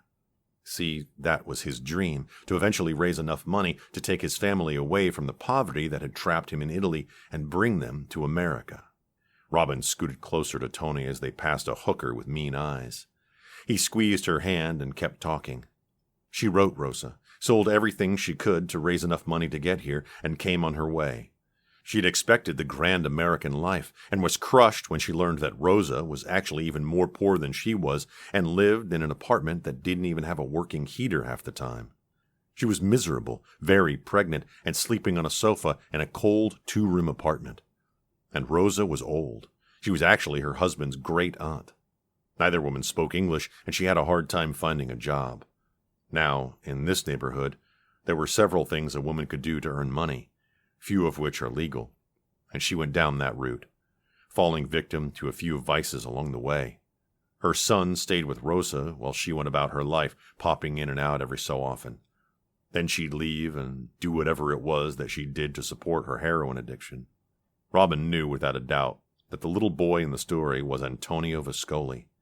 Shamed at the way she'd spoken to him, at what she'd said, she suddenly didn't want to hear the rest of the story. "Tony," the look in his eyes and his single raised finger stilled her. "Wait, I'm almost to the punchline. Anyway, Rosa died when the boy was 10. He was in school, but only in the 2nd grade because he was having to learn English as he went. His mother showed up to claim the apartment, and having a young son did nothing to hamper her lifestyle. Life was hell for him, but he managed to make it on his own. Of course, rent had to be paid and food had to be bought, so following the path of his mother, he hit the streets. He wasn't very big and could get in and out of an apartment quickly. He made some pretty good contacts and could fence a television for a good price. He even hit the business section a few times, got caught by the police twice picking pockets, and was pretty much headed toward becoming a hoodlum. She couldn't imagine Tony doing any of that. Looking at him, dressed to the nines in his suit, his shirt perfectly starched and gleaming white, his tie straight, the diamond on his pinky catching the glow of the afternoon sun, he looked every single bit of the rich businessman. No way could she picture him worming his way out of a window carrying a pilfered radio. They stopped now, next to a dilapidated old building with boarded-up windows. Tony turned to face her. The smooth, cultured look vanished in a breath. His eyes had hardened, his mouth pulled into a thin line, even his voice had changed. It sounded harsher, carried an accent that was a mix of Italian, South Boston, and insolence. He found his mother dead when he was 17. She'd overdosed on her favorite drug. The needle was still sticking out of her arm. He stepped away from her and looked over her shoulder down the street. The landlord had already taped the eviction notice on the door, so without a backward look, he left. He was just out of juvie, so none of his so-called friends trusted him. Too many came out narcs at first, so he had no place to stay. He came toward her again and put an arm over her shoulder. Turning her so that she was facing the building, he pointed toward the doorway. That was a good place to sleep. It has a deep recess and a stoop. It blocked the wind, which was good, because January is bitter cold. Robin's stomach muscles shivered, as if she personally felt that cold. Her voice quivered, and her throat ached with unshed tears. "That's enough." "No, it isn't." He turned her until they were looking down the street. "There's an Italian restaurant down that way. They make good calzones. The wife used to make all the pasta by hand. The guy, he'd throw enough food away at night so that anyone hungry enough, right after he went inside, could hit the dumpster and fight off the cats and rats and get himself something to eat." "Stop!" She put a hand over her mouth and stared at him. "I laid there in that doorway one night. It couldn't have been more than 20 degrees. I was cold, starving, exhausted, and I swore that I would die before I suffered through one more night. I swore that would be the very last night. And miracle of miracles, it was." He turned them back the way they came, and they headed back toward the tall steeples of the church. "The next night, I went into the church. I decided I'd case the place, see what I could get for what I could get. There was some service going on in there. I walked in right at the end of the singing and right before the preaching. Robin, I cannot put into human words what happened to me when I heard that pastor's message of salvation. It was like a dam burst and a floodgate of love poured into and out of my heart. The message that God loved me, that I wasn't alone, that no matter how cold I got or how hungry I got, He would provide a way for me. I'd been alone my entire life, and suddenly someone loved me. Me, a bad kid with a chip on his shoulder the size of the bay, a low-life thief. One of his eyebrows raised to emphasize his next words. A liar. He paused, as if to let that sink in, as if lying were worse than stealing or thuggery. I learned the most important thing of all, that no matter what I did up until that moment, I was forgiven. The almighty, all-powerful, all-knowing God, who created the universe and time, knew everything I had ever done, every thought I ever had, and He still loved me and forgave me, as if I had never done any of it, as if I had never thought any of it. He forgave me, and He loved me. He put his hands on her shoulders. It's hard for those of us who never had any good parenting models to grasp, but we are His children, and He loves each one of us so much that He sent His own Son to die for us, Robin. He loves you as much as He loves me. Chapter 9. Robin felt a tingling in the back of her chest, near her stomach. She took a deep breath, hoping the cool evening air would still whatever strange sensation flooded her body. It didn't. Hearing that God, a being whom she didn't even know whether she believed existed, loved her made her want to cry and beg. But she didn't know why she should cry or for what she should beg. Instead, she ignored the intensity of the feeling and refocused on Tony's story. What happened? Tony saw her fight the battle inside herself, the battle between flesh and spirit, and witnessed her flesh win. He knew Robin didn't win, though. Fighting back against the knocking of the Holy Spirit did nothing but place her on the losing side. He fervently prayed while he gently put a hand on her elbow and continued walking. Robin could sense Tony's disappointment, but it confused her. She thought maybe he regretted telling her the story. She had never told anyone, ever, how she had lived, what she had endured. As far as it concerned her, nothing that happened to her before today had anything to do with anyone else. She wanted to rub his arm and tell him that she could forget everything he said, and they could go back to the light-hearted fun they'd had all week. They reached the church again, but instead of taking her back to the car, he steered them onto a tree-lined residential street. The street didn't fit in the neighborhood. The freshly painted houses sported cute little lawns and picket fences. Kids' toys and bicycles sat propped against trees, and chalk drawings decorated the sidewalks. Rather than tell her what happened next, Tony decided to let her experience a small taste of it. He gestured. The church owns this street. The staff lives here.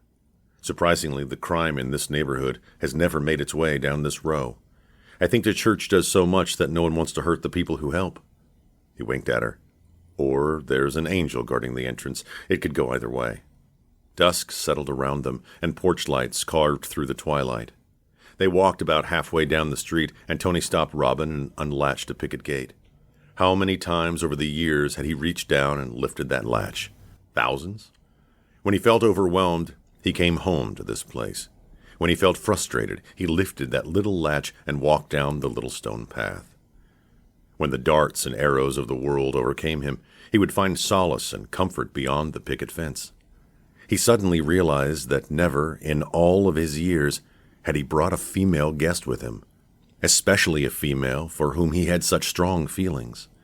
He realized that they would see it right away, and he grinned at the thought. He led the way down the little path to the front door. Instead of opening it with the key in his pocket, he rang the doorbell and stepped back. The sounds from inside made him smile. Every single thing in his life might change, but everything here would always remain the same. As he rang the bell, Robin could hear laughter, loud voices, running feet. A woman opened the door. Tendrils of hair escaped her ponytail and tickled the large freckles scattered across her cheeks, forehead, and nose. She had her long dress covered by an apron and fuzzy pink bunny house slippers on her feet. She looked maybe 10 years older than Tony. "Buonasera," Tony said. What in the world are you doing ringing the doorbell? She asked, her eyes skimming over Tony, then resting on Robin. Ah, I see. She put her hands on her hips and smiled at Tony while she tried to act stern. I don't see you or hear from you all week, and you show up when I have on bunny slippers and no makeup? Tony smiled. You're beautiful, Amicia. She blushed and laughed before opening the door wider. Please, come in. He stepped aside and put a hand on the small of Robin's back, steering her in front of him. This is Robin Bartlett. Robin, allow me to introduce Caroline O'Farrell. Caroline held her hand out in a very welcoming manner. Robin couldn't help feeling that she genuinely liked meeting her. Pleasure to meet you, Robin. She looked wryly over Robin's head toward Tony. Tony's never brought a girl home before. Robin didn't know what to say and tried to resist Tony's pressure on her back to step forward. She lost that momentary battle and finally took her offered hand and allowed her to pull her into the house. It's nice to meet you, Caroline. Sorry to pop in without calling first. Don't be silly. Don't need to announce Tony. He's one of us. They went from the small entryway into a good-sized living room. Books and puzzles spilled out of a bookshelf onto the carpeted floor.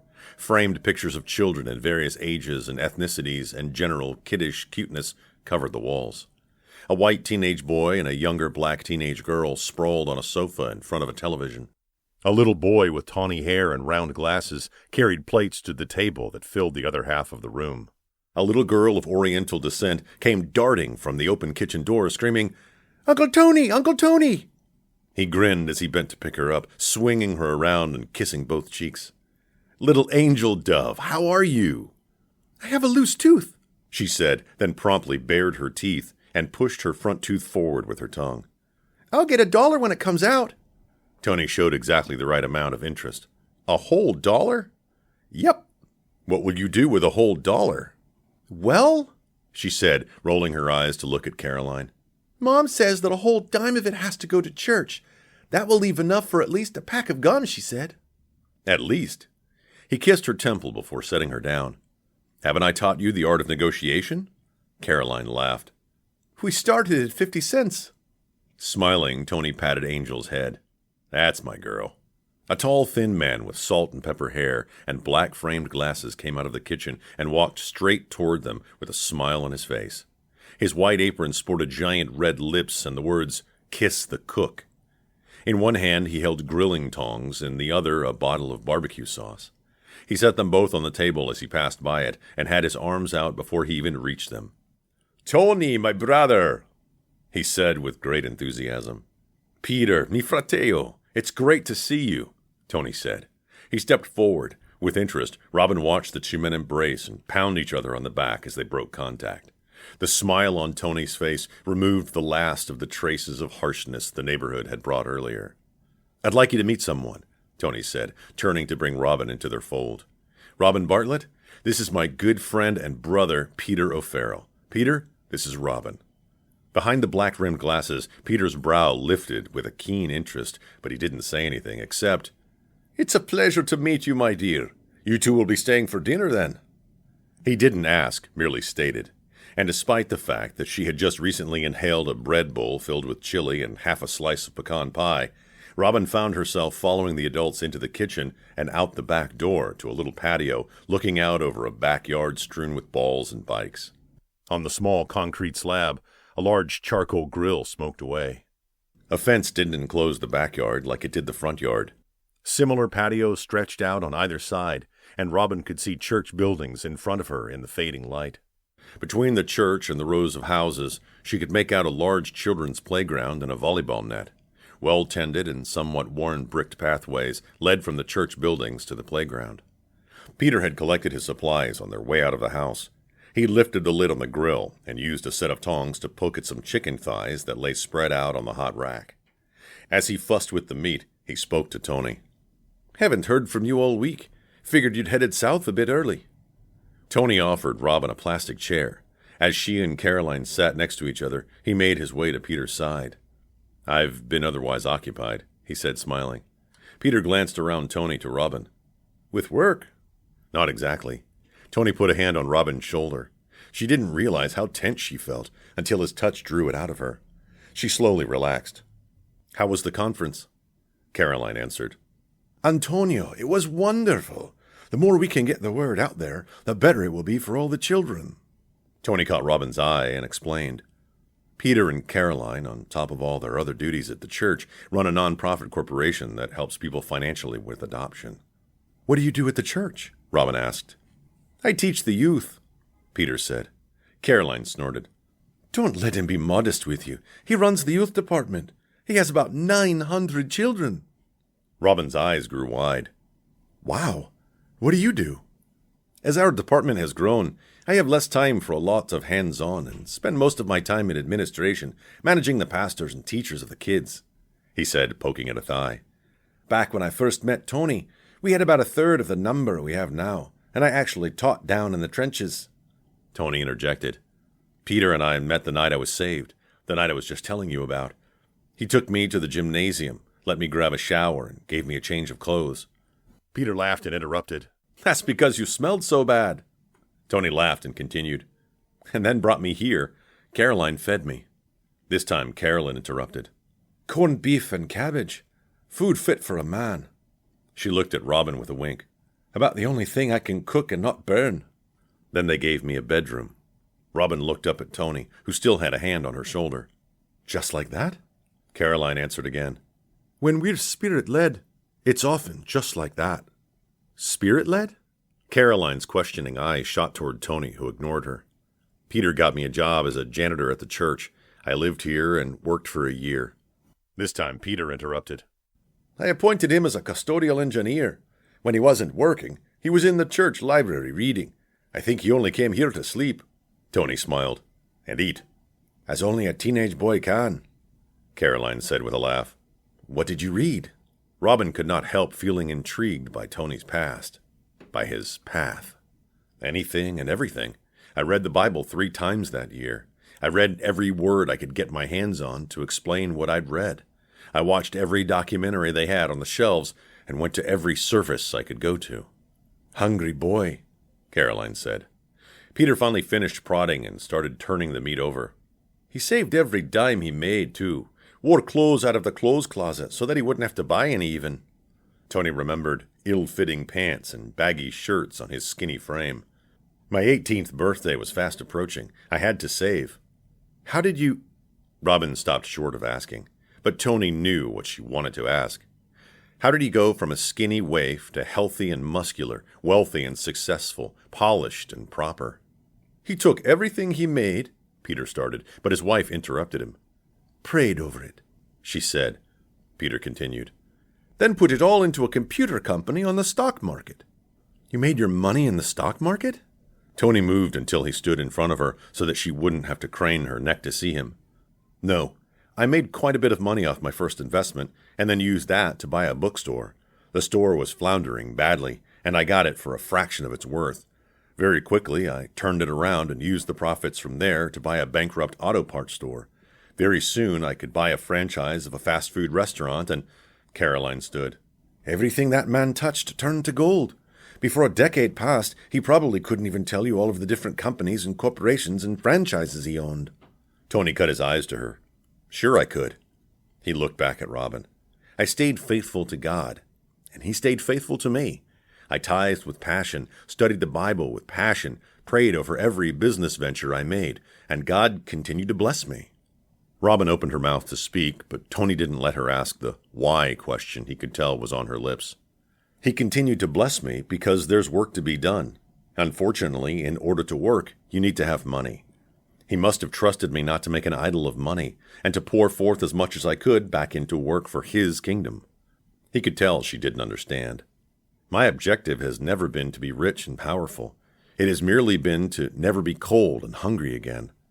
God took my drive and my faithfulness and used both to help others through me. To fiscally help this church and a dozen others like it. To donate to charities, to get kids off the streets and into proper homes. Forgetting his friends, he knelt next to her chair. If only you and I had ever had access to what my foundation does today, how different would our lives have been, huh? Robin felt that swirling, tingling feeling in her stomach again.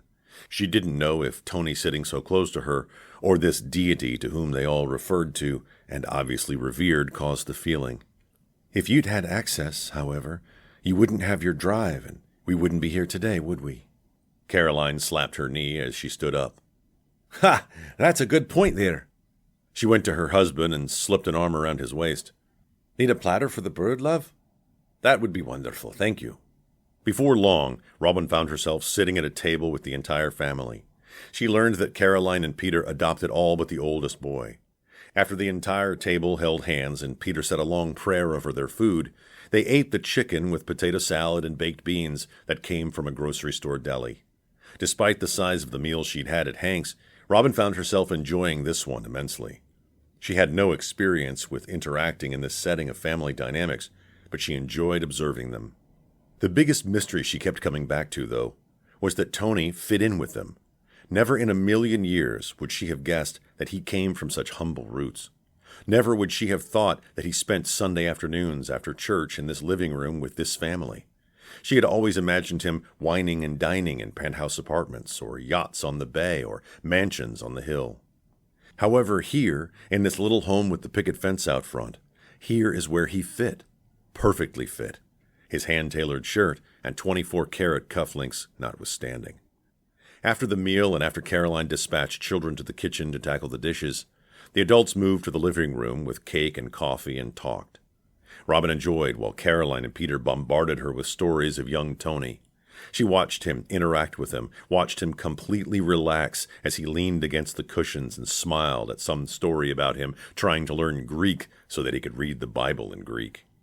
Turns out I'm more inclined toward Latin, he punned. She sat next to him, and he turned his head slightly, looking away from Peter and toward her. As their eyes met, his smile slowly and gradually left his face.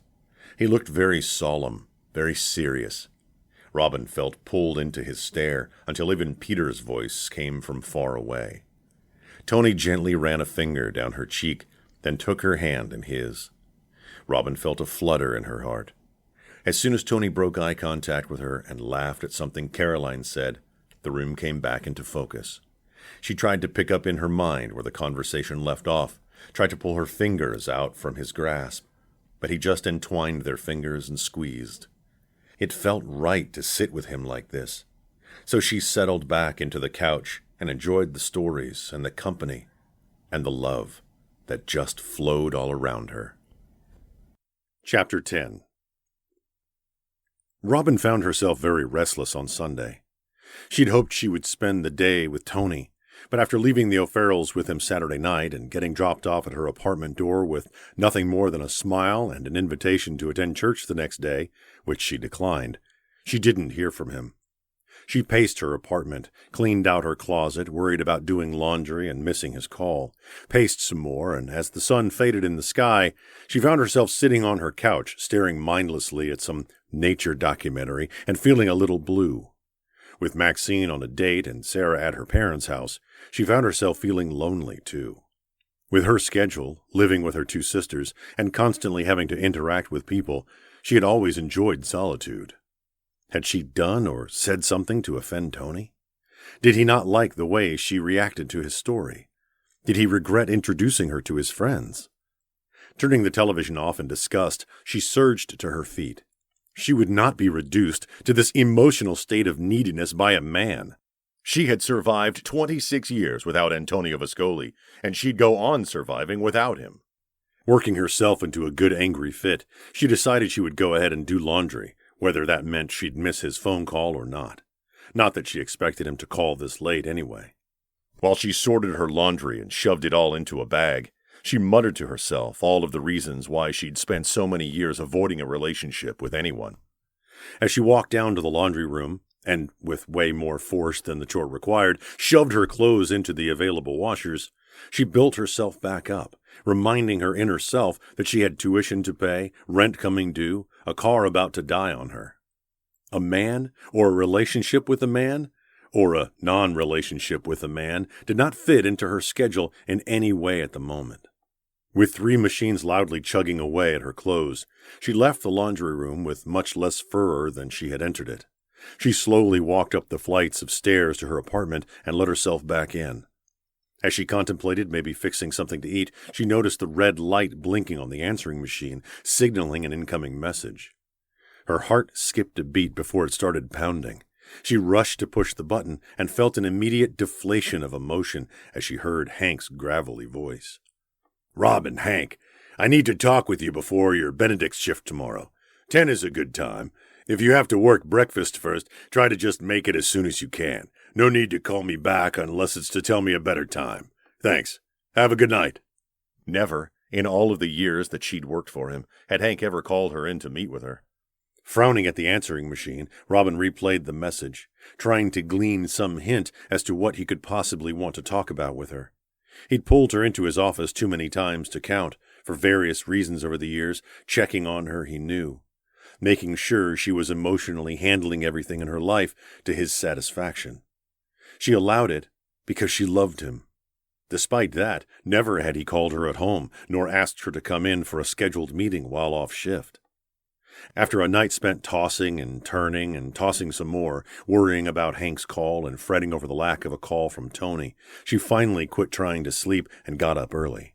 She braided her long hair, dressed in the first uniform of the week, her Benedict's lunch uniform, and headed to Hank's. Hank's did not open until 4 on Mondays. Instead of a lunch shift, the kitchen staff received orders, stocked shelves, freezers, and refrigerators, and planned specials for the week. As Robin came in through the kitchen door, she had to twist aside to avoid colliding with a harried produce salesman, who stamped quickly away from Casey's rage over, she assumed, the asparagus he clutched in both hands and held above his head. Instead of exchanging their standard greeting, she avoided becoming Casey's target in the absence of the salesman and headed straight to Hank's office. She rapped her knuckles on the closed door in quick succession, waited for the bark of command to enter, and opened the door. As she opened the door, she had to step aside as 2 men in paint-splattered coveralls left the room. When Robin entered, she stopped short to find Tony seated behind the desk and Hank in one of the chairs before it. The bare walls no longer sported photos of Hank in the Navy, plaques, awards, or posters. Instead, fresh white paint glared back and made the room seem smaller. The standard piles and stacks of papers and books no longer cluttered the top of the desk. The bookshelf had all professional knickknacks and Tom Clancy novels removed, and in their place sat books whose spines bragged of financial or management success. She took all of this in as she came further into the room, but it confused her. Her understanding was that Hank would stay for a few years. "What's up?" she said. She looked at Hank first, then Tony, then back to Hank. Hank spoke. "Jessica, my youngest daughter, fell down the stairs Saturday night and broke her femur." Robin gasped and took the chair next to him. "Oh, no." "Marjorie's already there. She needed to go down and take care of the baby." "Of course." "I called Tony on Sunday, and we've been here since 5 this morning working everything out." Robin shifted her attention from Hank to Tony. "What's everything?" Tony didn't look like he'd been at the office since 5. His shirt looked crisp, freshly starched, and his blue tie speckled with tiny gold ichthuses looked sharp against the whiteness of the shirt. "Hank is declining the 5-year management position. He's decided to go ahead and leave." Robin saw little bright lights in front of her eyes as a little swirl of panic started spinning in her chest. Hank reached over and engulfed her hand in his. "Marjorie didn't like that clause, and she and I have been trying to come to a compromise about it. When the contracts changing ownership of the restaurant were signed, we kept it open. Jessica's going to be down and out for a long time. With her husband's ship deployed, there's nothing else we can do but go be there for her and help her." Little beads of moisture formed on her upper lip. "But—" Tony leaned back in his chair. His fingers fidgeted with the little gold pen that lay on the clean white blotter in front of him. "Hank and I have spent the last few weeks immersed in personnel and personalities and positions. He and I are both in agreement." "Agreement?" Did she miss a chunk of the conversation? "Effective today, the bar is closed." As if on cue, Robin heard the sound of a saw fire up from somewhere in the restaurant. "We're tearing it out and opening up more seating in its place." A little tinge of irritation helped slow down the spiral of panic. "Great." She'd known it was coming, though. The news didn't surprise her, only she still hadn't figured out what she'd do instead. "I guess I'll have the evening free, then." Tony smiled. "As nice as that prospect is, I'm afraid that you're going to be a little busier than normal." "Oh? Why is that?" "I need to go out to California. I have a venture there that's still on shaky ground. And there's a hotel in Manhattan that I'm in the preliminary negotiations with that's going to start taking up a lot of my personal time." He spun the gold pen between his fingers like a tiny baton while he studied her face. With shaking hands, Robin pulled her tin of mints out of her pocket and popped one in her mouth. "Look, you don't need to explain." He tilted his head and gave her a confused look. "No, let me finish." He hooked a foot over his knee. "Here's the problem. Hank's leaving about a month earlier than anticipated. We tried to look at resumes for a manager, but neither of us were pleased with what we've seen out there. None of them have what I'm looking for." She felt the frown crease her brow. "What's that?" His eyes burned with a serious intensity while he looked at her. "Your experience, your love of this place, your drive." She blinked. "Excuse me?" "I talked it over with Hank. He's in complete agreement." Hank squeezed her hand and released her. "Absolutely." "Complete agreement about what?" Tony quit spinning the pen and smiled a very charming smile. "About you." A kind of fearful excitement tried to course through her veins, but she stamped it down. "What are you getting at?" "I want you to run Hank's for me. I want to hire you on as manager so that I don't have to worry about losing what it is that makes it Hank's." She snorted. "Yeah, right. I'm absolutely serious." She looked in his eyes and saw that he was. "Look, Tony, I'm just a barmaid, a waitress, and a high school dropout. You don't want me running this place for you." "What does any of that have to do with anything? A person with your experience." He felt the anger and only partially tried to keep it in check. "I didn't ask you about your educational background." "Well, it's a good thing you didn't. I've never even gotten my GED. "So?" Now she laughed. "So? Hire some guy who has a bunch of education and is trained for the position. A Viscoli company doesn't need some 2-bit bartender running anything for it." Tony's temperature rose a few degrees. He felt as if, in insulting her, she had personally insulted him. No one talked about Robin that way. "You think I give 2 bits about diplomas and accolades? If I wanted that, I could have had my pick all week. I want you." Robin looked from one man to the other and felt heat flood her cheeks, trying to find the right words. "Look, Tony, if you're doing this just because we He cut her off. Robin, one of the reasons I am what I am is because I don't mix my business and personal life. It will cut you off at the knees every time. You'll be laughed out of the Chamber of Commerce if you hire me. You think? Taking a different approach, he slowly stood. Do you think I'm qualified to run my company? Obviously not liking his advantage, she stood as well. Obviously. I used to dumpster dive to eat my one meal a day, he chided. Instead of continuing on, he took a deep breath and closed his eyes, praying to find the right words. My point, cara mia, is that if the Chamber of Commerce was going to find something to laugh at me about, it wouldn't be because I picked the best, most qualified person in this entire city to run my newly acquired restaurant. His words, the naked sincerity that weighed them down, penetrated Robin's very blood and beat through her veins in a rush. Robin needed the reminder. Wow. She thought she hadn't forgotten, really, what he had disclosed about his past on Saturday. Somehow, though, she could barely reconcile those facts with this Tony. Smooth, cultured, in charge. He commanded the room even over Hank. When Tony talked about having to go to California and New York, she thought he'd been in the midst of firing her and ending their relationship. Now she had an opportunity to work even closer with him. That prospect alone promised some really unexplainable appeal for her. Could she let herself harbor some tiny hope that even she could rise above her own personal birthright? Could someone one day meet her and not believe how she had lived her whole life? Would she one day find herself transformed as completely as a caterpillar to a butterfly? As completely changed as Tony had changed? Could she become a brand new creature? She sat, looked between the two men again. What now? Tony admired his own personal restraint that kept him from throwing back his head and laughing with glee. Now, you look over my offer, the contract, haggle over the salary, get at least 15% more, then you go to dinner with me tonight to celebrate your new promotion at work. Hank's laugh reminded her of his presence. I will take that as my leave to go. I have a lot of packing to do. Tony? He held his hand out, and Tony leaned over the desk to shake it. It has been an absolute joy to work with you. And you, sir. May God bless you and keep you. He looked at Robin as he sat back down.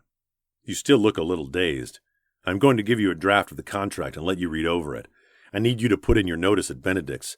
This is more than a full-time job. I can't afford... Tony felt the smile on his face, excited for her, anticipating her surprise over the salary offered.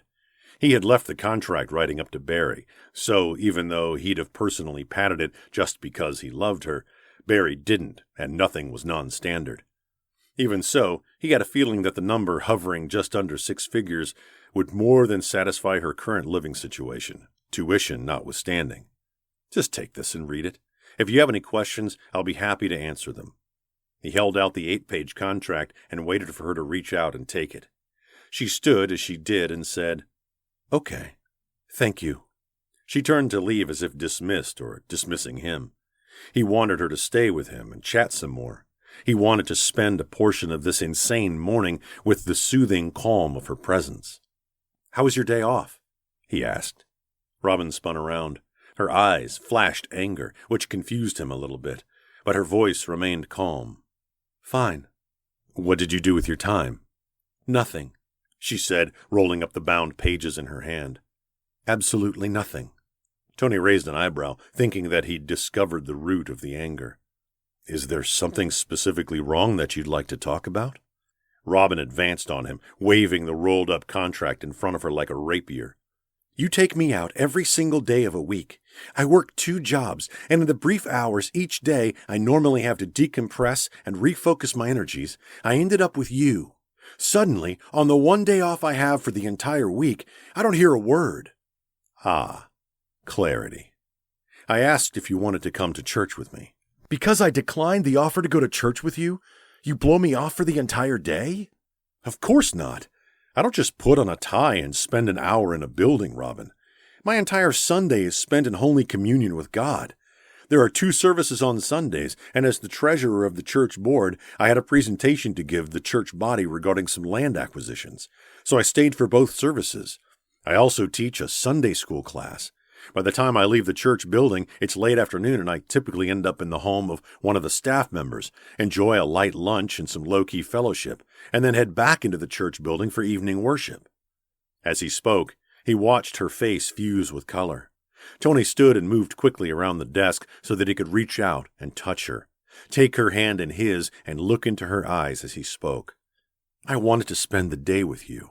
I thought about you all day long. I wished you'd been there to hear the music, to listen to the amazing sermon that I heard twice, to have lunch with me and my friends. Robin felt her hand momentarily tremble in his. The back of her throat burned, and she had no idea why. She cleared her throat and pulled her hand away. Okay. I'm sorry that I was so upset. Before she could turn back around, he grabbed her hand again. You're still a little upset. I'm sorry that you didn't understand what my Sunday is like. I should have been more clear. While I enjoy thinking about you wanting to hear from me, I don't enjoy having unintentionally let you down or hurt you in any way. Robin looked into his eyes and saw the sincerity and something else. Something warm, wonderful, inviting. She saw safety, security, peace. Her heart started pounding. Blood roared in her ears. She wondered how he couldn't hear it. It sounded so loud. He stood close enough that she could feel the heat of his body. Even so, she wanted to be closer to him still. She stepped forward until the tips of their shoes touched. Not knowing which one of them made the move to close the last of the gap, she found herself wrapped in his arms, his mouth on hers. The initial punch in his gut from finally holding her and touching her spread until his whole body fairly tingled with want to get closer to her. Her cool lips almost immediately warmed under his, softened for him. He forcefully pushed back his desire, and instead just reveled in the amazing feel of her lips, of her hands on his back, of her scent that surrounded him. She was tired, worn out, still disturbed by the unfamiliar emotions which had assaulted her for a steady week. That was the reason her head started spinning, why her limbs trembled. His mouth felt hot, demanding, wonderful. His teeth nipped, and she gasped. Taking advantage of their open mouth, his tongue swept inside. A feeling she didn't recognize streaked straight to her stomach, and her knees buckled. His arm caught her weight, pulled her closer until his body pressed against hers. He pulled away when she whimpered. The sound was so small, so desperate, that he sensed enough was enough. While he was willing to release her mouth, he wasn't quite ready to release her altogether. He pressed his lips to her forehead, then pulled her face to his chest. His heart pounded under her ear. She should have felt embarrassed, now that the room had stopped tilting. Instead, she was in awe over the fact that simply kissing her had caused such a reaction in him. His strong arms held her, secure, and for just a moment she let herself seep into him, let herself lean into his strength. Then reality came flooding back. He sensed it the instant before her body tensed. With great reluctance, he relaxed his arms and stepped back. "I'm sorry," she said, stepping backward until there was at least 2 feet between them. Tony laughed. "I'm not. I've been wanting to do that since we met." Her lips felt a little numb and a lot tingly. She resisted the urge to touch them. "I need to go to work now." Tony bent and picked up the forgotten contract. "Please accept my offer and put in your notice today."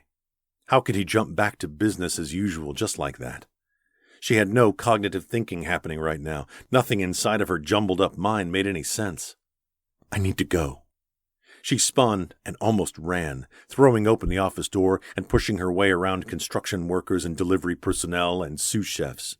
Her hands shook so badly that she could barely get her car door unlocked, but finally threw it open and slid onto the seat. She tossed the contract onto the seat next to her and rested her forehead against the steering wheel. Finally, she allowed herself to give in to the impulse and put 3 shaking fingers against her trembling lips. Chapter 11. Tony arrived at Robin's apartment at 7 o'clock on the dot. A kind of nervous little excitement about a real dinner date with Robin made his smile stick and added a lightness to his step. He wanted to shower her with pretty things. She had so little pretty in her life. He ran his hand down the outside of his suit pocket and felt the bulge of Robin's promotion present. She would resist this gift, he knew, but he also knew she would eventually accept it. He could hear loud music coming through the door. He paused to make sure he hadn't gone up an extra floor, perhaps, to stand at the wrong apartment door before rapping his knuckles hard on the door. No answer. He recognized the song and realized it had neared the end, so he waited. As soon as he heard a lull in the music between that song and the next, he knocked hard again. He heard, "Come in!" just before he heard the beginning strands of the next song. As he opened the door, the strong smell of oil paint assailed his nostrils. With the couch and chair pushed out of the way, Maxine had a painter's canvas set up in front of the television. Music blared out of speakers from somewhere in the room. She wore a pair of torn jeans, a half-cropped t-shirt, and had her hair bundled on top of her head. In one hand she held a palette of paints, in the other her paintbrush. "Hi, Tony," Maxine said. She waved her brush like a wand, gesturing with it while she spoke. Tony walked in until he stood behind her. On the canvas in front of him lay an almost complete bird's-eye view of Boston Harbor, as one would suppose it looked about 200 years ago. Every detail as perfect as he could imagine it. Majestic ships filled the harbor, horses and carriages lined the docks. Amazed, he watched as she dipped the brush in some blue and touched up the water. The door opened and closed behind him. He could barely tear his eyes away from the perfection of the painting to see Sarah come into the apartment. She rolled her eyes and went to the stereo system and turned the volume way down. She paused next to Tony and looked at the painting. "Are you in love again?" "Deeply," Maxine answered without hesitation. She arched her neck until their heads touched before she went back to work. "Can you fix me a drink?" "Sure. What do you want?" "Something cold." Sarah had to climb over the couch to get to the kitchen, and Tony smiled while he continued to watch Maxine paint.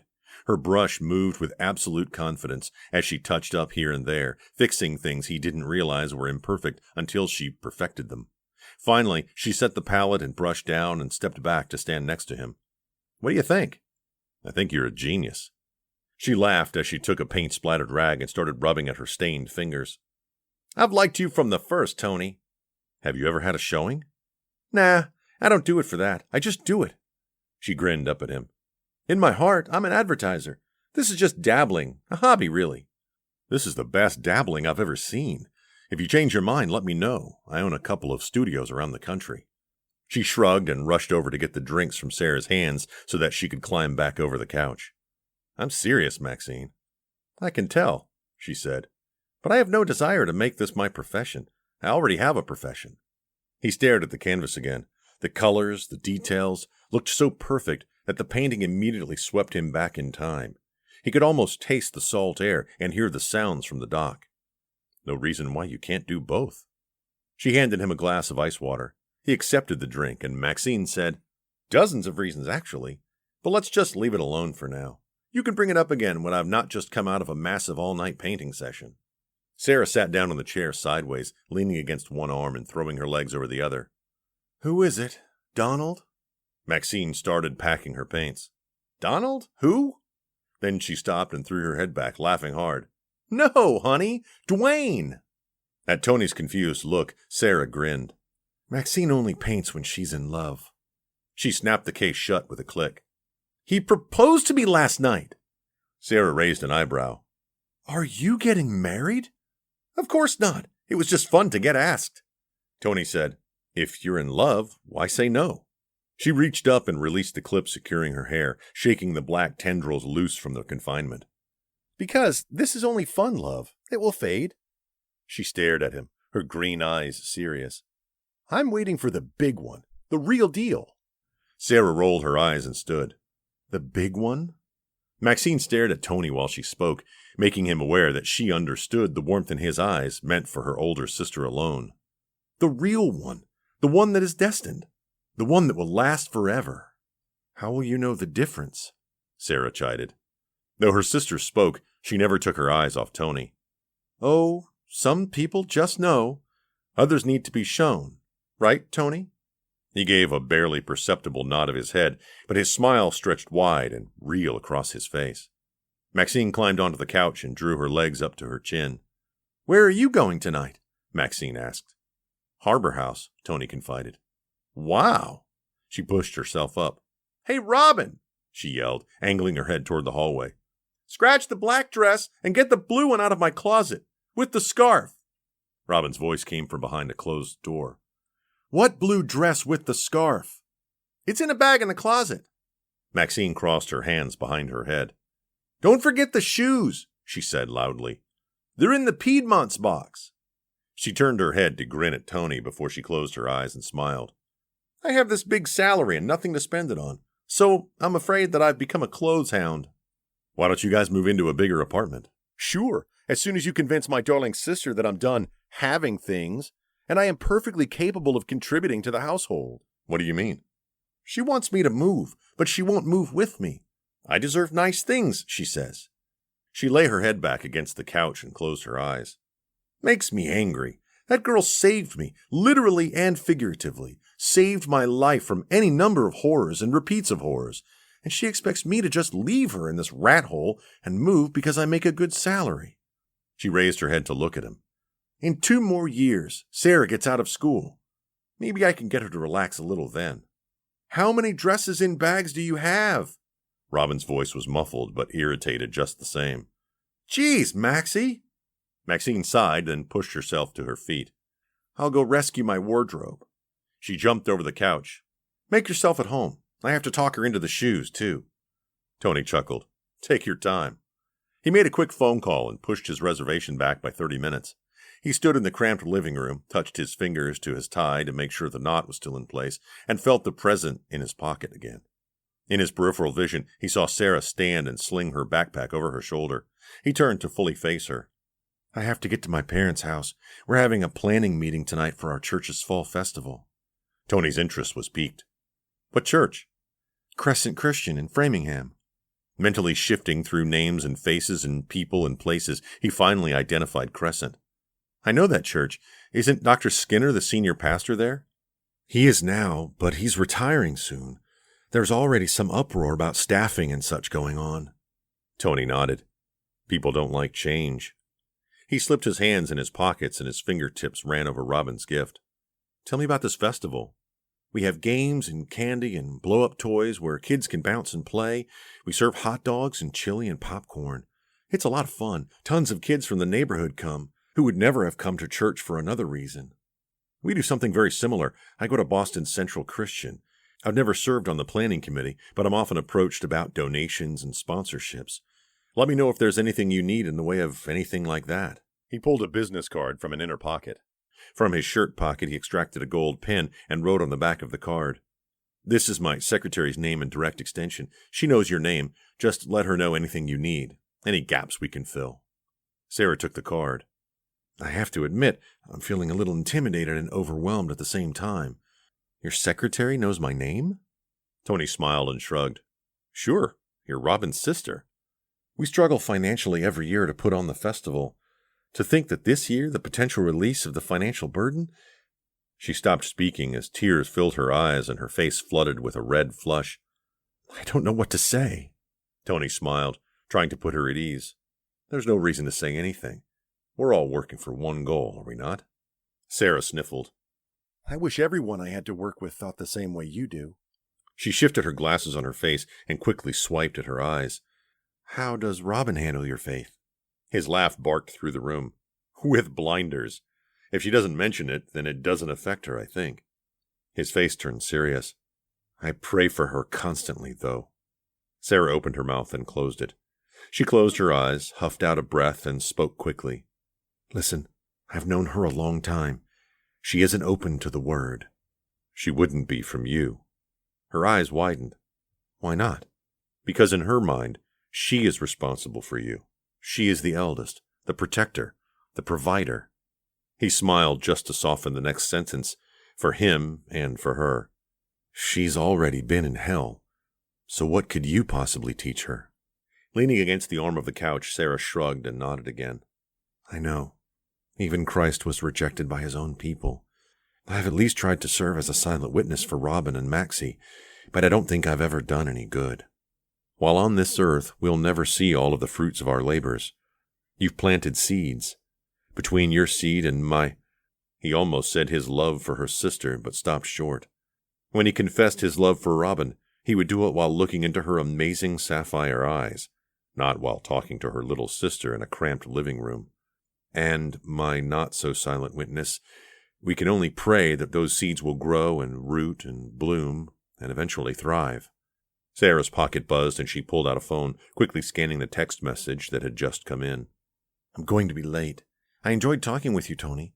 I hope we get a chance to talk when we don't each already have other plans. He smiled, wanting to hug her.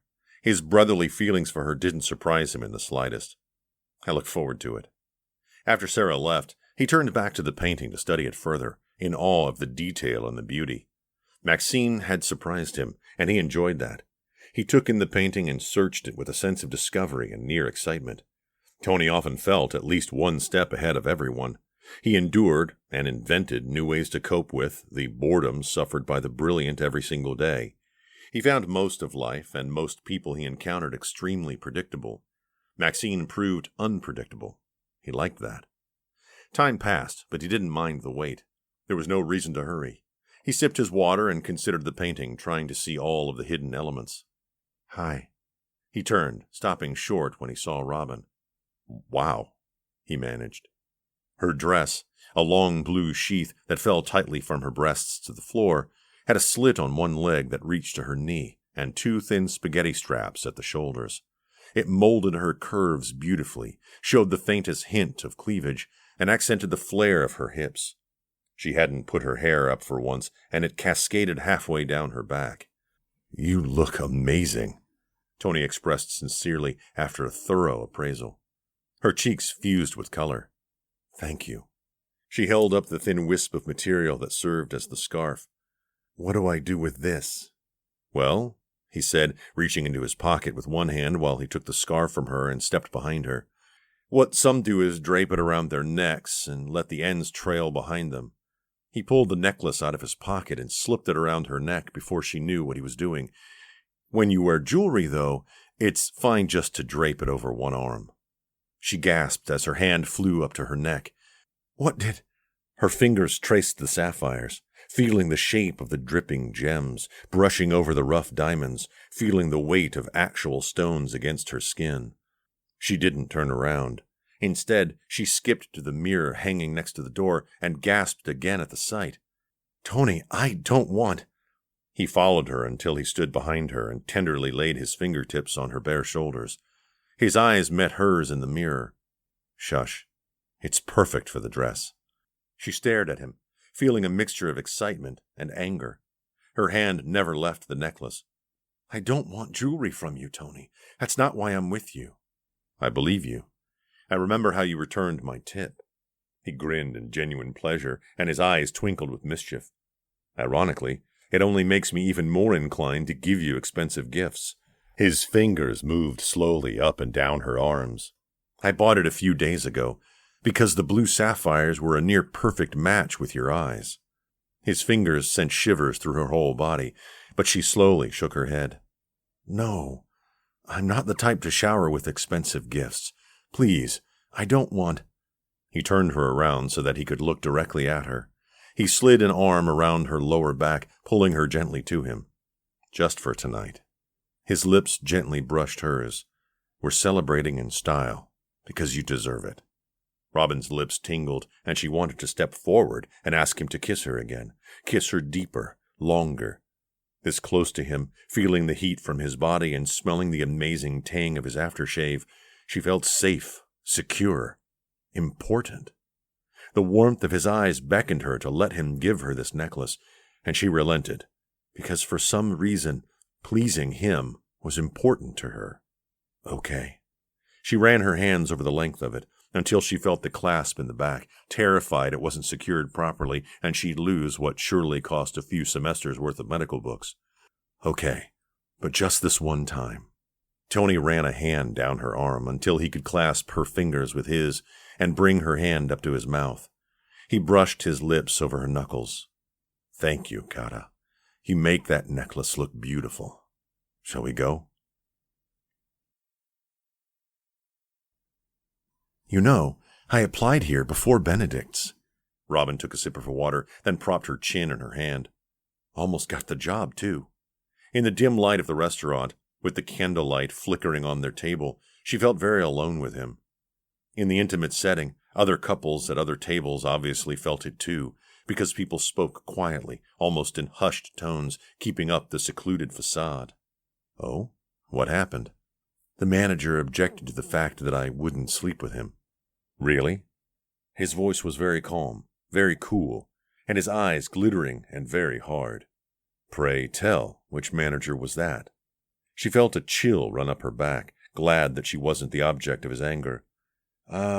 His name was Brad, I think. No, wait, it was Brian. He relaxed almost visibly. I see. I fired him years ago. You? She laughed. Not because he fired someone. She often feared losing one or both of her jobs and having nothing. She laughed because of the casual way he just dismissed it. Of course. Why wouldn't I think that you owned this, too?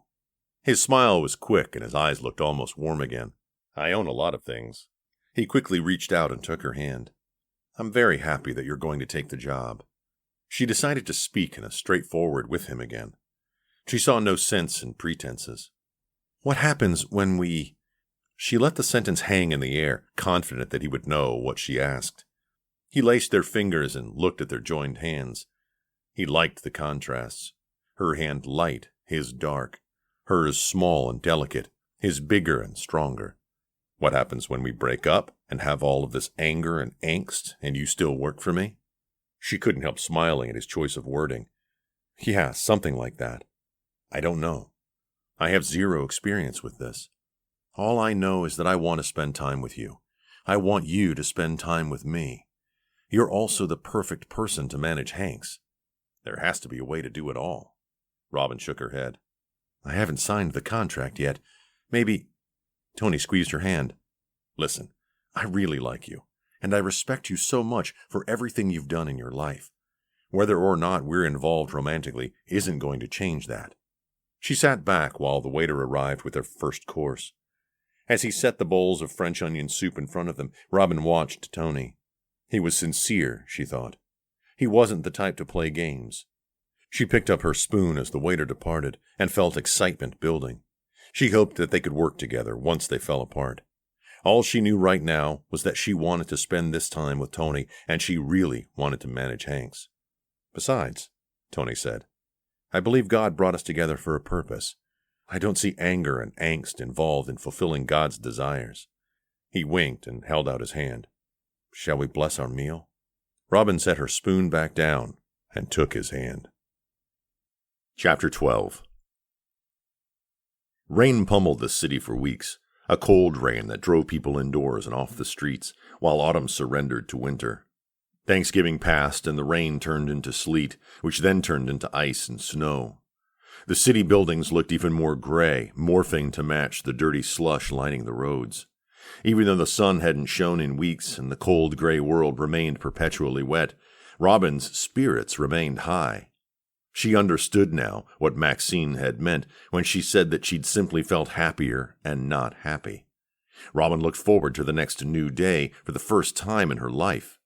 She looked forward to it with a smile and a sense of anticipation. After giving Benedict's notice, Robin took over for Hank, as if the place belonged to her.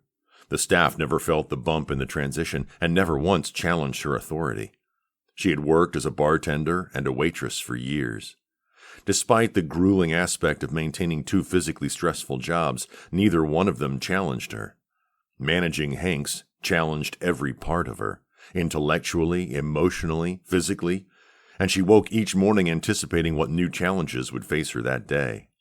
Viscoli Enterprises sent in a tutor to teach her the fundamentals of accounting. She fell in love with perfect columns of numbers on a spreadsheet, with balance sheets and figures and projections.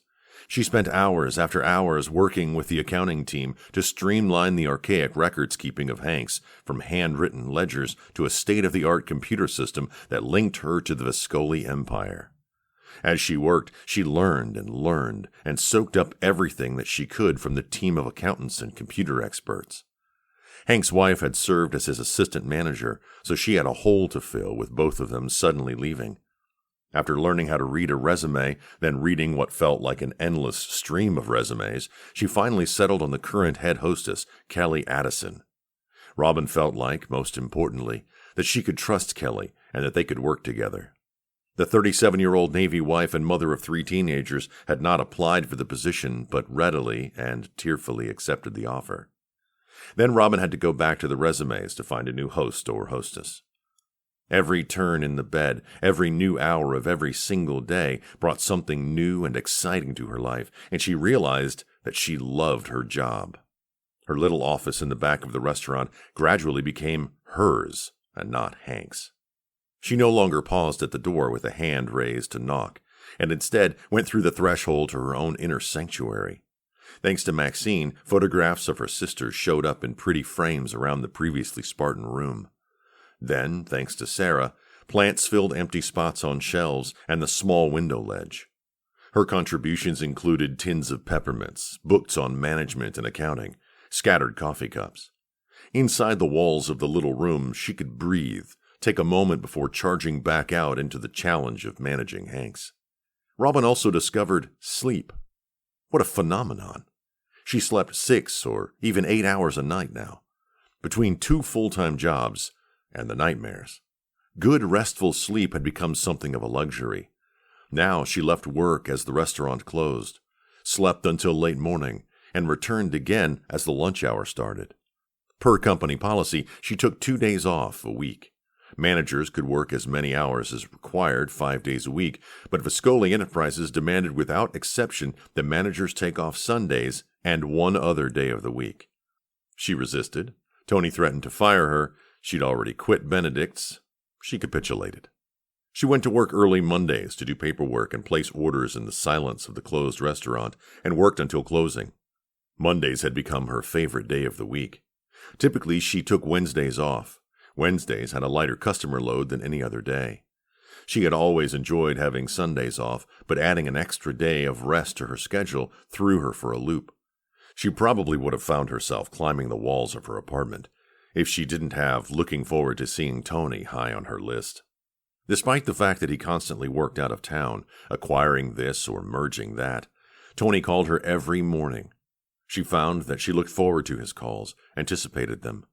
She would lie in bed, relaxed, rested, half a smile on her face, and wait for the phone to ring. He almost always showed up on Wednesday to spend the day with her. He would call the office on Tuesday afternoon and confirm plans for this movie or that museum or this lunch. They started holding hands as they walked. He would put his arm around her at the movie. He would kiss her. Oh, how he would kiss her. Hello and goodbye, and times in between.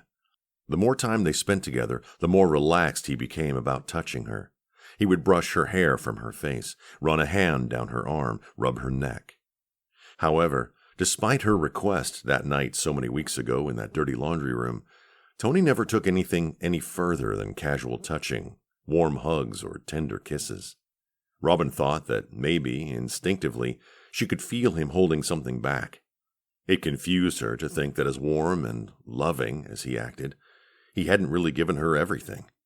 Thinking that maybe his faith had something to do with it, she wondered why he agreed to her request the night of his birthday in the first place. Regardless, she didn't feel like she could approach the subject with anything less than mortification, so she left it alone and decided to wait and see what came next. No longer did she anticipate him using her, or her using him, and then discarding her.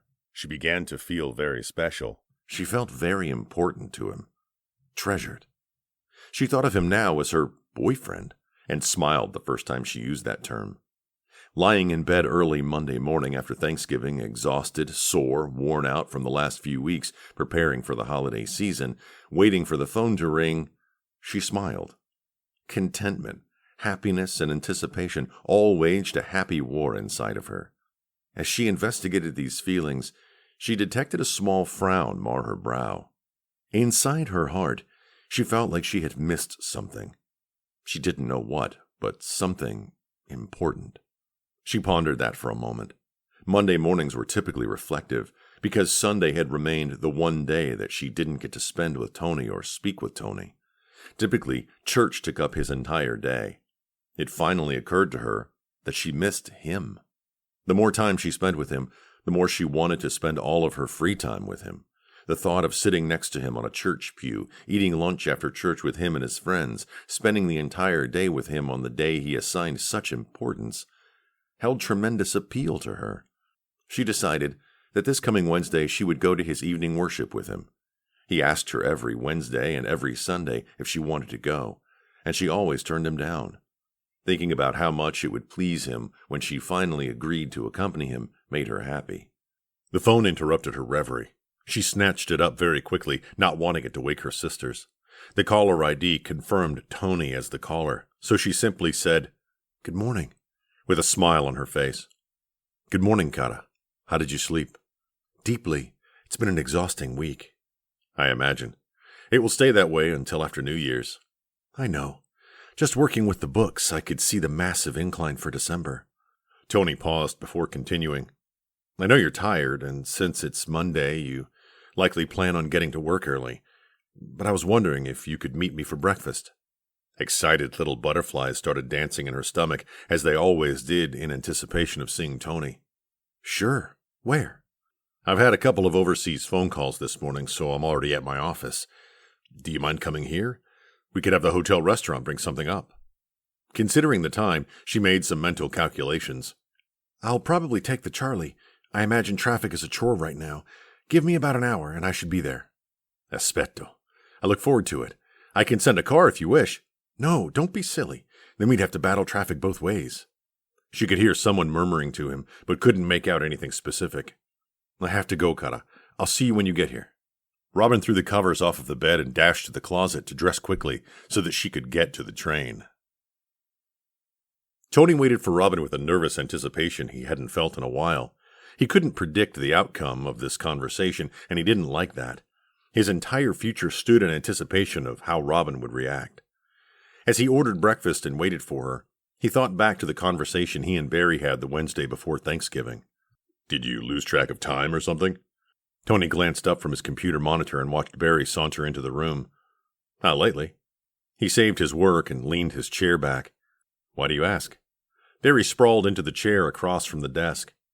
"It's just odd that the high today is going to be a shivering 29. Christmas is just a month away, and no major deals that you're working on have crossed my desk. Despite all that, your plane hasn't left for Florida yet this year." He examined his nails. "Really? I also keep hearing rumors that the completely social Tony Viscoli has suddenly dropped from sight, which you only do when you're working on something major." Tony leaned back in his chair. "Is that so? Either you've suddenly decided that you prefer the solitary life and you don't mind the cold so much, or you have a new lawyer and haven't told me. If you have a new lawyer, Tony, that would, hurt my feelings." "Well, I haven't found a new lawyer. No one submits billable hours like you do, Bear." Barry laughed through his nose and half smiled. "You've decided to live a life of solitude, then?" Tony raised an eyebrow. "There's another possibility that might be keeping me here." "Nothing has ever kept you here when the temperature drops below 50. He opened his top drawer and pulled out the jewelry box, and without a word tossed it to Barry. The former NFL star caught it with one massive hand and flipped open the lid with his thumb, exposing the ring with the square-cut sapphire surrounded by diamonds. He shut the lid with a little pop, then opened it again for a closer look, his eyebrows knitting. "Tony, this looks an awful lot like an engagement ring." "Is that what it looks like?"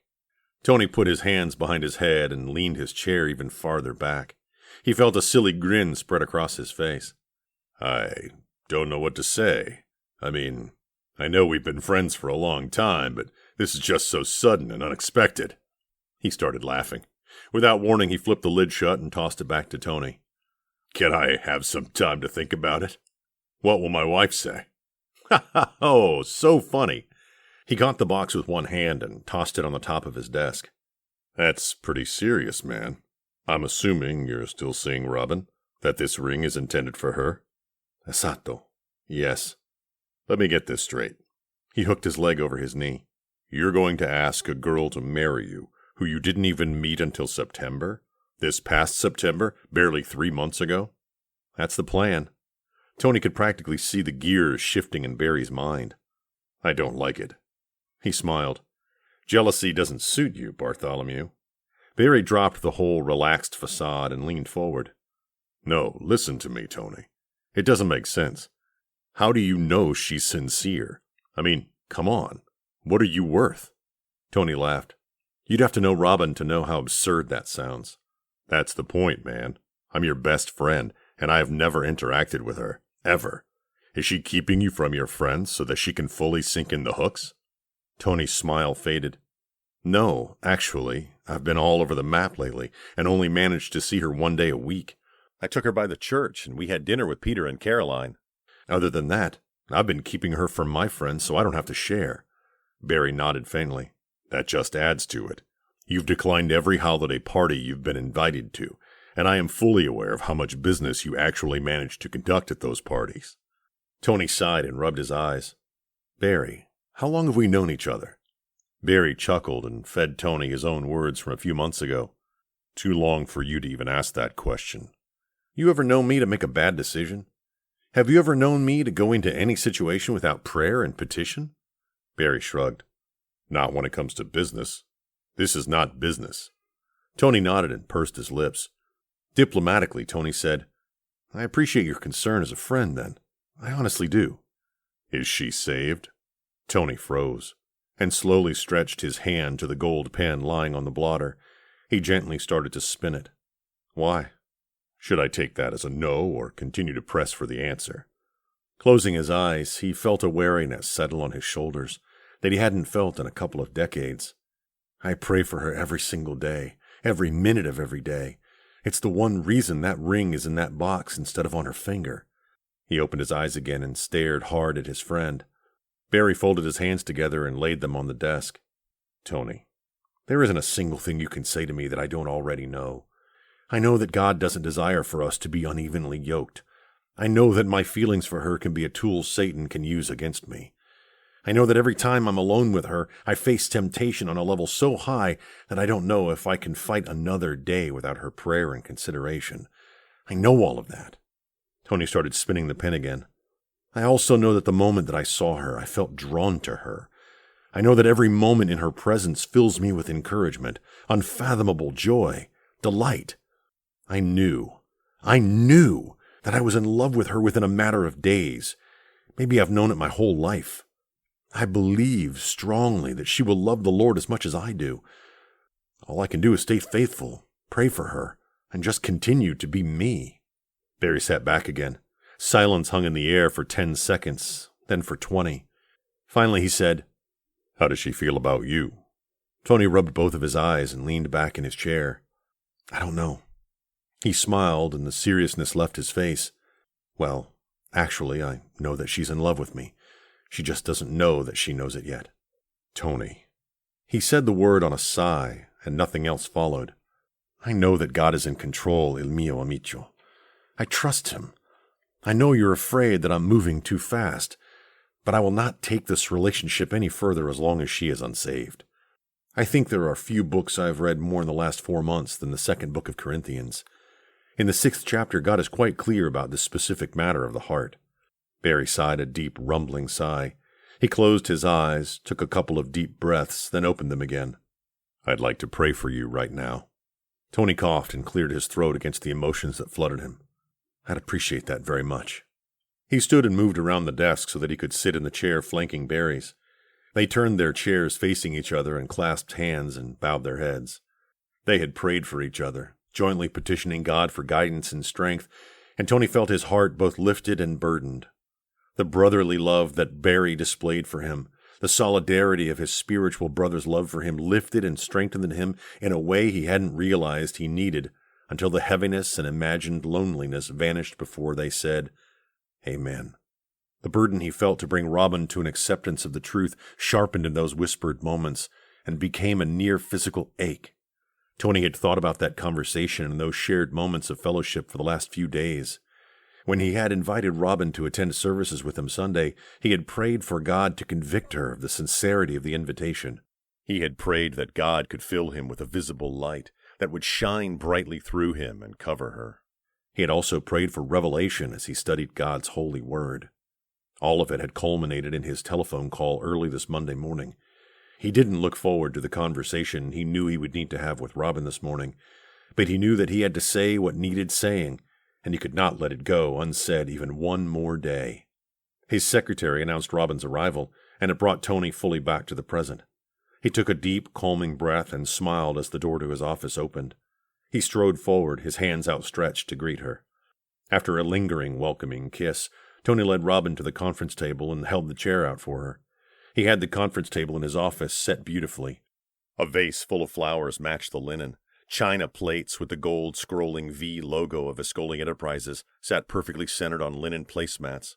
A silver pot of coffee gleamed under the lights, and a frosty carafe of orange juice sweated in the warmth of the room. A room service cart sat next to the table, supporting an array of silver dome-covered dishes. She took the proffered chair, and he poured them both coffee. Then he lifted the dome lids on the room service cart, revealing muffins, bagels, corned beef, scrambled eggs, and a bowl of fresh fruit. Robin chose a bagel and some strawberries, and couldn't help noticing that Tony took nothing for himself. "You're not hungry?" she asked as she spread cream cheese on her whole wheat bagel. "I've been up for several hours and have already eaten." He waved his hand dismissively. "Enjoy, I'll just have coffee." Robin tried to engage him in general idle talk while she ate, but he didn't respond with enthusiasm, his thoughts clearly elsewhere. Finally, she brushed the crumbs off of her fingertips and picked up her coffee cup. "What's up? Why the impromptu meeting?" Tony always seemed so sure of himself. In the time that she'd known him, he never missed a beat. He always appeared to know what to say, how to say it, what to do and how to do it. She watched as he lifted his cup and set it down, as he rubbed a finger across his eye as if to ward off a headache, how he drummed his fingers on the table and realized he didn't know what to say or how to say it. She began to feel the beginnings of some pretty serious nerves dance along the back of her spine. She cleared her throat. "I've always preferred a direct approach myself."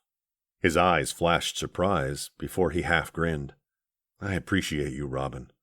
As his fingers toyed with the knot on his tie, the diamond on his pinky winked in the light. "I missed you yesterday. A lot." She opened her mouth to agree with him, but he held a finger up. "My worship is a huge part of my life. It encourages me, inspires me, rejuvenates me, and feeds my spirit.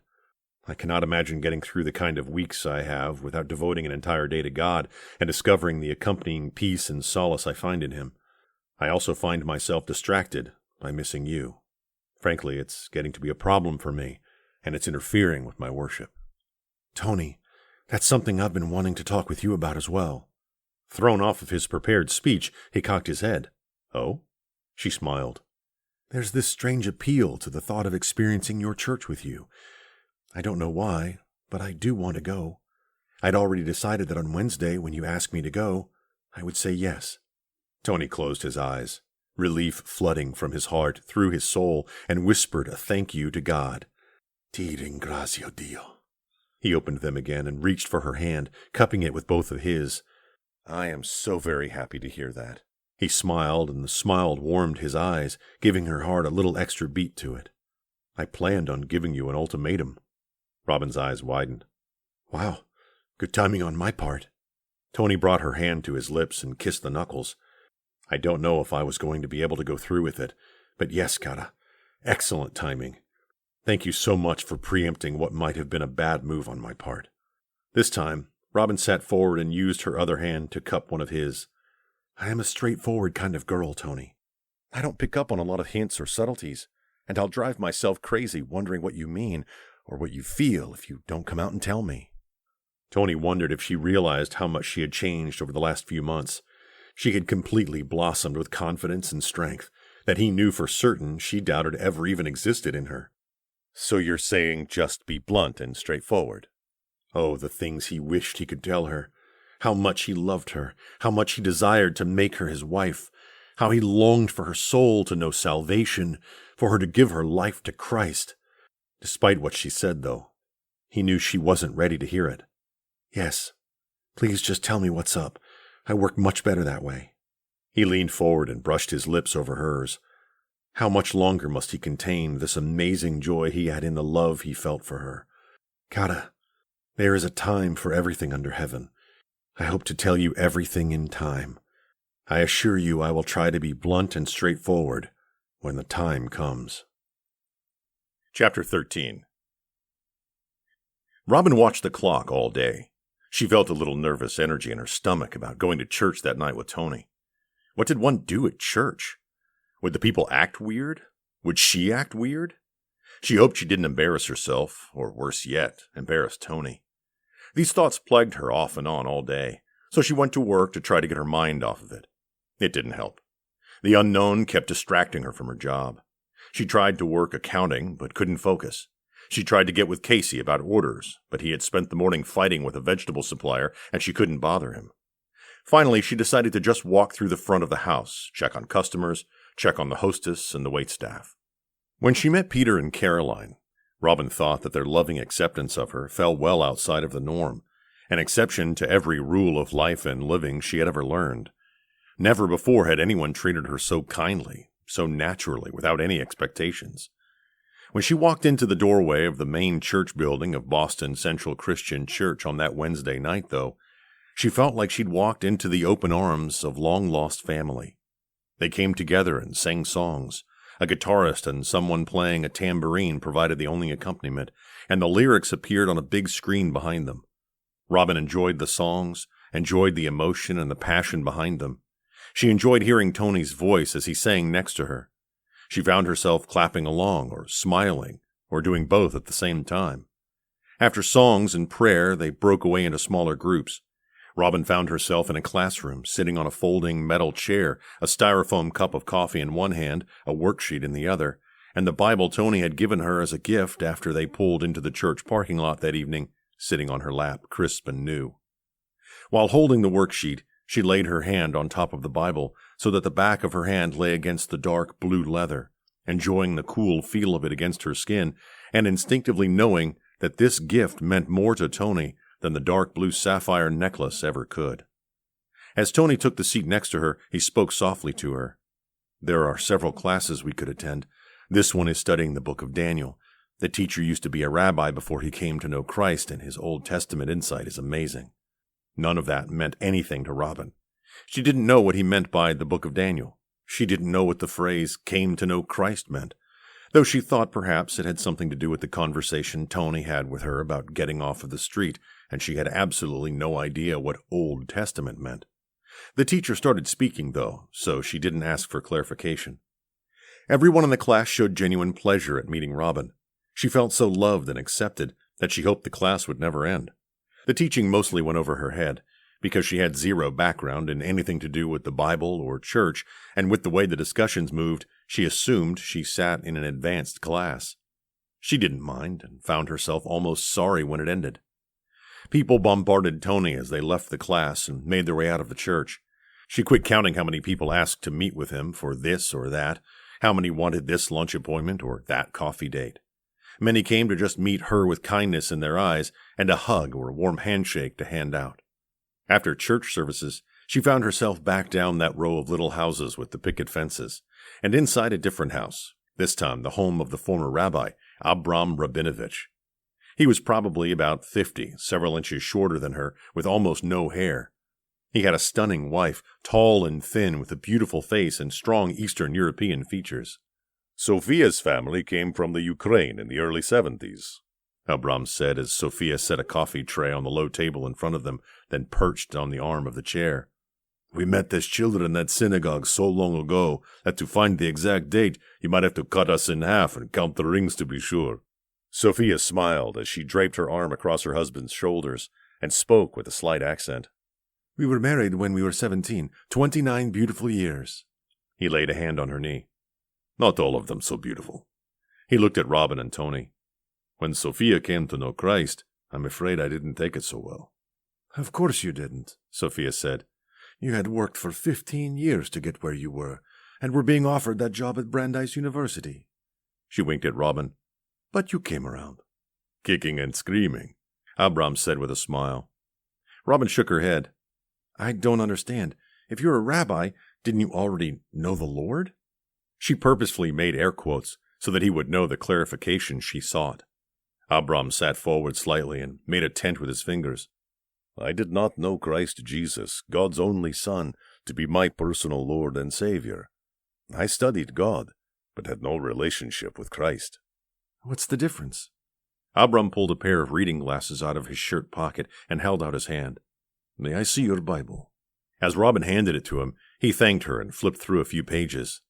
This is a great version, and it has a comprehensive study guide. You are a smart girl. I can see that in your eyes. My suggestion to you is to read this book.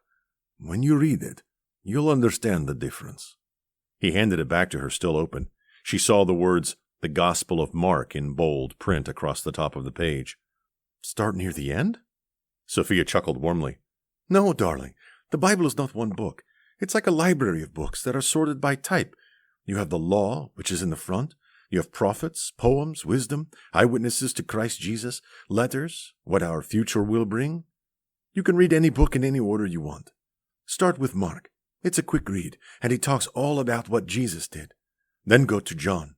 He was with Jesus and saw the same things Mark spoke of, but used more words to describe them and focused a lot more on what Jesus said. Robin nodded and thanked them. She looked over at Tony, who sat next to her on the couch. I imagine you've read this, she said with a smile. He grinned and moved his hand from her shoulder to cup the back of her neck and squeeze. A few times, and in a couple different languages. Sophia set her coffee cup on the table and stood. Anyone interested in some cake? I don't cook, but I shop at wonderful bakeries. They enjoyed the time at the Rabinoviches. Robin enjoyed watching them together. The love they had for each other shone through every gesture, every word, every touch.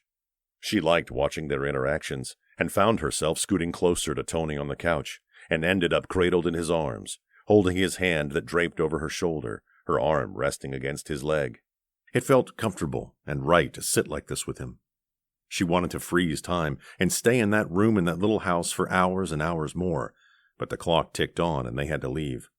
As Tony took her to her door that night, she wrapped her arms around his waist and hugged him to her, inhaling the smell of his cologne, enjoying the feel of the heat of his skin through his shirt. She didn't know how long they stood there, but when she finally broke the hug and stepped back slightly, he cradled her face in his hands and kissed her so sweetly, so gently that emotion flooded her system and clogged her throat. She had to blink tears away. When he broke the kiss, she laid her head on his shoulder and stood there in the comfort of his arms. "Thank you for my Bible," she finally said, her lips nearly grazing the skin of his neck as she spoke. "I'm glad you liked it. Did you enjoy church?" he asked. "I did. I'm so glad I went."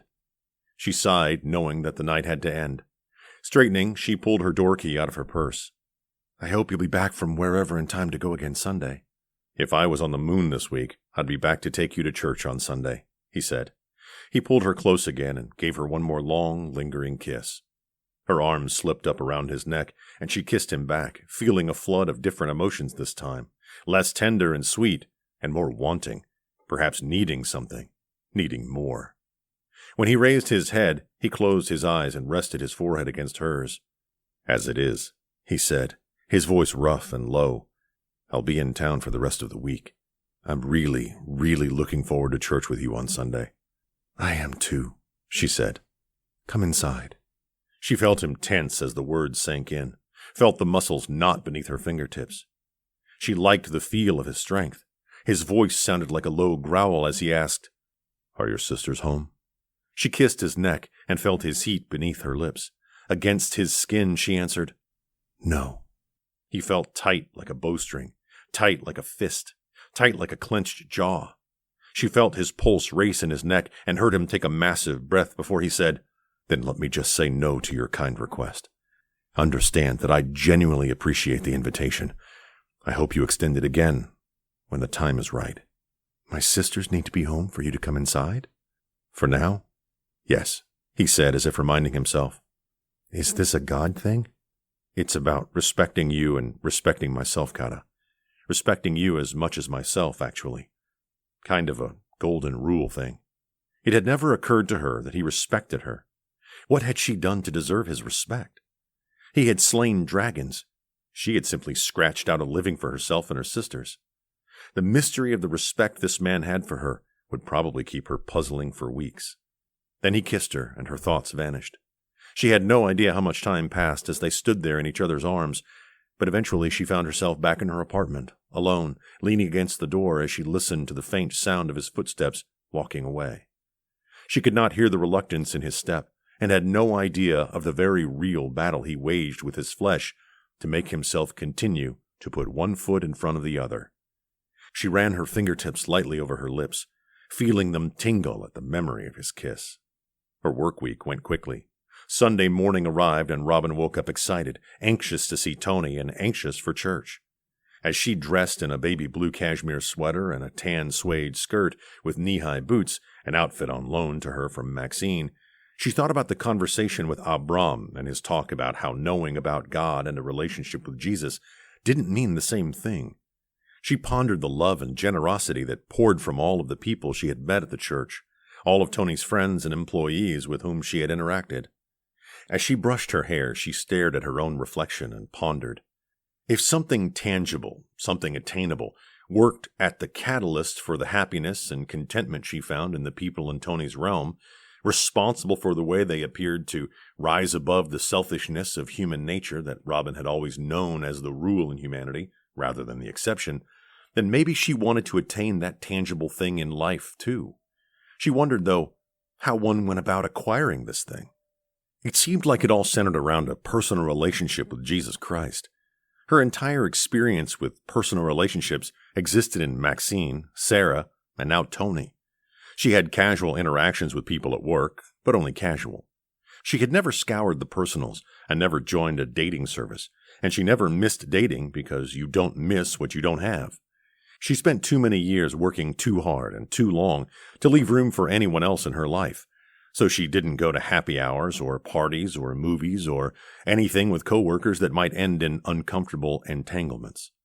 It worked out when she became the manager because no friendships got in the way of her doing her job, but it also meant that she had very little skill in acquiring a personal relationship with anyone, deity or not.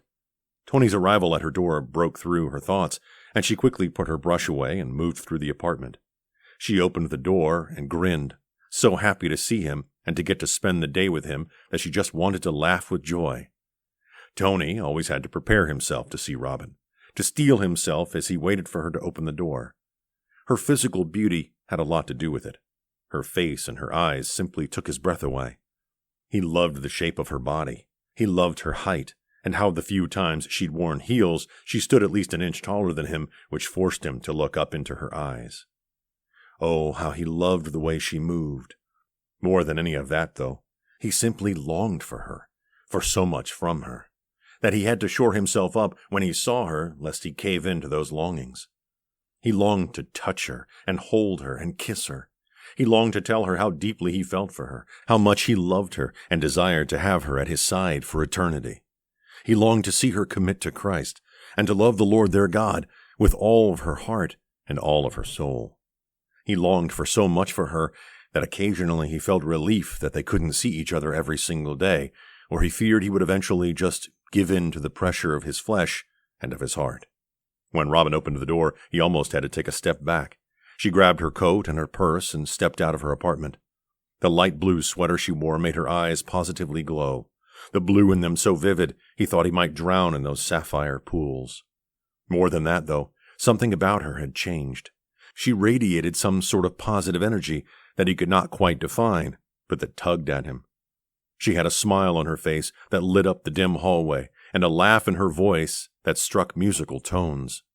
Giving in, just for a moment, just for a small moment, he put his hand on the back of her neck and pulled her to him.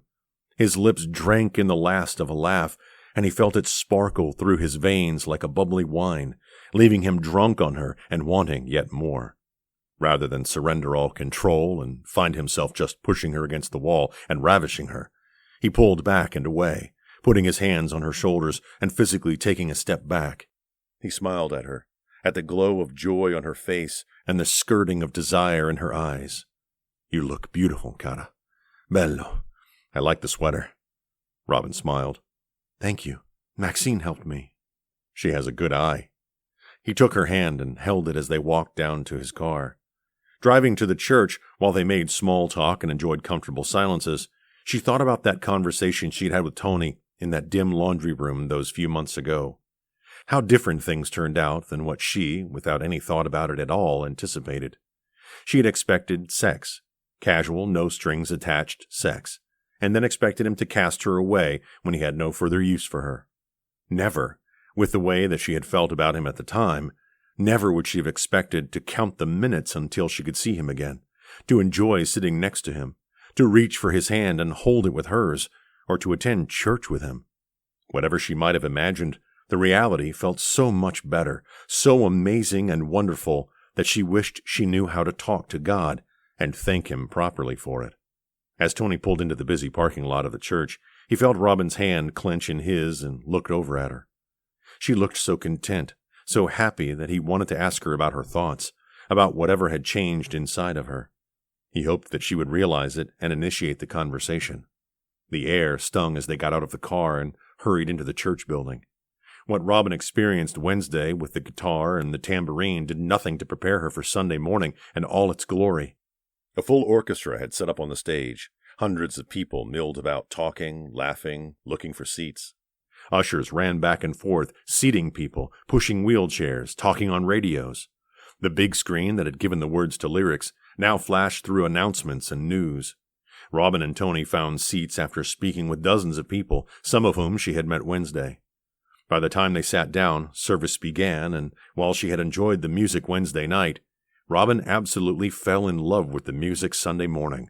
The orchestra played beautifully. The words all seemed to personally move her. The sound of almost 1,000 voices raised in praise trembled through her soul. After songs and prayer and songs, the pastor approached the podium. He preached out of the book of John, a book that Robin had just started reading the morning before. He preached a sermon about love, redemption, and acceptance. He quoted the Bible and walked from one end of the platform to the other, while energetically and passionately expressing how much God longed to have a personal relationship with each person in the building. He preached for 40 minutes, and Robin felt every single word as if he spoke to her alone. As he stood there at the end of the platform and faced her section of the congregation, he raised his Bible in the air and said with such conviction that Robin felt the emotions closing up her throat. God loves you and wants to know you. All you have to do— he paused and softened his voice and brought his hands to his chest. All you have to do is let Him. Just open the door to your heart and let Him in. As he turned around, the choir stood and quietly started singing. Enthralled, Robin listened to the words as the pastor moved along the platform and continued to speak.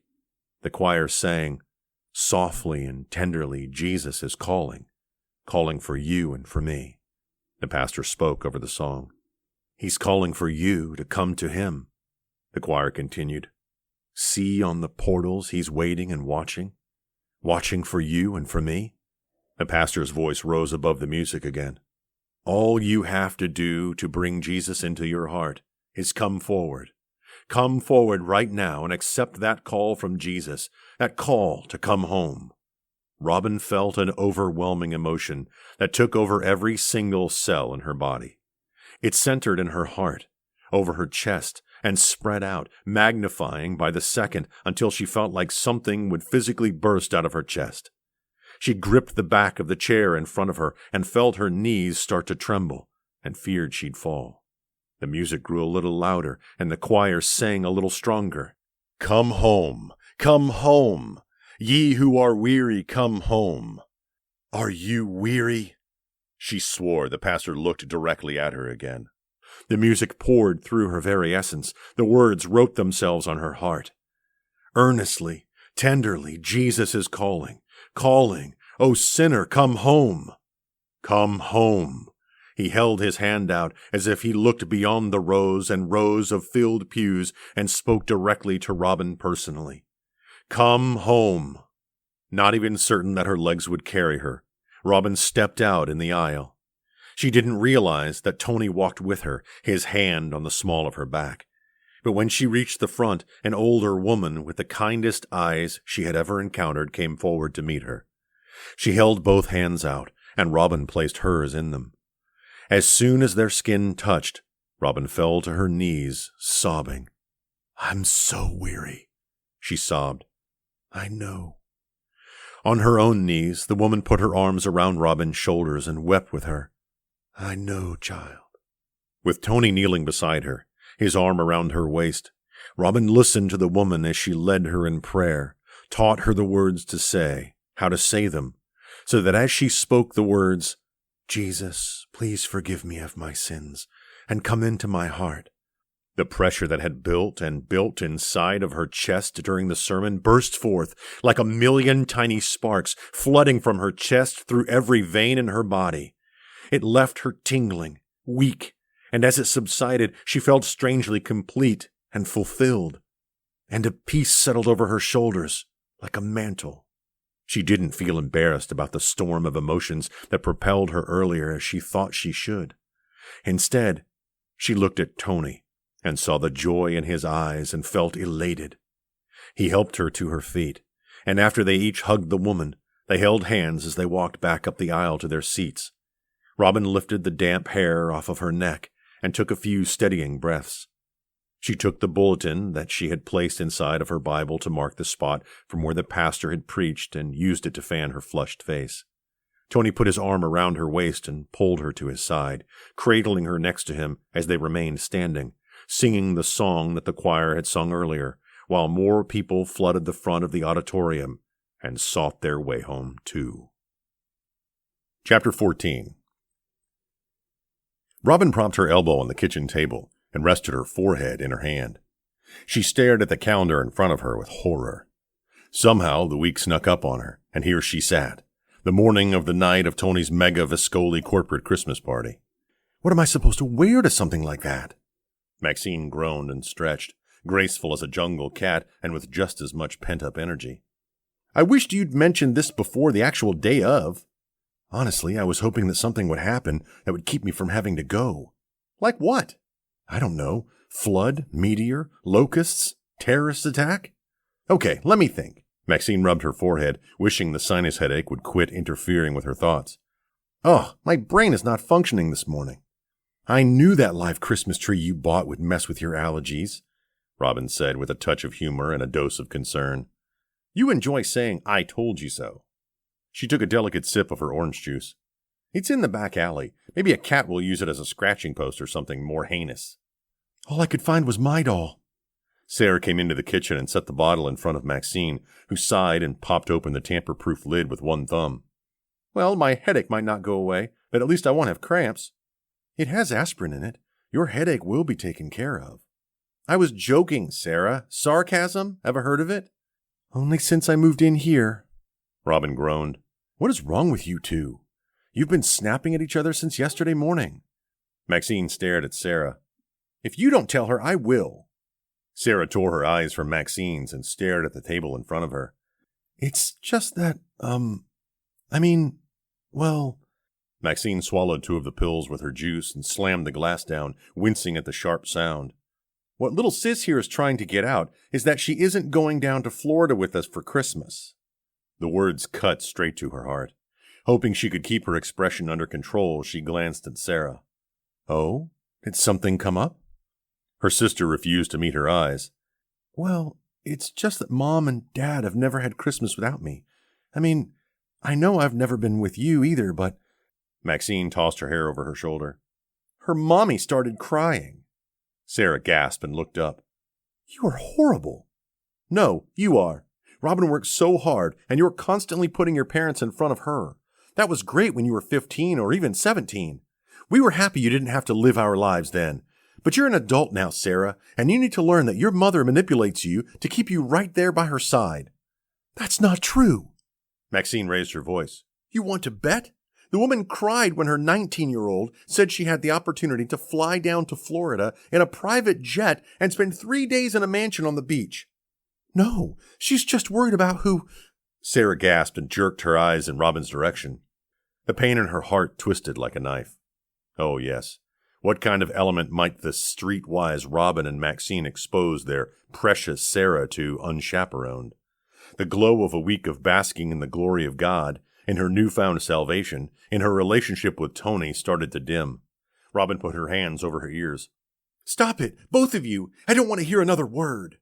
She stood slowly, feeling as if she turned to glass, and if she moved too fast she might shatter. Sarah, spend Christmas wherever you want. It won't be the same without you. But it won't be for your parents either. She looked at Maxine. Do you have plans for today? I think I've decided to buy a dress instead of borrowing one of yours, but I'll probably need you to help me pick one out. Maxine glared at Sarah one more time, then looked at her watch. No, I can't. I have to get some work done today. On Saturday? Yeah, because I'm flying down to Florida with you, and the presentation is on the 27th. Okay. She started out of the room, then stopped and turned. You want to come, Sarah? Sarah pressed her lips tightly together and shook her head. Robin hated shopping. She hated it with a passion. Her wardrobe had all the basics: jeans, sweatshirts, t-shirts. She could purchase them without much thought, and best of all, quickly. Christmas shopping got tackled with the same simplicity. Something silky or lacy for Maxine, something simple or cute for Sarah. Some wicked part of her mind taunted her with the thought that she needed to update her wardrobe for church functions and such, but she tried to drown it out and focus instead on the task at hand. As much as she hated shopping, she found herself in a dress shop in the mall a week before Christmas. Oh, that's right. In a dress shop in the mall a week before Christmas Day, buying a dress so she could attend a Christmas party and have everyone there wondering where they'd seen her before, then realizing they knew her as that waitress from Benedict's, all My Fair Lady'd up. She audibly groaned when she realized that she hadn't even thought about buying Tony a Christmas present. Great. Now she not only had to buy a dress, she had to buy a present for a man. What did one buy for a man, especially a man who seemed to own the whole world? May I help you?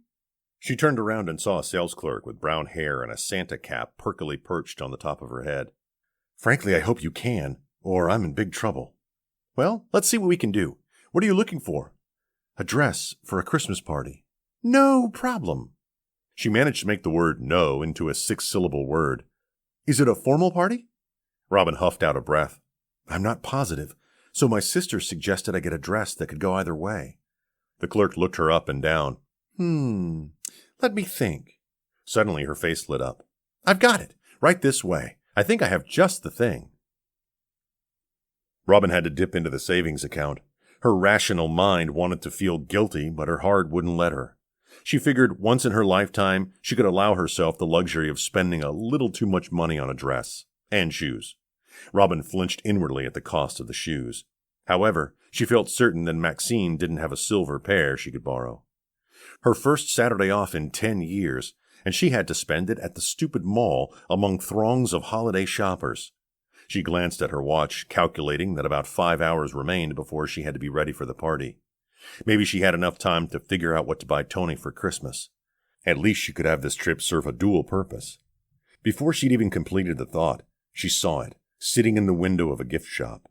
Robin stopped in her tracks quickly enough that the person behind her nearly bumped into her. A panther, carved out of some sort of black stone, stared at her through the shop glass. Despite the solid stone, the way the muscles bunched, the head tilted down at a slight angle, it gave the impression of movement, as if it had just spotted its prey and moved closer for the kill. Honestly, a more perfect gift didn't exist. She dashed into the store, terrified that someone would buy it before she could get to it. People packed the store, and it took her a good 10 minutes to find a clerk to take it off of the display and package it for her. As she left the store, she found herself cringing for the 10th time in the last 5 minutes. At least she no longer felt guilty about what she'd spent on the shoes. Robin quieted the numbers screaming in her mind. She forced herself not to care. She'd spent more money this afternoon on things other than necessities than she had spent in 10 years, and it didn't matter.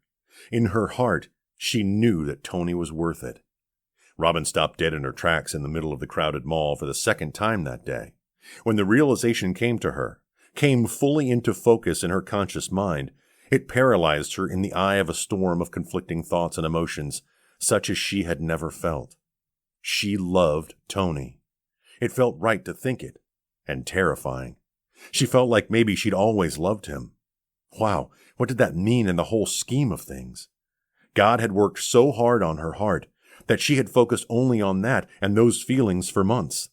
She spent almost her entire relationship with Tony running from the conviction of God that she had not even noticed how her heart had also turned toward Tony. As tears fell from her eyes, she silently thanked God for the revelation. Now what? Did she rush to Tony's side and confess all of these feelings? What if he didn't feel the same way? Wait, of course he felt the same way. Think of the way he treats you, she thought. Think of the way that he talks to you and smiles at you and touches you. Except that if he really did love her the way she loved him, why wouldn't he have told her by now? His confidence overwhelmed her sometimes. As holiday shoppers thronged around her and brushed by her, she analyzed it. He must have spent this whole time waiting for her to fall in love with God before he would allow himself to confess his love for her. She knew that they could not have a future if she never came to know Christ. In the week that followed, he had allowed her enough space to really soak in her newfound salvation and eternal security. He had spent their time together praying with her and teaching her and loving her the way that he always had. She could not believe it, but could no longer deny it. She really loved him. Her knees suddenly felt weak, and she looked around, spotting an unoccupied bench right beside her. She collapsed onto it before she draped the garment bag along the back of the bench and set the other bags at her feet. She'd just rest there for a minute. She needed to just rest. What should she do now? Wait for him? Throw herself at him and confess her undying love? Even the thought of that made her giggle. She put her hands to her face and felt the silly grin and shook her head at herself. Giddy in love. She wondered what would happen if she arrived at his office unannounced and suggested that he take her out to lunch. No, that plan wouldn't work. He had the big company Christmas party tonight, and he likely found himself embroiled with all sorts of details about that. Managers and directors from all around the company had flown in and would spend the morning checking into the hotel. She'd see him in a few hours. Maybe, just as she imagined how she would confess her love for Tony. Someone sat next to her. Hiya, Robin. She turned her head and managed a smile, though she sighed inwardly. Hi, Sandy. Doing some Christmas shopping? She hadn't seen him since the week after the bar closed down at Hank's. She always found it odd seeing a bar patron in full light. The shadows in the dim bar always hid the flaws, and in Sandy's face, she could see the damage of years of alcoholism. The vessels on his face had broken, leaving little red marks. The skin around his eyes looked puffy and red, and the whites of his eyes weren't quite white. She also noticed how much his hands shook. Actually, I was following you. A touch of cautious fear twisted her stomach, but she kept her eyes steady on his. She could handle Sandy. Oh, yeah? Why's that? He looked around him, his head moving in jerky movements. Why don't we go somewhere more private? No, I don't think so. He leaned closer to her, and she had to hold her breath to keep from gagging on the stench of old beer that permeated the air around him. You don't want to mess with me, little girl. She rolled her eyes and chuckled while she adjusted her bags and stood. What are you going to do to me, Sandy? Huh? Do us both a favor. Go home and sleep it off. He stood with her, and for the first time she realized how big of a build he had. He stood a good head taller than her, but he also had a huge, bulky frame. He leaned down until his nose practically touched hers. It's not what I can do to you, Robin. It's what my friends can do to your little sister. They're watching her right now while she's at her parents' in Framingham. I just found out she's at the kitchen table, the one with the blue tablecloth decorating Christmas cookies. The finger of fear turned into a giant fist, tightening up and trembling in her gut. She believed him, and it terrified her. Okay, let's go somewhere more private. He made a sweeping gesture with his arm, and she went ahead of him on stiff legs, through the mall to the parking lot. Not knowing what else to do, she headed for her car. The whole time he walked right behind her, half a step away, and her mind whirled while she tried to figure out what he wanted. She stopped at her car and turned around, waiting for him to give her further direction. He did nothing but stuff his hands in the pockets of his worn coat and shiver against the bite in the air. Robin didn't even feel the cold. Do you know who I am? He finally asked her. She lifted her chin. Should I? His eyes hardened. I don't know why I thought that drunk slut would have told you anything about me. He huffed out a breath and rolled his eyes toward the gray sky. I wouldn't have been caught if it hadn't been for her anyway. I wouldn't have to go to the pen for 15 years if she hadn't screwed up the deal so bad. Still, not to tell a girl about her daddy? Now that's just wrong. Robin gasped and took a step backward. She opened her mouth, but no words came out. Then those watery eyes looked back at her. Eyes the same color as hers had years of alcohol abuse not dulled them. He smiled, his teeth yellow against his pale skin. Ah, you're quick. Just like your daddy. I had to be quick. It's what's kept me from being caught this whole time. Somehow, she knew the answer, but she asked the question anyway. Caught for what? She whispered. He went on as if he hadn't heard her. See, I called her when I got out, thinking we could start all over. Man, she was a looker. But what a nagging... He paused and shook his head. I just scored big time, and we were going to hit it big. But she had that boyfriend she wanted to pull in on the deal. I didn't even know about him until we got back to the apartment. You can't even begin to imagine how angry that made me. The air burned in her lungs. Suddenly she could feel the cold and started shivering. She took another step away from him. You killed them? He stepped forward. He's the one who had the gun. He pulled it on me. I knew how to move back then and got it from him. The first shot was an accident. I swear it was. Then I had to kill her too, though. She knew who I was, and I wasn't going back inside. No way was I going back. He let out a shuddering breath. All that's water under the bridge. All in the past. He said in a calmer voice, I wanted to talk to you about the present. She dropped the packages on the ground, wondering if she could take him. Fear kept her frozen, and she knew she couldn't. She also knew she couldn't risk Sarah. What about it? See, here's the deal. He suddenly showed signs of nervousness, and that terrified her even more. I really worked on going straight, you know. I wasn't even going to tell you who I was. I figured you'd work the bar, and I'd get to know you, and in the meantime, I was doing whatever I could to keep it going, to have a roof over my head, and still be able to pay my tab. He calmed, grinned again. The problem is, the straight and narrow ain't never worked for me. I slipped here and there, nothing major, but a deal's a deal, you know. He fished a pack of cigarettes out of his pocket, and his hands shook badly enough that she wanted to take it away from him and get the cigarette out for him. Then the bar closed down, and I had all this free time. So, a few months ago, I got into something big, only I didn't know who I was dealing with, and they don't have a sense of humor about the money I skimmed off the top. I never touched the merchandise, never have. You gotta be stupid to touch the merchandise. I've always skimmed, though. Everybody does, you know, to cover expenses and whatnot. He paused long enough to light the cigarette. Then he leaned against her car and hooked his thumb in the pocket of his dirty jeans, as casually as if he discussed last night's football game. Now I'm finding myself in a bit of a jam. I have to come up with the money, see? All of it. She rubbed at a throb that had suddenly appeared above her eye. I don't have any money, Sandy. He made a sound in the back of his throat like a strangled cough. My name's Craig. Craig Bartlett. She spoke with extreme patience, as one would to a child. Okay, Craig. I don't have any money. He laughed, then bent over and coughed until his face turned beet red. He finally recovered and straightened. I know you don't. I also know that your boyfriend does. Ice clawed through her stomach and began working through her veins. What are you talking about? Oh, come on. You can't lie to your old man. I know. I've been watching. He straightened and flicked the cigarette away.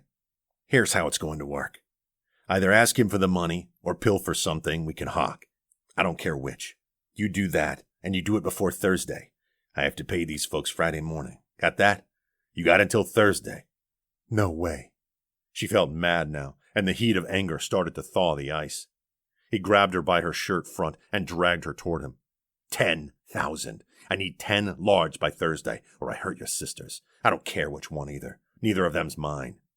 He pushed her away, and she staggered into her car. Thursday, he repeated, then stalked away, leaving her standing there in the cold. Chapter 15. The dress had the faintest of silver snowflakes sewn into the ice-blue satiny material. It had long, tight sleeves hemmed at the wrist with silver thread and buttoned down the front with silver buttons in different snowflake shapes from the scooped neck down to where the dress stopped just below her knees. When she'd put it on in the store, she'd felt elegant and beautiful. Tonight, she felt cheap and gaudy. Robin managed to get her hair piled on top of her head and styled into a mass of curls secured by a silver clip on loan from Maxine. However, when she tried to apply her makeup, tremors kept going through her hands, and she had to wipe it off and start over again twice. She added lipstick and stood back from the mirror. No one looking at her would know it had taken a full half an hour to apply the makeup, and only the facade mattered anyway. She took a deep breath and slowly released it before she reached for the necklace. Another loan from Maxine. The latch wouldn't catch, so she took another breath to try and steel her nerves, then tried again. Still nothing. It all started to overwhelm her, and suddenly her world began to gray and her heart started racing. Then she heard the knock on the door and let out a strangled cry. Steeling herself, she met her own eyes in the mirror and tried to give herself a little boost. Tonight was a big deal for Tony, and she could pretend she felt perfectly fine and dandy until tomorrow. Secure in her ability to control her emotions, but not sure how much time had passed since the knock, she quickly moved through the apartment and threw open the door. There stood Tony, clad in his tuxedo, looking gorgeous and strong. Her eyes met his, and some calm returned. Just remember the facade, she told herself. This night belonged to Tony. Wow, he said. You look absolutely beautiful. More than beautiful. Amazing. She smiled and fought back the sting of tears. Thank you. I actually went shopping this morning. You have both beautiful eyes and a good eye, Kara, he said with a smile. Problem? He asked, gesturing at the necklace that she still clutched in her hand. Yeah, the latch isn't working, or my hands aren't, one of the two. He picked up the necklace and made a show of inspecting the latch he'd personally had Maxine rig, while her spicy perfume wafted up and assaulted every sense he had. His hands shook, and he thought about them all alone in the apartment. Then he thought about the hundreds of people waiting for him at the hotel, so he turned her toward the mirror by the door. When she felt the cool metal go around her neck, she kept her eyes downcast, trying to find a way to get through the night. There, he said. All fixed. Thanks. I don't know what was wrong with the stupid... Her hands touched the choker as her eyes flew up to the mirror. She stared at her reflection with wide eyes before she slowly raised them to his. Tony, Tony kissed the side of Robin's neck just below her ear and smiled. It's perfect, he murmured. You're perfect. He turned her gently but firmly, and he deliberately took her mouth with his. The slow, languid kiss made her sigh. The sound vibrated through him. She stepped closer and wound her arms around his neck. A spark of desire ignited and spread through her middle. He abruptly broke contact and took a slight step back. Robin closed her eyes and rested her forehead on his shoulder. You need to quit giving me gifts like this. He grinned and trailed a finger down her sleeve, over the pulse in her wrist, and back up again. Why? Because I don't want you to think that I expect it. She raised her head and gripped the lapels of his coat and looked at him with eyes so intense they glittered. That's not why I'm with you. I don't care about the jewelry or the money. His eyes sobered as he tilted his head and looked at her. I know that, Robin. She jerked away and reached her hands behind her neck, fumbling with the clasp. People will see me, and they're going to think... Stop! He grabbed her wrist and jerked them down. What does it matter, huh? He rolled his eyes over her head and muttered under his breath, "Si un piccolo testardo." She'd started working on learning Italian, and her eyes widened while she fought to keep up with the words as he rattled them out. Did you just call me a little pig? Pig-headed. I called you pig-headed because I've already made it clear that I don't care what others think. People will... So what? He realized the level to which they'd raised their voices and took a deep, steadying breath. We know. You and I know. Us. God knows. That's all that counts. She breathed in and out, concentrating on fighting off the panic. Okay. Another breath, in and out. She nodded. Okay. I'm sorry. I guess I'm just nervous. He smiled and kissed her one more time. Everyone will love you, like I do. He silently added, I have no doubt. Wanting to lighten the mood, she pushed away and grabbed her clutch bag. She pulled out her lipstick tube, intending to repair the damage of his kisses. Except those who call me a pig. He laughed and kissed the top of her head before gathering her coat from the back of the couch. The exact translation was, "You're a little pig-headed fool."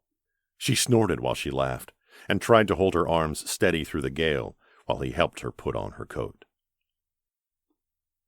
Barry watched them walk into the ballroom arm in arm, the tall, dark Italian with the cool, slim blonde.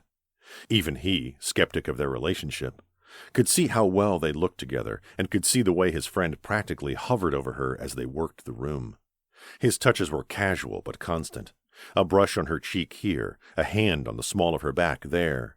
And Barry relaxed further when he saw how Robin responded, how she leaned into Tony or smiled a smile just for him.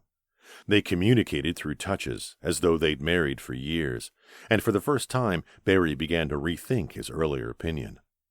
Deciding that he'd observed from a distance long enough, he headed in their direction. The party consisted of all of the people who ran the individual companies of Viscoli enterprises across the country, and their spouses or companions, not only because Tony put on a good party, but because there existed an implied mandatory nature of the event. Part of the annual budget for the party consisted of the airplane tickets and lodgings. They all knew Barry, and several accosted him with different legal questions. At one point, he lost sight of the couple while he talked to a manager and his DJ wife from a West Coast radio station Tony owned. Finally, though, he managed to make it to them. They stood in a corner alone for the first time since arriving. Barry watched Tony turn his head and whisper into her ear before he looked up and saw Barry's approach.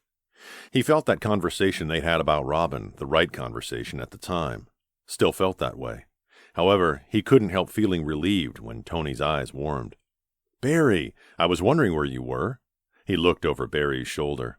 "Where's Jacqueline?" Barry looked at his watch.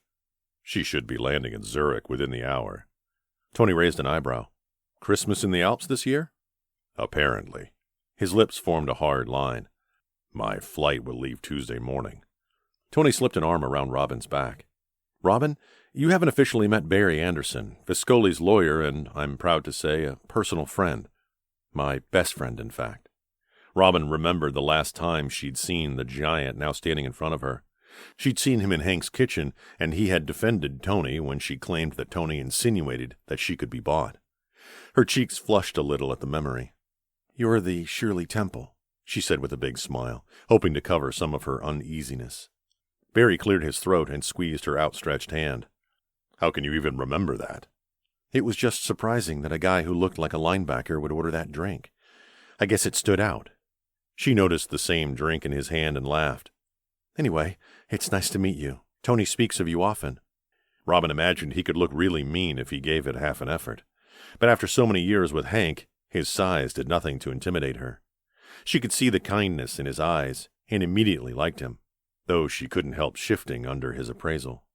"I wouldn't have recognized you if I hadn't known who you were," he said, finally releasing her hand. She gestured at the dress. "Well, it's a far cry from a tuxedo shirt and slacks." She leaned closer to him. "But I'll confess that I'd be more comfortable." She shifted her feet in the silver heels, "especially in those ugly shoes. I miss my ugly shoes." The longer Barry spoke with her, the further Tony relaxed. He checked his watch. "It's about time for me to give my yearly pep talk." He glanced around the room until he made eye contact with someone and nodded. "Why don't you two go sit at the table and we'll get the party started?" Robin hooked her arm through Barry's. "How uncouth would it be for me to kick my shoes off at the table?" "Your feet don't smell, do they?" "Of course not. My nose smells. My feet walk." Barry patted her hand while Tony followed behind them. "In that case, anyone who wants to say anything will have to come through me." She laughed and glanced back over her shoulder at Tony. He looked so relaxed, so at ease, and she vowed to keep the simulated smile solidly on her face, no matter what. Silence cloaked the interior of the limo while Robin toyed with the choker around her neck and stared out of the window. Tony stayed quiet himself, choosing to just watch her while the car cut through the quiet streets. He'd known something had weighed heavily on her earlier in the day, and had assumed it nerves from the party the main culprit. But as the evening wore on, he watched her become more and more tense. He watched all night, and whenever he hadn't seen her actively engaged in speaking with someone or laughing just a second too long at something someone said, her face sobered up, and a few times she appeared on the verge of tears. Neither spoke when the car pulled up to her apartment building, or when the driver let them out.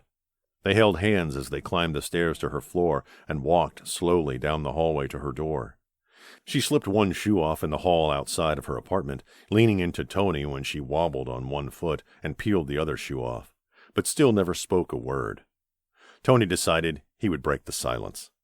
He took her key from her and unlocked the door, but didn't open it. "May I make an observation?" he asked, leaning against the wall by the door. Robin raised her eyes from the ugly green and orange design in the carpet to look at him. "Sure. You wouldn't be able to play poker. Every single thought you have is written all over your face the very instant you think it." Her head started spinning. She smiled a smile that hurt her face and stepped forward to run a finger over his bow tie. "Then you should know what I'm thinking right now," she said. He covered her hand with one of his and waited until she raised her eyes to look at him. "Yes, I can tell what you're thinking now. I know you're trying to distract me because something is seriously bothering you, and I know it's something important." She raised an eyebrow. "Can you also tell that I don't want to talk about it?" He closed his eyes and sighed before looking at her again. "I wish you would." He didn't resist when she pulled her hands out from under his. Framing his face with her hands, she kissed his unyielding lips. "I don't know how." She tried to kiss him again, but he didn't give in. Finally, she stepped back. "I really wanted to wait until tomorrow. This was your big night." She opened the door and stepped into her apartment. "Can you please come in?" After a moment of hesitation, he stepped inside. In the late hour, the apartment lay dark and silent. Robin knew her sisters lay sleeping in their shared room, so she kept her voice low as she and Tony sat on her love seat, their bodies turned toward each other. "Would you mind terribly if I said I didn't really want to go to Florida?" Tony reached out and took her hand. "Your hands are like ice," he observed, sandwiching her hand between both of his, sharing his warmth. "Depends. Would you go if I said I had to go, regardless?" She stared at his face, his handsome face, his beautiful face, and thanked God for giving him to her. "I want to spend Christmas with you, but Sarah can't come." She felt the sting of tears in her eyes. "I really need to go. I've been neglecting it, but it can wait until after the holiday, cara mia. I will spend Christmas wherever you are." Relief immediately flooded her heart. He frowned at her. "What is wrong, cara?" Robin felt the tears flood her eyes and spill down her cheeks. She ripped her hand from his and scrubbed at both cheeks. "I'm afraid to talk about it," she sobbed. He pulled her close. "I can't fix it if I don't know what it is." Overwhelmed, Robin couldn't hear the love in his voice, didn't feel the security of his arms. She just knew he would regret starting this relationship with the daughter of a murdering extortionist. "You're going to hate me." She felt his deep intake of breath and the slow release. "I can assure you that I will not hate you." He kissed the top of her head and pushed her back so that he could frame her face with his hands. She looked up at him, at his face, and could see the sincerity in his eyes. "Listen to me. Whatever it is, between me and God, we can fix it. You just have to talk to us. Trust him, and trust me. But don't despair. Despair." How could he have worded it more perfectly? She pulled away from him and launched to her feet. Needing to move, she went into the little kitchenette and poured them each a glass of water. Glad to have something to do with her hands, she returned to the living room and set the glasses on the coffee table, but did not sit down. She briefly left the living room and went to her room. The bags she'd brought in the previous afternoon still sat on her bed, a carnage of hangers and boxes and tissue paper left over from her getting ready for the party. She searched through them until she found the one from the gift shop. She wished, now, that she'd taken the clerk up on her offer to wrap the gift. But she wanted to do it herself. Now its package would have to serve as the bag. When she returned to the living room, she found Tony standing by the couch. She set the bag on the coffee table and sat down. "This is your Christmas present," she said, pushing it toward him. "I'd like for you to open it now." She could sense his irritation and impatience. "Christmas is a week away." She blinked and continued, as if he hadn't spoken. "I was almost desperate. I mean, what do you get someone who has everything? I knew it had to be something special. Then I saw it." He stared at the bag. She waited 10 seconds, then 30, then 60, wanting to rip it open for him. Finally, with a lukewarm smile and leisurely movements, he sat back down on the couch and reached for and then opened the bag. Tony lifted the panther out and tossed the bag somewhere behind him before gently setting the sleek black cat on the table in front of him. He ran his hand along its back, tracing the line of muscles that looked ready to spring. When he finally looked back up at Robin, His eyes nearly matched the color of the stone. She almost gasped. He didn't speak, just looked back down at the statue. Then he took a sip of his water. She cleared her throat. It reminded me of you. His eyes flew back up to hers, and she hurried on to get out what she had to say. Its strength is there, shimmering just under the surface, but it's contained, controlled. You're like that, you know. I really can't explain it. And those eyes, so intense they're nearly scary. His hand ran along the back of the statue again. Thank you, Robin. On the bar between the living room and kitchen, she spotted one of her tins of peppermints. She moved over to the bar and opened it. My father was put in prison for cocaine trafficking when my mother was pregnant with me. She pulled a peppermint out of the tin and toyed with it before putting it in her mouth and sucking on it. She was a horrible woman. I can't even begin to describe it to you. When Robin looked up, she found him watching her intently, staring. Well, maybe I don't need to describe it to you. Maybe you already know. Nothing on his face changed, so she continued. She was abusive, loud, harsh, neglectful.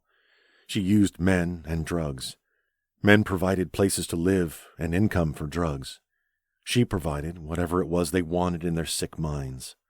My earliest memories were hiding from her, or the boyfriend of the week, and holding Maxie, then holding Maxie and Sarah. I remember cowering in this dark closet, cradling Maxie to me, praying she wouldn't wake up and give away our hiding spot. I couldn't have been much more than 3 or 4, and the noises coming from the outside of the closet. She cleared her throat and then looked back down at the little metal tin. When I was 15, my mother and her boyfriend were murdered. Finding some reserves of courage, she looked at him again. He was a really bad guy. She cleared her throat again and rolled the mint on her tongue. He would come to my bed at night after Mom passed out, and her breath hitched and she stopped speaking. Tony's eyes came to life as if someone had flipped a switch. Heat burned behind them, and his jaw set like iron. In that heartbeat, she knew that if her father hadn't already killed the man, Tony would have hunted him down. She didn't know how she felt about that, so she didn't finish the sentence. We were all back in that closet. It wasn't the same closet, but they were all the same, really. Dark, smelly, sometimes there were things in there scurrying through the walls or on shelves above our heads. I'd taught Maxine and Sarah how to hide, how to get way back in the back against the back wall. Out of sight, out of mind, you know. He was trying to get me. My mother had left hours before, and by then he was good and drunk, and he decided he wanted me to scratch an itch. Robin spoke as if the events she related had happened to someone else. Occasionally she sucked on her peppermint, letting the cooling mint soothe her taste buds, as if she wanted to cleanse her mouth of a bad taste left behind by speaking about those memories. I managed to kick him in the groin and ran to the closet. I hadn't been in there long when we heard our mother come home. She had another man with her. There was an argument, and then gunshots. Then it was so quiet. I felt like I couldn't breathe, and Maxie and Sarah were so strong and so good. Her voice hitched, and for a moment, just a moment, she was 15 again and trying her best to protect those 2 precious children. When the police found us and pulled us out of the closet, we learned that our mother and her boyfriend had both been shot dead. Sarah got adopted. Maxie and I made it in the system. The first place was bad. Another dark memory surged to the surface, but she beat it back, a memory for another time. Maxie and I were separated, and I was put in a girls' home. I ran away when I turned 18. Hank gave me a job, and he helped me get Maxine out, helped me keep her safe. Eventually, I got visitation with Sarah, and for 1 hour a month my family was together, and I never really gave my mother much of another thought. I knew I would do anything in my power not to be like her, not to be used like her. All these years, and I never even cared who killed her. She sat again, folded her hands in her lap. Really, it was kind of a relief. Tony reached forward and covered both of her hands with one of his. Why haven't you ever told me this before? With a weak shrug, she said, It's one thing to pull yourself off the streets and become what you've become. It's another to be a victim your entire life. That's why I did what I did, Tony. I got Maxie and I supported her. Then I put her through college. I worked my tail off so she wouldn't ever have to be like our mother. She can count on me, and she will never need a man to survive." Robin watched Tony's eyebrows raise as he took in this concept, this motivation. Then I talked Sarah's parents into letting me help her. It was hard and exhausting, and there were times I just wanted to cry and cry because I was so tired and tuition and books cost so much and they needed to be secure. "But you didn't cry." She shook her head. "I couldn't. That would have been the ultimate feminine weakness. Cry when the chips get you down." She turned her hand and linked his fingers with hers. He raised their joined hands and placed a kiss on the back of hers. Her heart did a flip-flop at the gesture. What else? There's more. "This afternoon at the mall, an old bar regular from Hank's approached me. He's a little annoying, but I never gave him too much of a thought. He paid his tab every night, and other than trying to hold my attention too much, he was nothing to me. A nobody." She pulled her hand from his and stood again, then started pacing. "He told me—" Her breath hitched, and she spun around and looked at him. "He told me I had to go with him. He told me he had friends, that they were watching Sarah. He even described the room she was in." Tony straightened. "Go on," he said in a tight voice. "He took me out into the parking lot. He...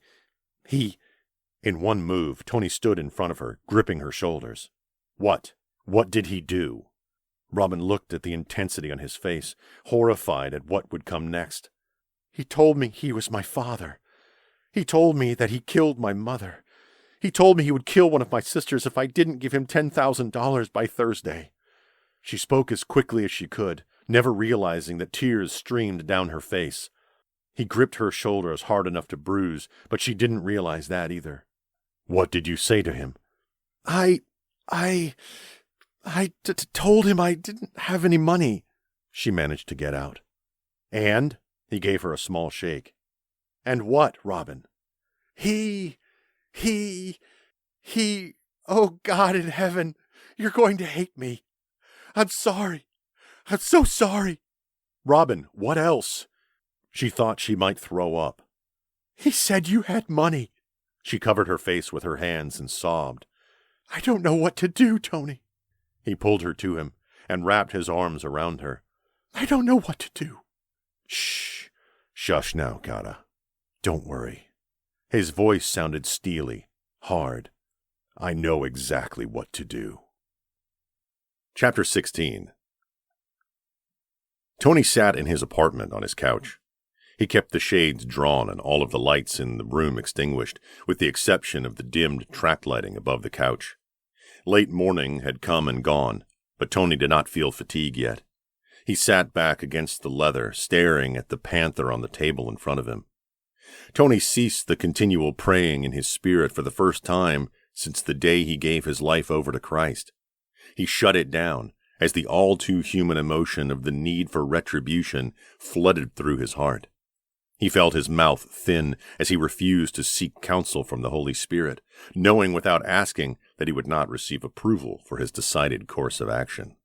He had finally managed to soothe Robin out of the panic that caused her hysteria and calmed her down, assuring her that he did not hate her.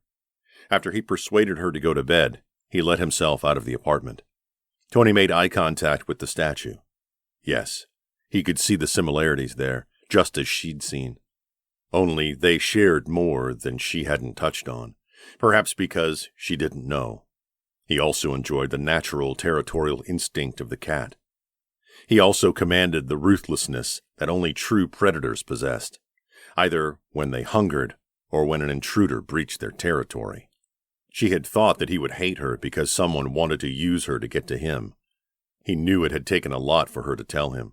Robin wasn't the type of woman who would easily turn to someone, anyone, for help.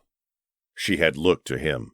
That meant more to him coming from her than a declaration of love would ever mean. He would take care of it. He would take care of her. Just as the panther in front of him would handle any foe that foolishly encroached upon his territory.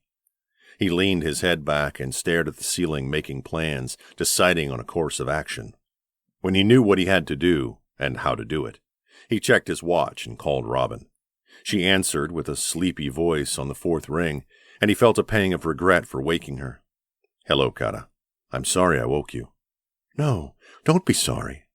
He could hear the shifting of the bed covers and could picture her sitting up in bed. I only wanted to ask if you could meet me at church. If not, I could send a car for you. But I have an errand to run and won't be able to get to your side of town. No, that's okay. I'll drive. He smiled so that she would hear it in his voice. Wonderful. I can't wait to see you. They said their goodbyes and he hung up the phone. With a last glance at the predatory cat on his coffee table, he stood and moved to his dressing room to prepare for the day. Tony headed deep into his old neighborhood, driving slowly. As he passed the church, he noticed that the parking lot had a scattering of cars in it already. He knew he had another 30 minutes before time to greet students in his classroom. At the moment, he couldn't even remember what he planned to teach that morning. Instead, he focused on the task at hand. He turned at the corner, drove another quarter of a mile, then turned down another street, relishing in the dark thoughts that surfaced as the memories assaulted him. He needed dark thoughts right now. He pulled up to the curb in front of a dilapidated building. As soon as he stepped out of the car, a group of teenagers surrounded it. Cars like that, shiny black sports cars that cost more than 90% of the country could afford, just didn't park in front of this building. He picked the one with the meanest eyes and stabbed his gloved finger at him. You. He pulled a bill out of his pocket. You see this? He asked. The kid sneered and nodded at the $100 bill Tony held. You get 10 of these if this car is exactly the same when I come out. Why should I trust you? Tony shrugged. The same reason I'm trusting you. He walked inside without a backward glance. He didn't even bother to lock the doors on the car. The door opened at 8:45 on a Sunday morning. Jake's bar stayed open 24 hours a day, 7 days a week, and Tony had a strong feeling that he would find the person he sought here. He removed his dark shades just as he walked inside to start the process of letting his eyes adjust to the murky darkness within. It took real effort to keep his nose from curling at the stench of a bar where spilled beer rarely got mopped up, and most of the patrons didn't care whether they'd showered that week or not. His eyes scanned the room, noting the possible conflicts and searching for the familiar face. He found him at the far end of the bar with an unlit cigarette dangling out of his mouth and greasy hair falling into his eyes. The bartender paused and watched him walk the length of the room, measuring him up. Tony met his eyes, and finally, recognition dawned on Jake's face. Once recognition hit, he grinned, choosing, Tony guessed, to ignore the fact that the last time he'd seen Tony, he'd told him he'd kill him if he ever saw him near his joint again. Money and influence coaxed a lot of people into bouts of amnesia. Well, well, well, Jake said. Look who decided to grace my doorway again. What can I get you, Tony? Whatever he's drinking, he said, gesturing at his target. He reached the end of the bar and leaned his hand on the grimy surface, trapping the weasel in front of him in the corner. Hi, Billy. Remember me? Nervous eyes darted up and down again. Yeah, sure. Who doesn't? You're a neighborhood legend. Billy's eyes darted around, perhaps looking to see if Tony had brought along any muscle. What you doing here? Who says I can't just drop by and catch up with old friends? He ignored the glass that Jake slid toward him and leaned closer. I never forget anyone who ripped me off, Billy. I distinctly remember you ripping me off. Billy's eyes skirted around, never resting on Tony. What does it matter to you anyway? You got out. You're living high and mighty now, right? He pulled out a $50 bill. Seems like you ripped me off for 10 times this amount, didn't you, Billy boy? Ah, man. He grabbed Tony's drink and downed it in one swallow. Tony looked up and nodded for Jake to pour another one. What you want, man? Just get to it without the games. Tony leaned closer. I need info. I also need someone to spread some info around. I don't know nothing. You owe me. Don't forget that. He reached into the pocket of his overcoat and pulled out a wad of 50s. And I pay. Twice this much if you do it right. Billy stared at the money, his eyes bugging like a strangled mouse. Okay. He nodded, reminding Tony of a chicken. Okay, what you need to know? I need to know who Craig Bartlett owes. What makes you think I know? Billy, you know everything. Your slimy little ears are pressed to the ground more than anyone else's. He raised an eyebrow. Unless you've lost your touch. Billy stared at the bills and licked his lips. Okay. Word is he owes Junior Mills. Who's Junior Mills? God, man, you've been gone too long. He took the fresh drink and swallowed it all. Old man, Jacob Mills, bit the dust years ago. Apparently, some of the local bulls gave him a free stick therapy session, and he saw the light long enough to recall the names of some southern gentlemen. After that, I hear his shoes got heavy and pulled him to the bottom of Boston Harbor. Tony felt a pang of the past. He had once worked for Jacob Mills, stole a few cars for him. Who could have foreseen that Jacob's untimely end would come at the hands of some South American drug lord? Billy still squealed. And Junior took over. He's meaner than his daddy could ever have hoped to be. Can't stand a cop. Just as soon plug one as pay him off. Word is, Bartlett skimmed off the top of a deal and Junior blew him a kiss. Tony shrugged. Everybody skims. Cost of doing business. Billy looked like he had no idea what to do with his hands. I guess it depends on who ends up with the 20 and who ends up with the 80. 80% of the take? Jacob would have used the guy to fertilize his lawn. Yeah, Billy agreed sagely. But Junior isn't as nice as his old man was.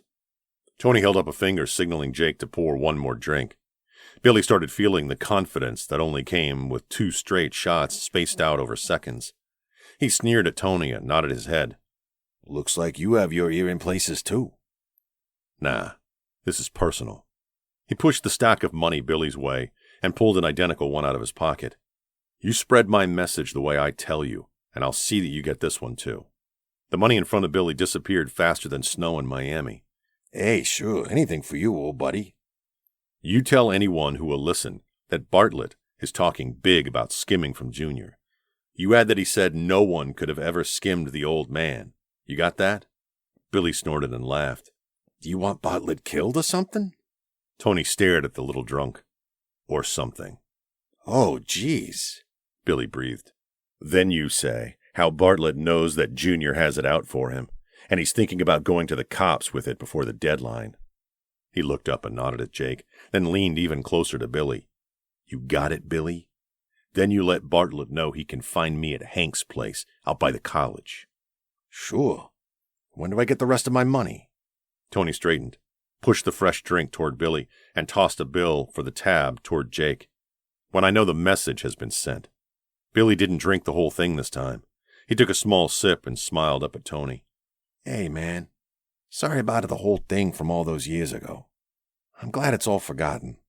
The only way we're square, Billy, is if you do what I ask you. Otherwise, I may start holding you in the same high regard I have for my good friend Bartlett. He pushed away from the bar. Sure, Tony, sure. I'll spread the word. Ciao. He slipped his glasses back on as he pushed his way outside. His car had remained in its original position, and the kid with the mean eyes leaned against the hood.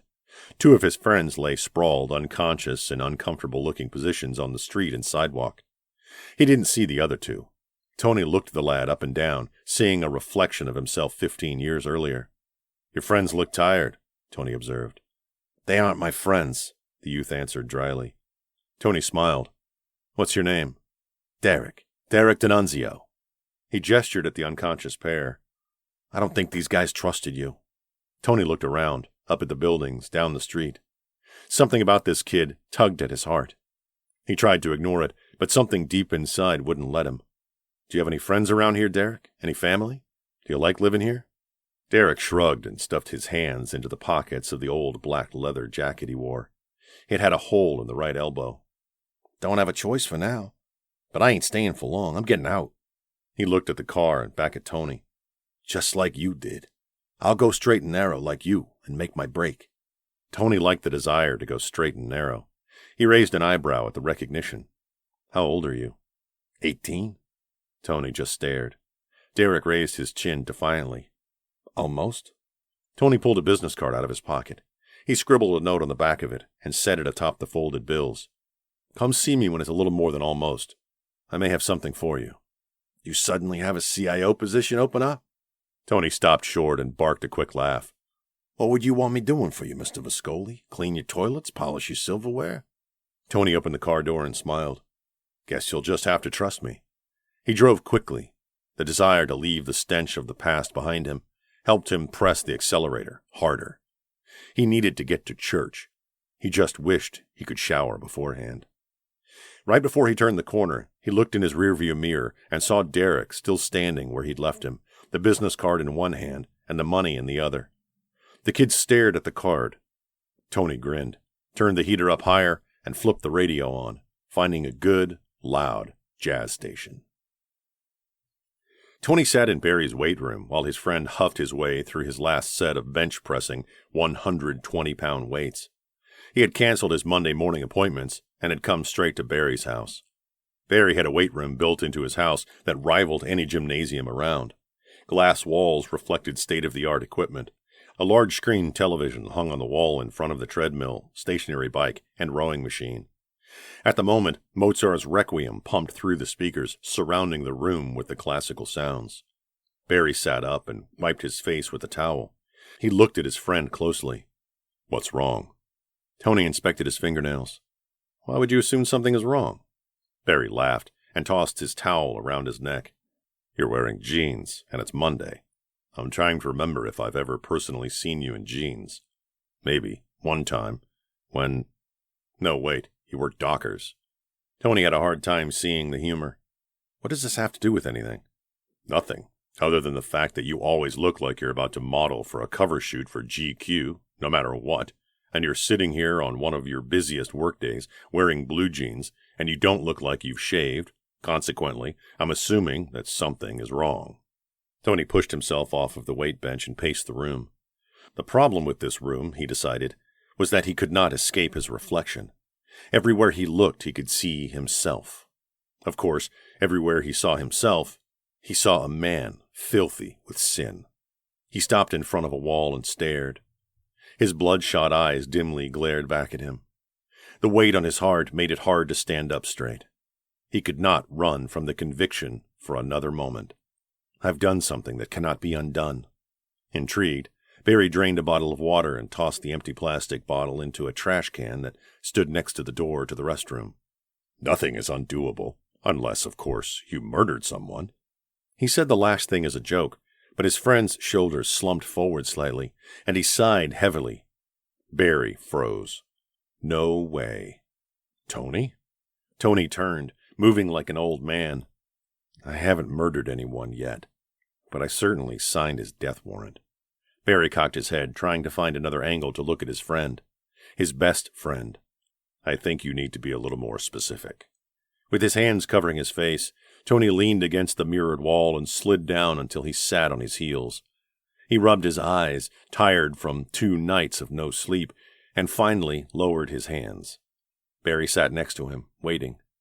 Tony took a deep breath and plunged forward, telling Barry about Robin's story and his own trip to the old neighborhood.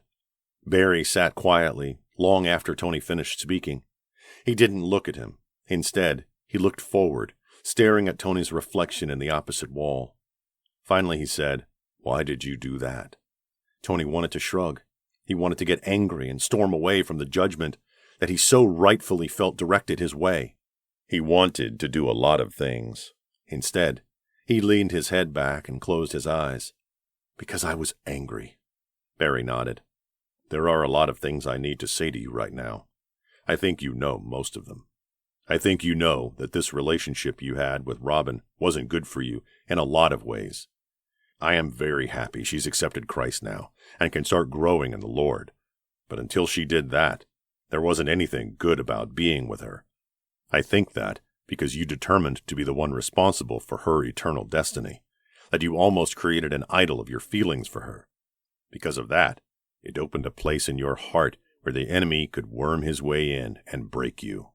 Tony felt every single word as if Barry stabbed his heart with an ice pick, at every syllable. He spoke the truth, and Tony knew it. Barry continued, "You are a powerful force in God's kingdom, Tony. You have money, influence, prestige, and you pour it back to God without hesitation. You know as well as I know that you are a constant target, and for some reason when this woman came into your life, you seemed to forget that." Tony rolled his head until he looked at Barry directly. Barry's mouth thinned in a disapproving line, then relaxed again. His next words surprised Tony. "The awesome thing about God is, then He is a forgiving God. If you repent, your slate will once again be wiped clean. Emotions clutched Tony's throat, and he felt his eyes burn. He shoved the heels of his hands against his eyes. That doesn't change this. No, it doesn't change this. They sat in silence for a long time. Tony's emotions slowly overwhelmed him, until he rocked forward and landed on his knees, then continued forward until he bowed in humble posture before God. He didn't realize he'd begun praying out loud until he felt Barry next to him, praying along with him. He prayed for forgiveness first and foremost. Then he prayed for help. He begged God to help him figure out what to do next, how to fix it, how to set it right.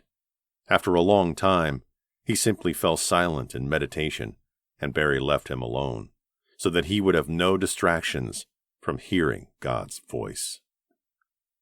Chapter 17. Robin stood in her office and stared at a framed picture of her and her sisters. She didn't put it there, so one of them must have. A friend of Maxine's had snapped a picture of them at Maxie's college graduation party. Robin tilted her head and tried to look at it from maybe another angle, but it still looked the same. They looked like three perfectly normal women. They didn't look like the offspring of a murderer, a drug dealer, a prostitute. They just looked normal. She turned back to face the room and saw Barry look at his watch. Tony sat in her chair behind her desk, where she had insisted that he sit, spinning his gold pen on her blotter. They had spent the last 30 minutes praying together, praying for help, wisdom, strength, courage. Since ending the prayer, though, no one had spoken. The silence in the room hovered heavy and thick, and she really couldn't stand it much longer. "Tony said you're going to the Alps for Christmas," she asked of Barry. His head shot up, and for a moment his eyes did not focus on her. When they did, he smiled slightly. "My wife enjoys travel. I guess the Alps are this year's hot spot for Christmas." He said it with a twist to his lips. Years of public service had taught her well how to read people, and she thought better of pursuing the conversation. "Tony invited me and my sisters to go to the Keys with him this year, but we can't go." "Yes, you can," Tony said. She looked at him and shook her head. "No, remember? I told you that Sarah can't go." He waved a hand. "She's going to come and then leave on Christmas Eve. It's already taken care of." Robin ran her tongue over her upper lip. "That's an awful lot of flying for your pilot." "He's a pilot. That's what he does. He's complained I haven't flown him as much as usual this year." His eyes warmed. "I've been sticking too close to Beantown." Robin flushed, knowing that he had adjusted his schedule so much for her. Tony laughed. "Besides, he was already flying back because his family is here, so she's just catching a ride with him. We'll stay until the day after Christmas, like we planned." Barry surged to his feet. "How can you two just chit-chat idly by when—" A knock at the door interrupted him. At Robin's beckoning, the hostess popped her head in. "There's someone out here asking for you, Robin."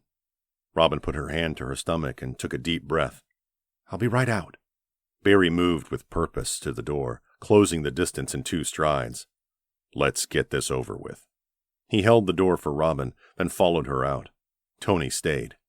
He murmured once they entered the hallway leading to the dining area. "You just look at me if you need help," he said, pausing by the huge Christmas tree that stood in the corner next to a grand piano. Robin pressed her lips into a thin line and nodded stiffly. The hostess had seated Sandy, Craig, where she'd asked her to, and she had a clear view of him. He hadn't seen her yet.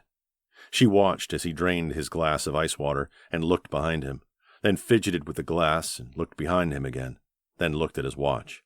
"You'd better get over there," Barry said. "I hope this works," she said, and started walking.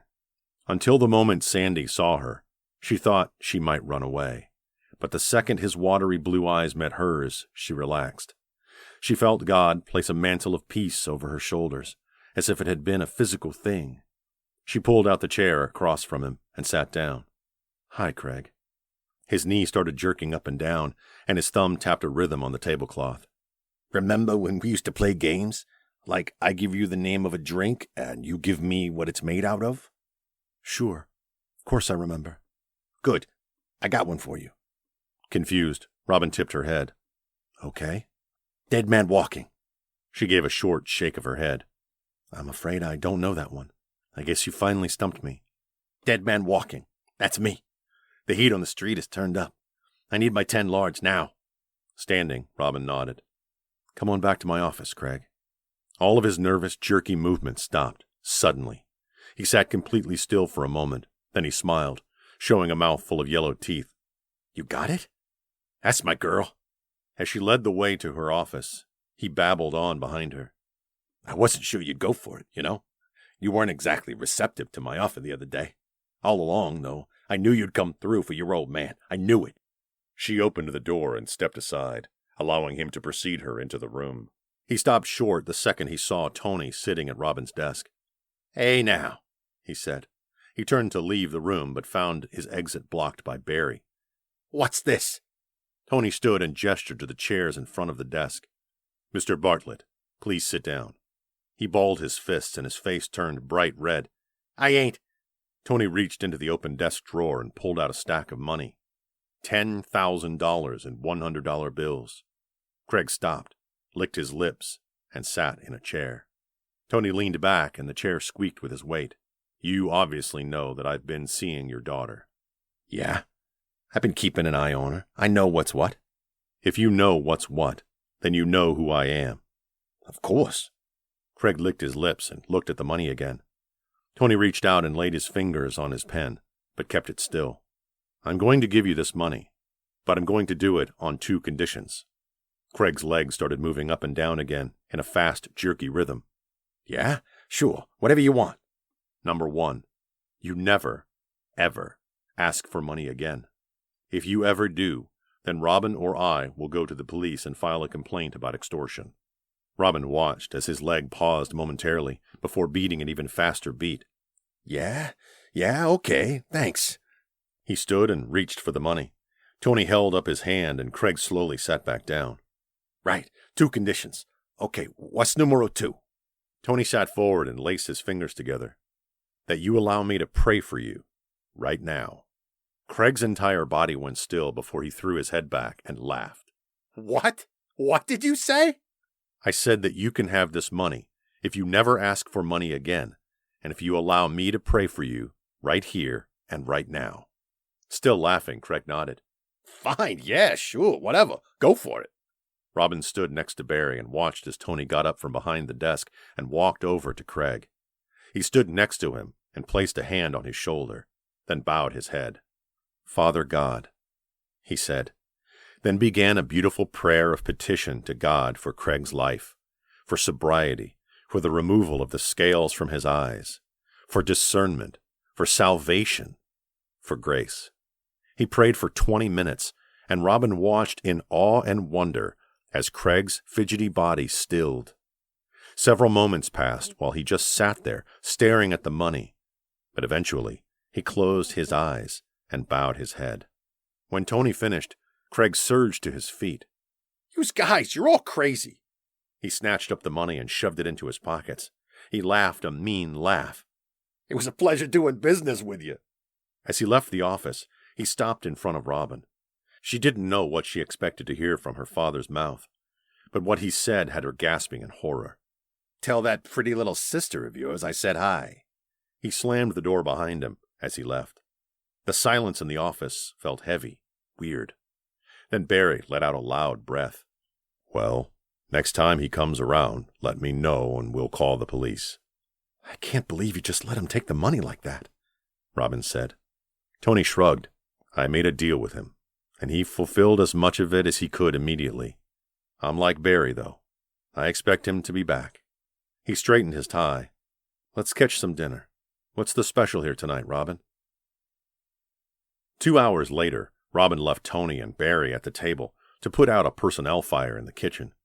After settling the argument between Casey and a sous chef and soothing the chef's hurt feelings, she went back to the dining room and stopped short, her heart in her throat, when she saw Craig standing next to Tony's table.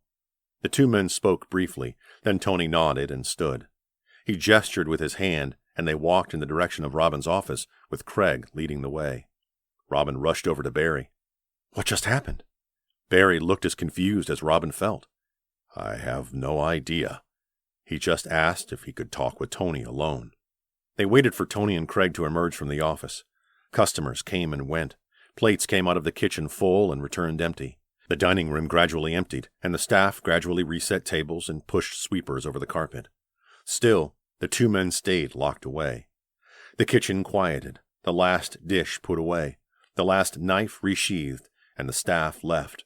Robin and Barry waited. Sitting in the hallway outside of the office, Robin and Barry played a game of Go Fish, while Robin asked Barry faith-based questions, trying to learn as much as she could. Hyper-intelligent, Barry knew a lot of information right off the top of his head, and the more questions she asked, the more questions she had. When the door to the office opened, they surged to their feet.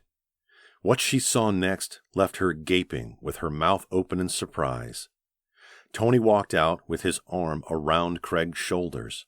The older man's tear-stained face practically glowed. She hardly recognized him as the same man. Tony gestured to Barry. "He'll help you with everything from now on," Tony said. Barry put his hand in his pockets and raised an eyebrow. "Oh? What's going on, brother?" "It would seem," Tony said, "that Craig here suffered from some enormous conviction after leaving here. He took the money to Mr. Mills, and on the way back to his apartment, he had a breakdown, followed by an epiphany." "I was a sinner," Craig said. "Tony here, he really knows how to pray, and I couldn't get his words out of my mind." Confused, a little nervous, a little happy, Robin gave a small laugh. "Really?" She smiled at Tony. "I hadn't noticed." "Craig came back and asked to speak to me privately. When we got to your office, he wanted to know more about God and wanted to understand his conviction." Tony moved until he could put an arm around Robin's shoulders. "We prayed for quite some time. Then Craig came to know Christ." Robin gasped in surprise. "What?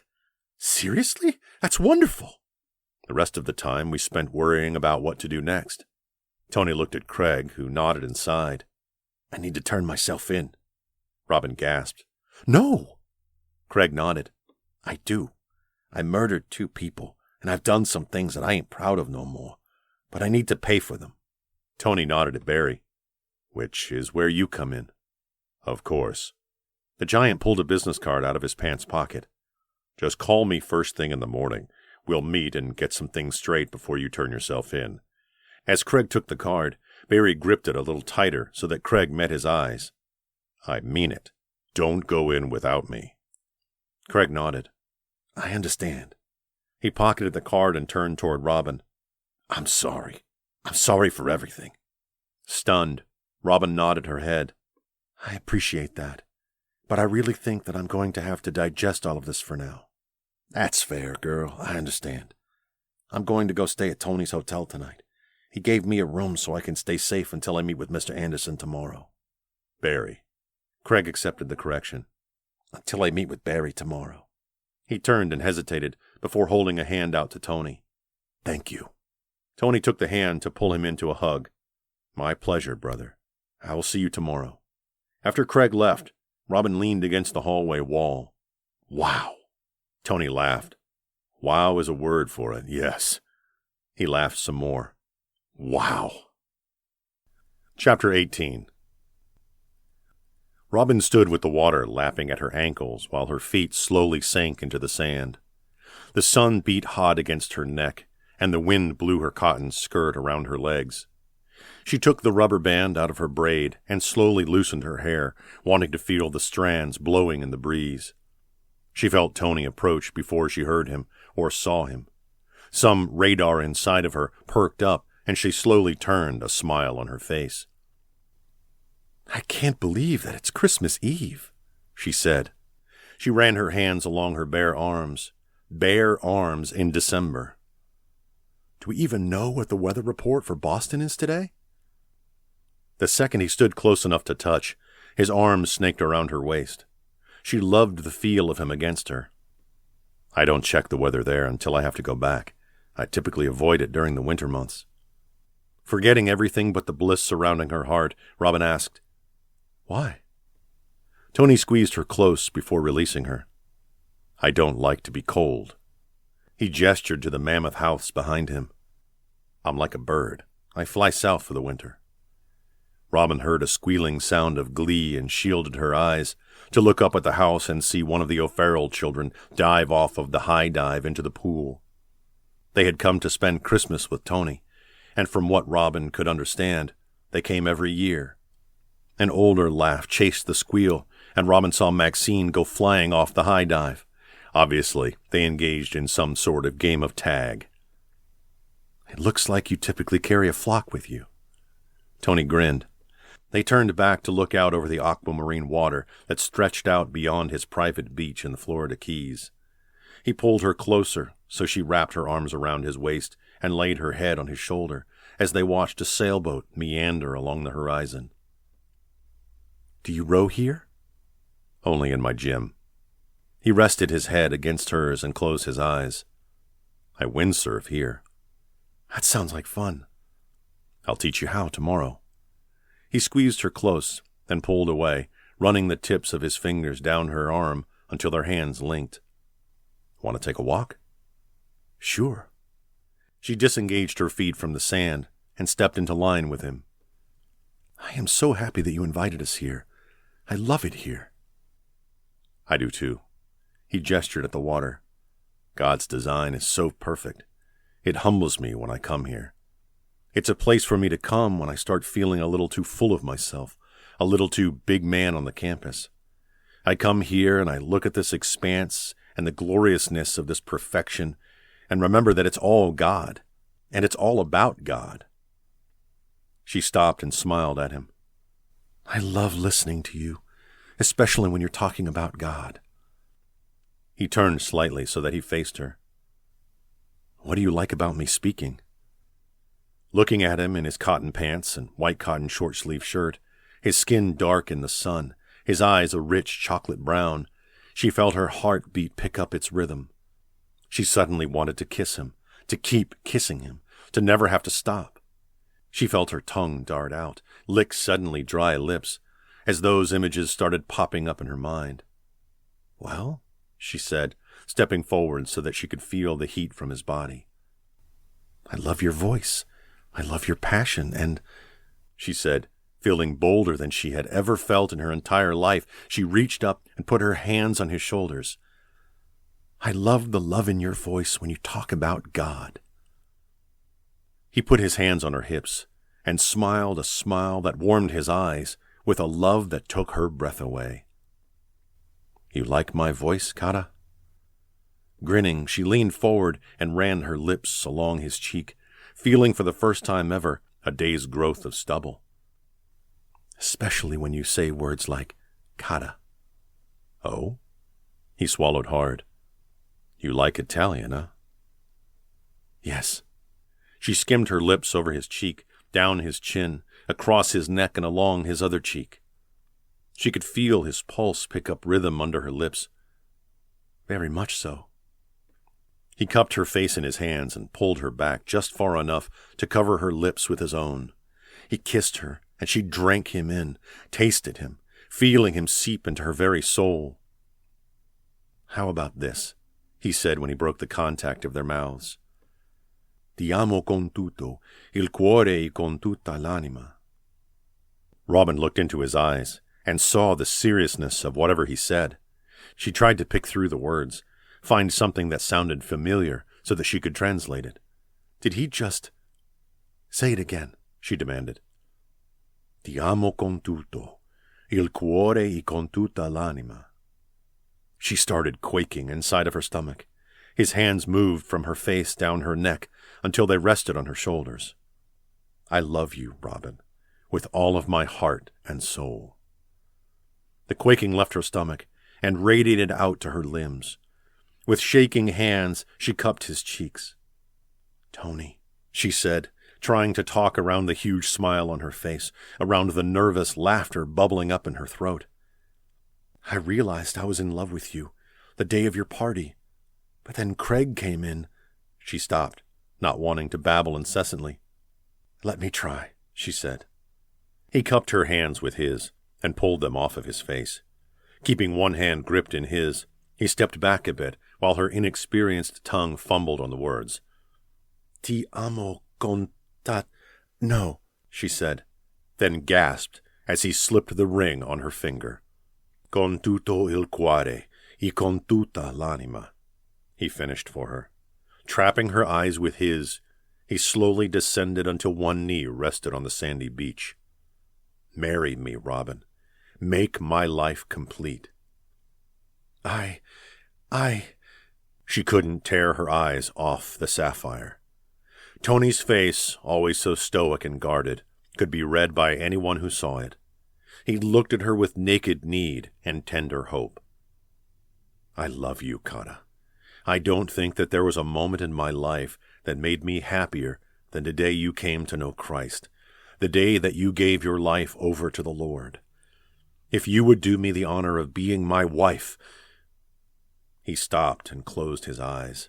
Holding her hand, he ran his thumb over the ring. Let me love you in every way God commanded a man to love his wife. Let me treasure you and abide in you and protect you and honor you. The quaking subsided. Peace flooded her body, warmed her from the inside out. Yes, she said through the tears that fell unencumbered down her cheeks. He stood and their eyes came back to even again. She laughed and grabbed him and hugged him. Yes, of course. Of course I'll be your wife. He wrapped both of his arms around her and hugged her tightly to him, lifting her up from the sand and spinning them both around until he felt the wet surf beneath his feet. As he gently returned her to earth, his lips found hers and they kissed, standing in the sand with the water swirling at their ankles. The end. You have been listening to Sapphire Ice, a novel by Hallee Bridgeman, part 1 of the Jewel series. The Jewel series continues with the novella Greater Than Rubies and the full-length novels Emerald Fire and Topaz Heat. Find these stories today, along with other exciting titles by Hallee Bridgeman, wherever fine books are sold. Original copyright 2012. Words and lyrics from the hymn Softly and Tenderly Jesus is Calling, words and music by Will L. Thompson, are from the public domain. All rights reserved. No part of this work may be reproduced or transmitted in any form or by any means without express written permission. The only exception is brief excerpts for critical articles or reviews. This book is published in all formats by Olivia Kimbrell Press. Olivia Kimbrell Press is a publisher offering true-to-life, meaningful fiction and nonfiction from a Christian worldview, intended to uplift the heart and engage the mind. The Olivia Kimbrell Press colophon and logo are trademarks of Olivia Kimbrell Press. Original cover art and graphics by Amanda Gale Smith. This audiobook was read by Gene Rowley and recorded and edited by Gene Rowley Voiceover. Some scripture quotations courtesy of the King James Version of the Holy Bible. Some scripture quotations courtesy of the New King James Version of the Holy Bible. Copyright owned by Thomas Nelson Incorporated. Used by permission. All rights reserved. This story is a work of fiction. Names, characters, places, and incidents are either the product of the author's imagination or used fictitiously. Any resemblance to actual events, organizations, places, locales, or to persons, living or dead, is purely coincidental and beyond the intent of either the author or publisher. Please ask your library or favorite bookstore about other fine titles by Hallee Bridgeman, including more books in the Jewel series. On behalf of everyone involved with this project, we hope you have deeply enjoyed this audiobook presentation and pray God's blessing on you today and always.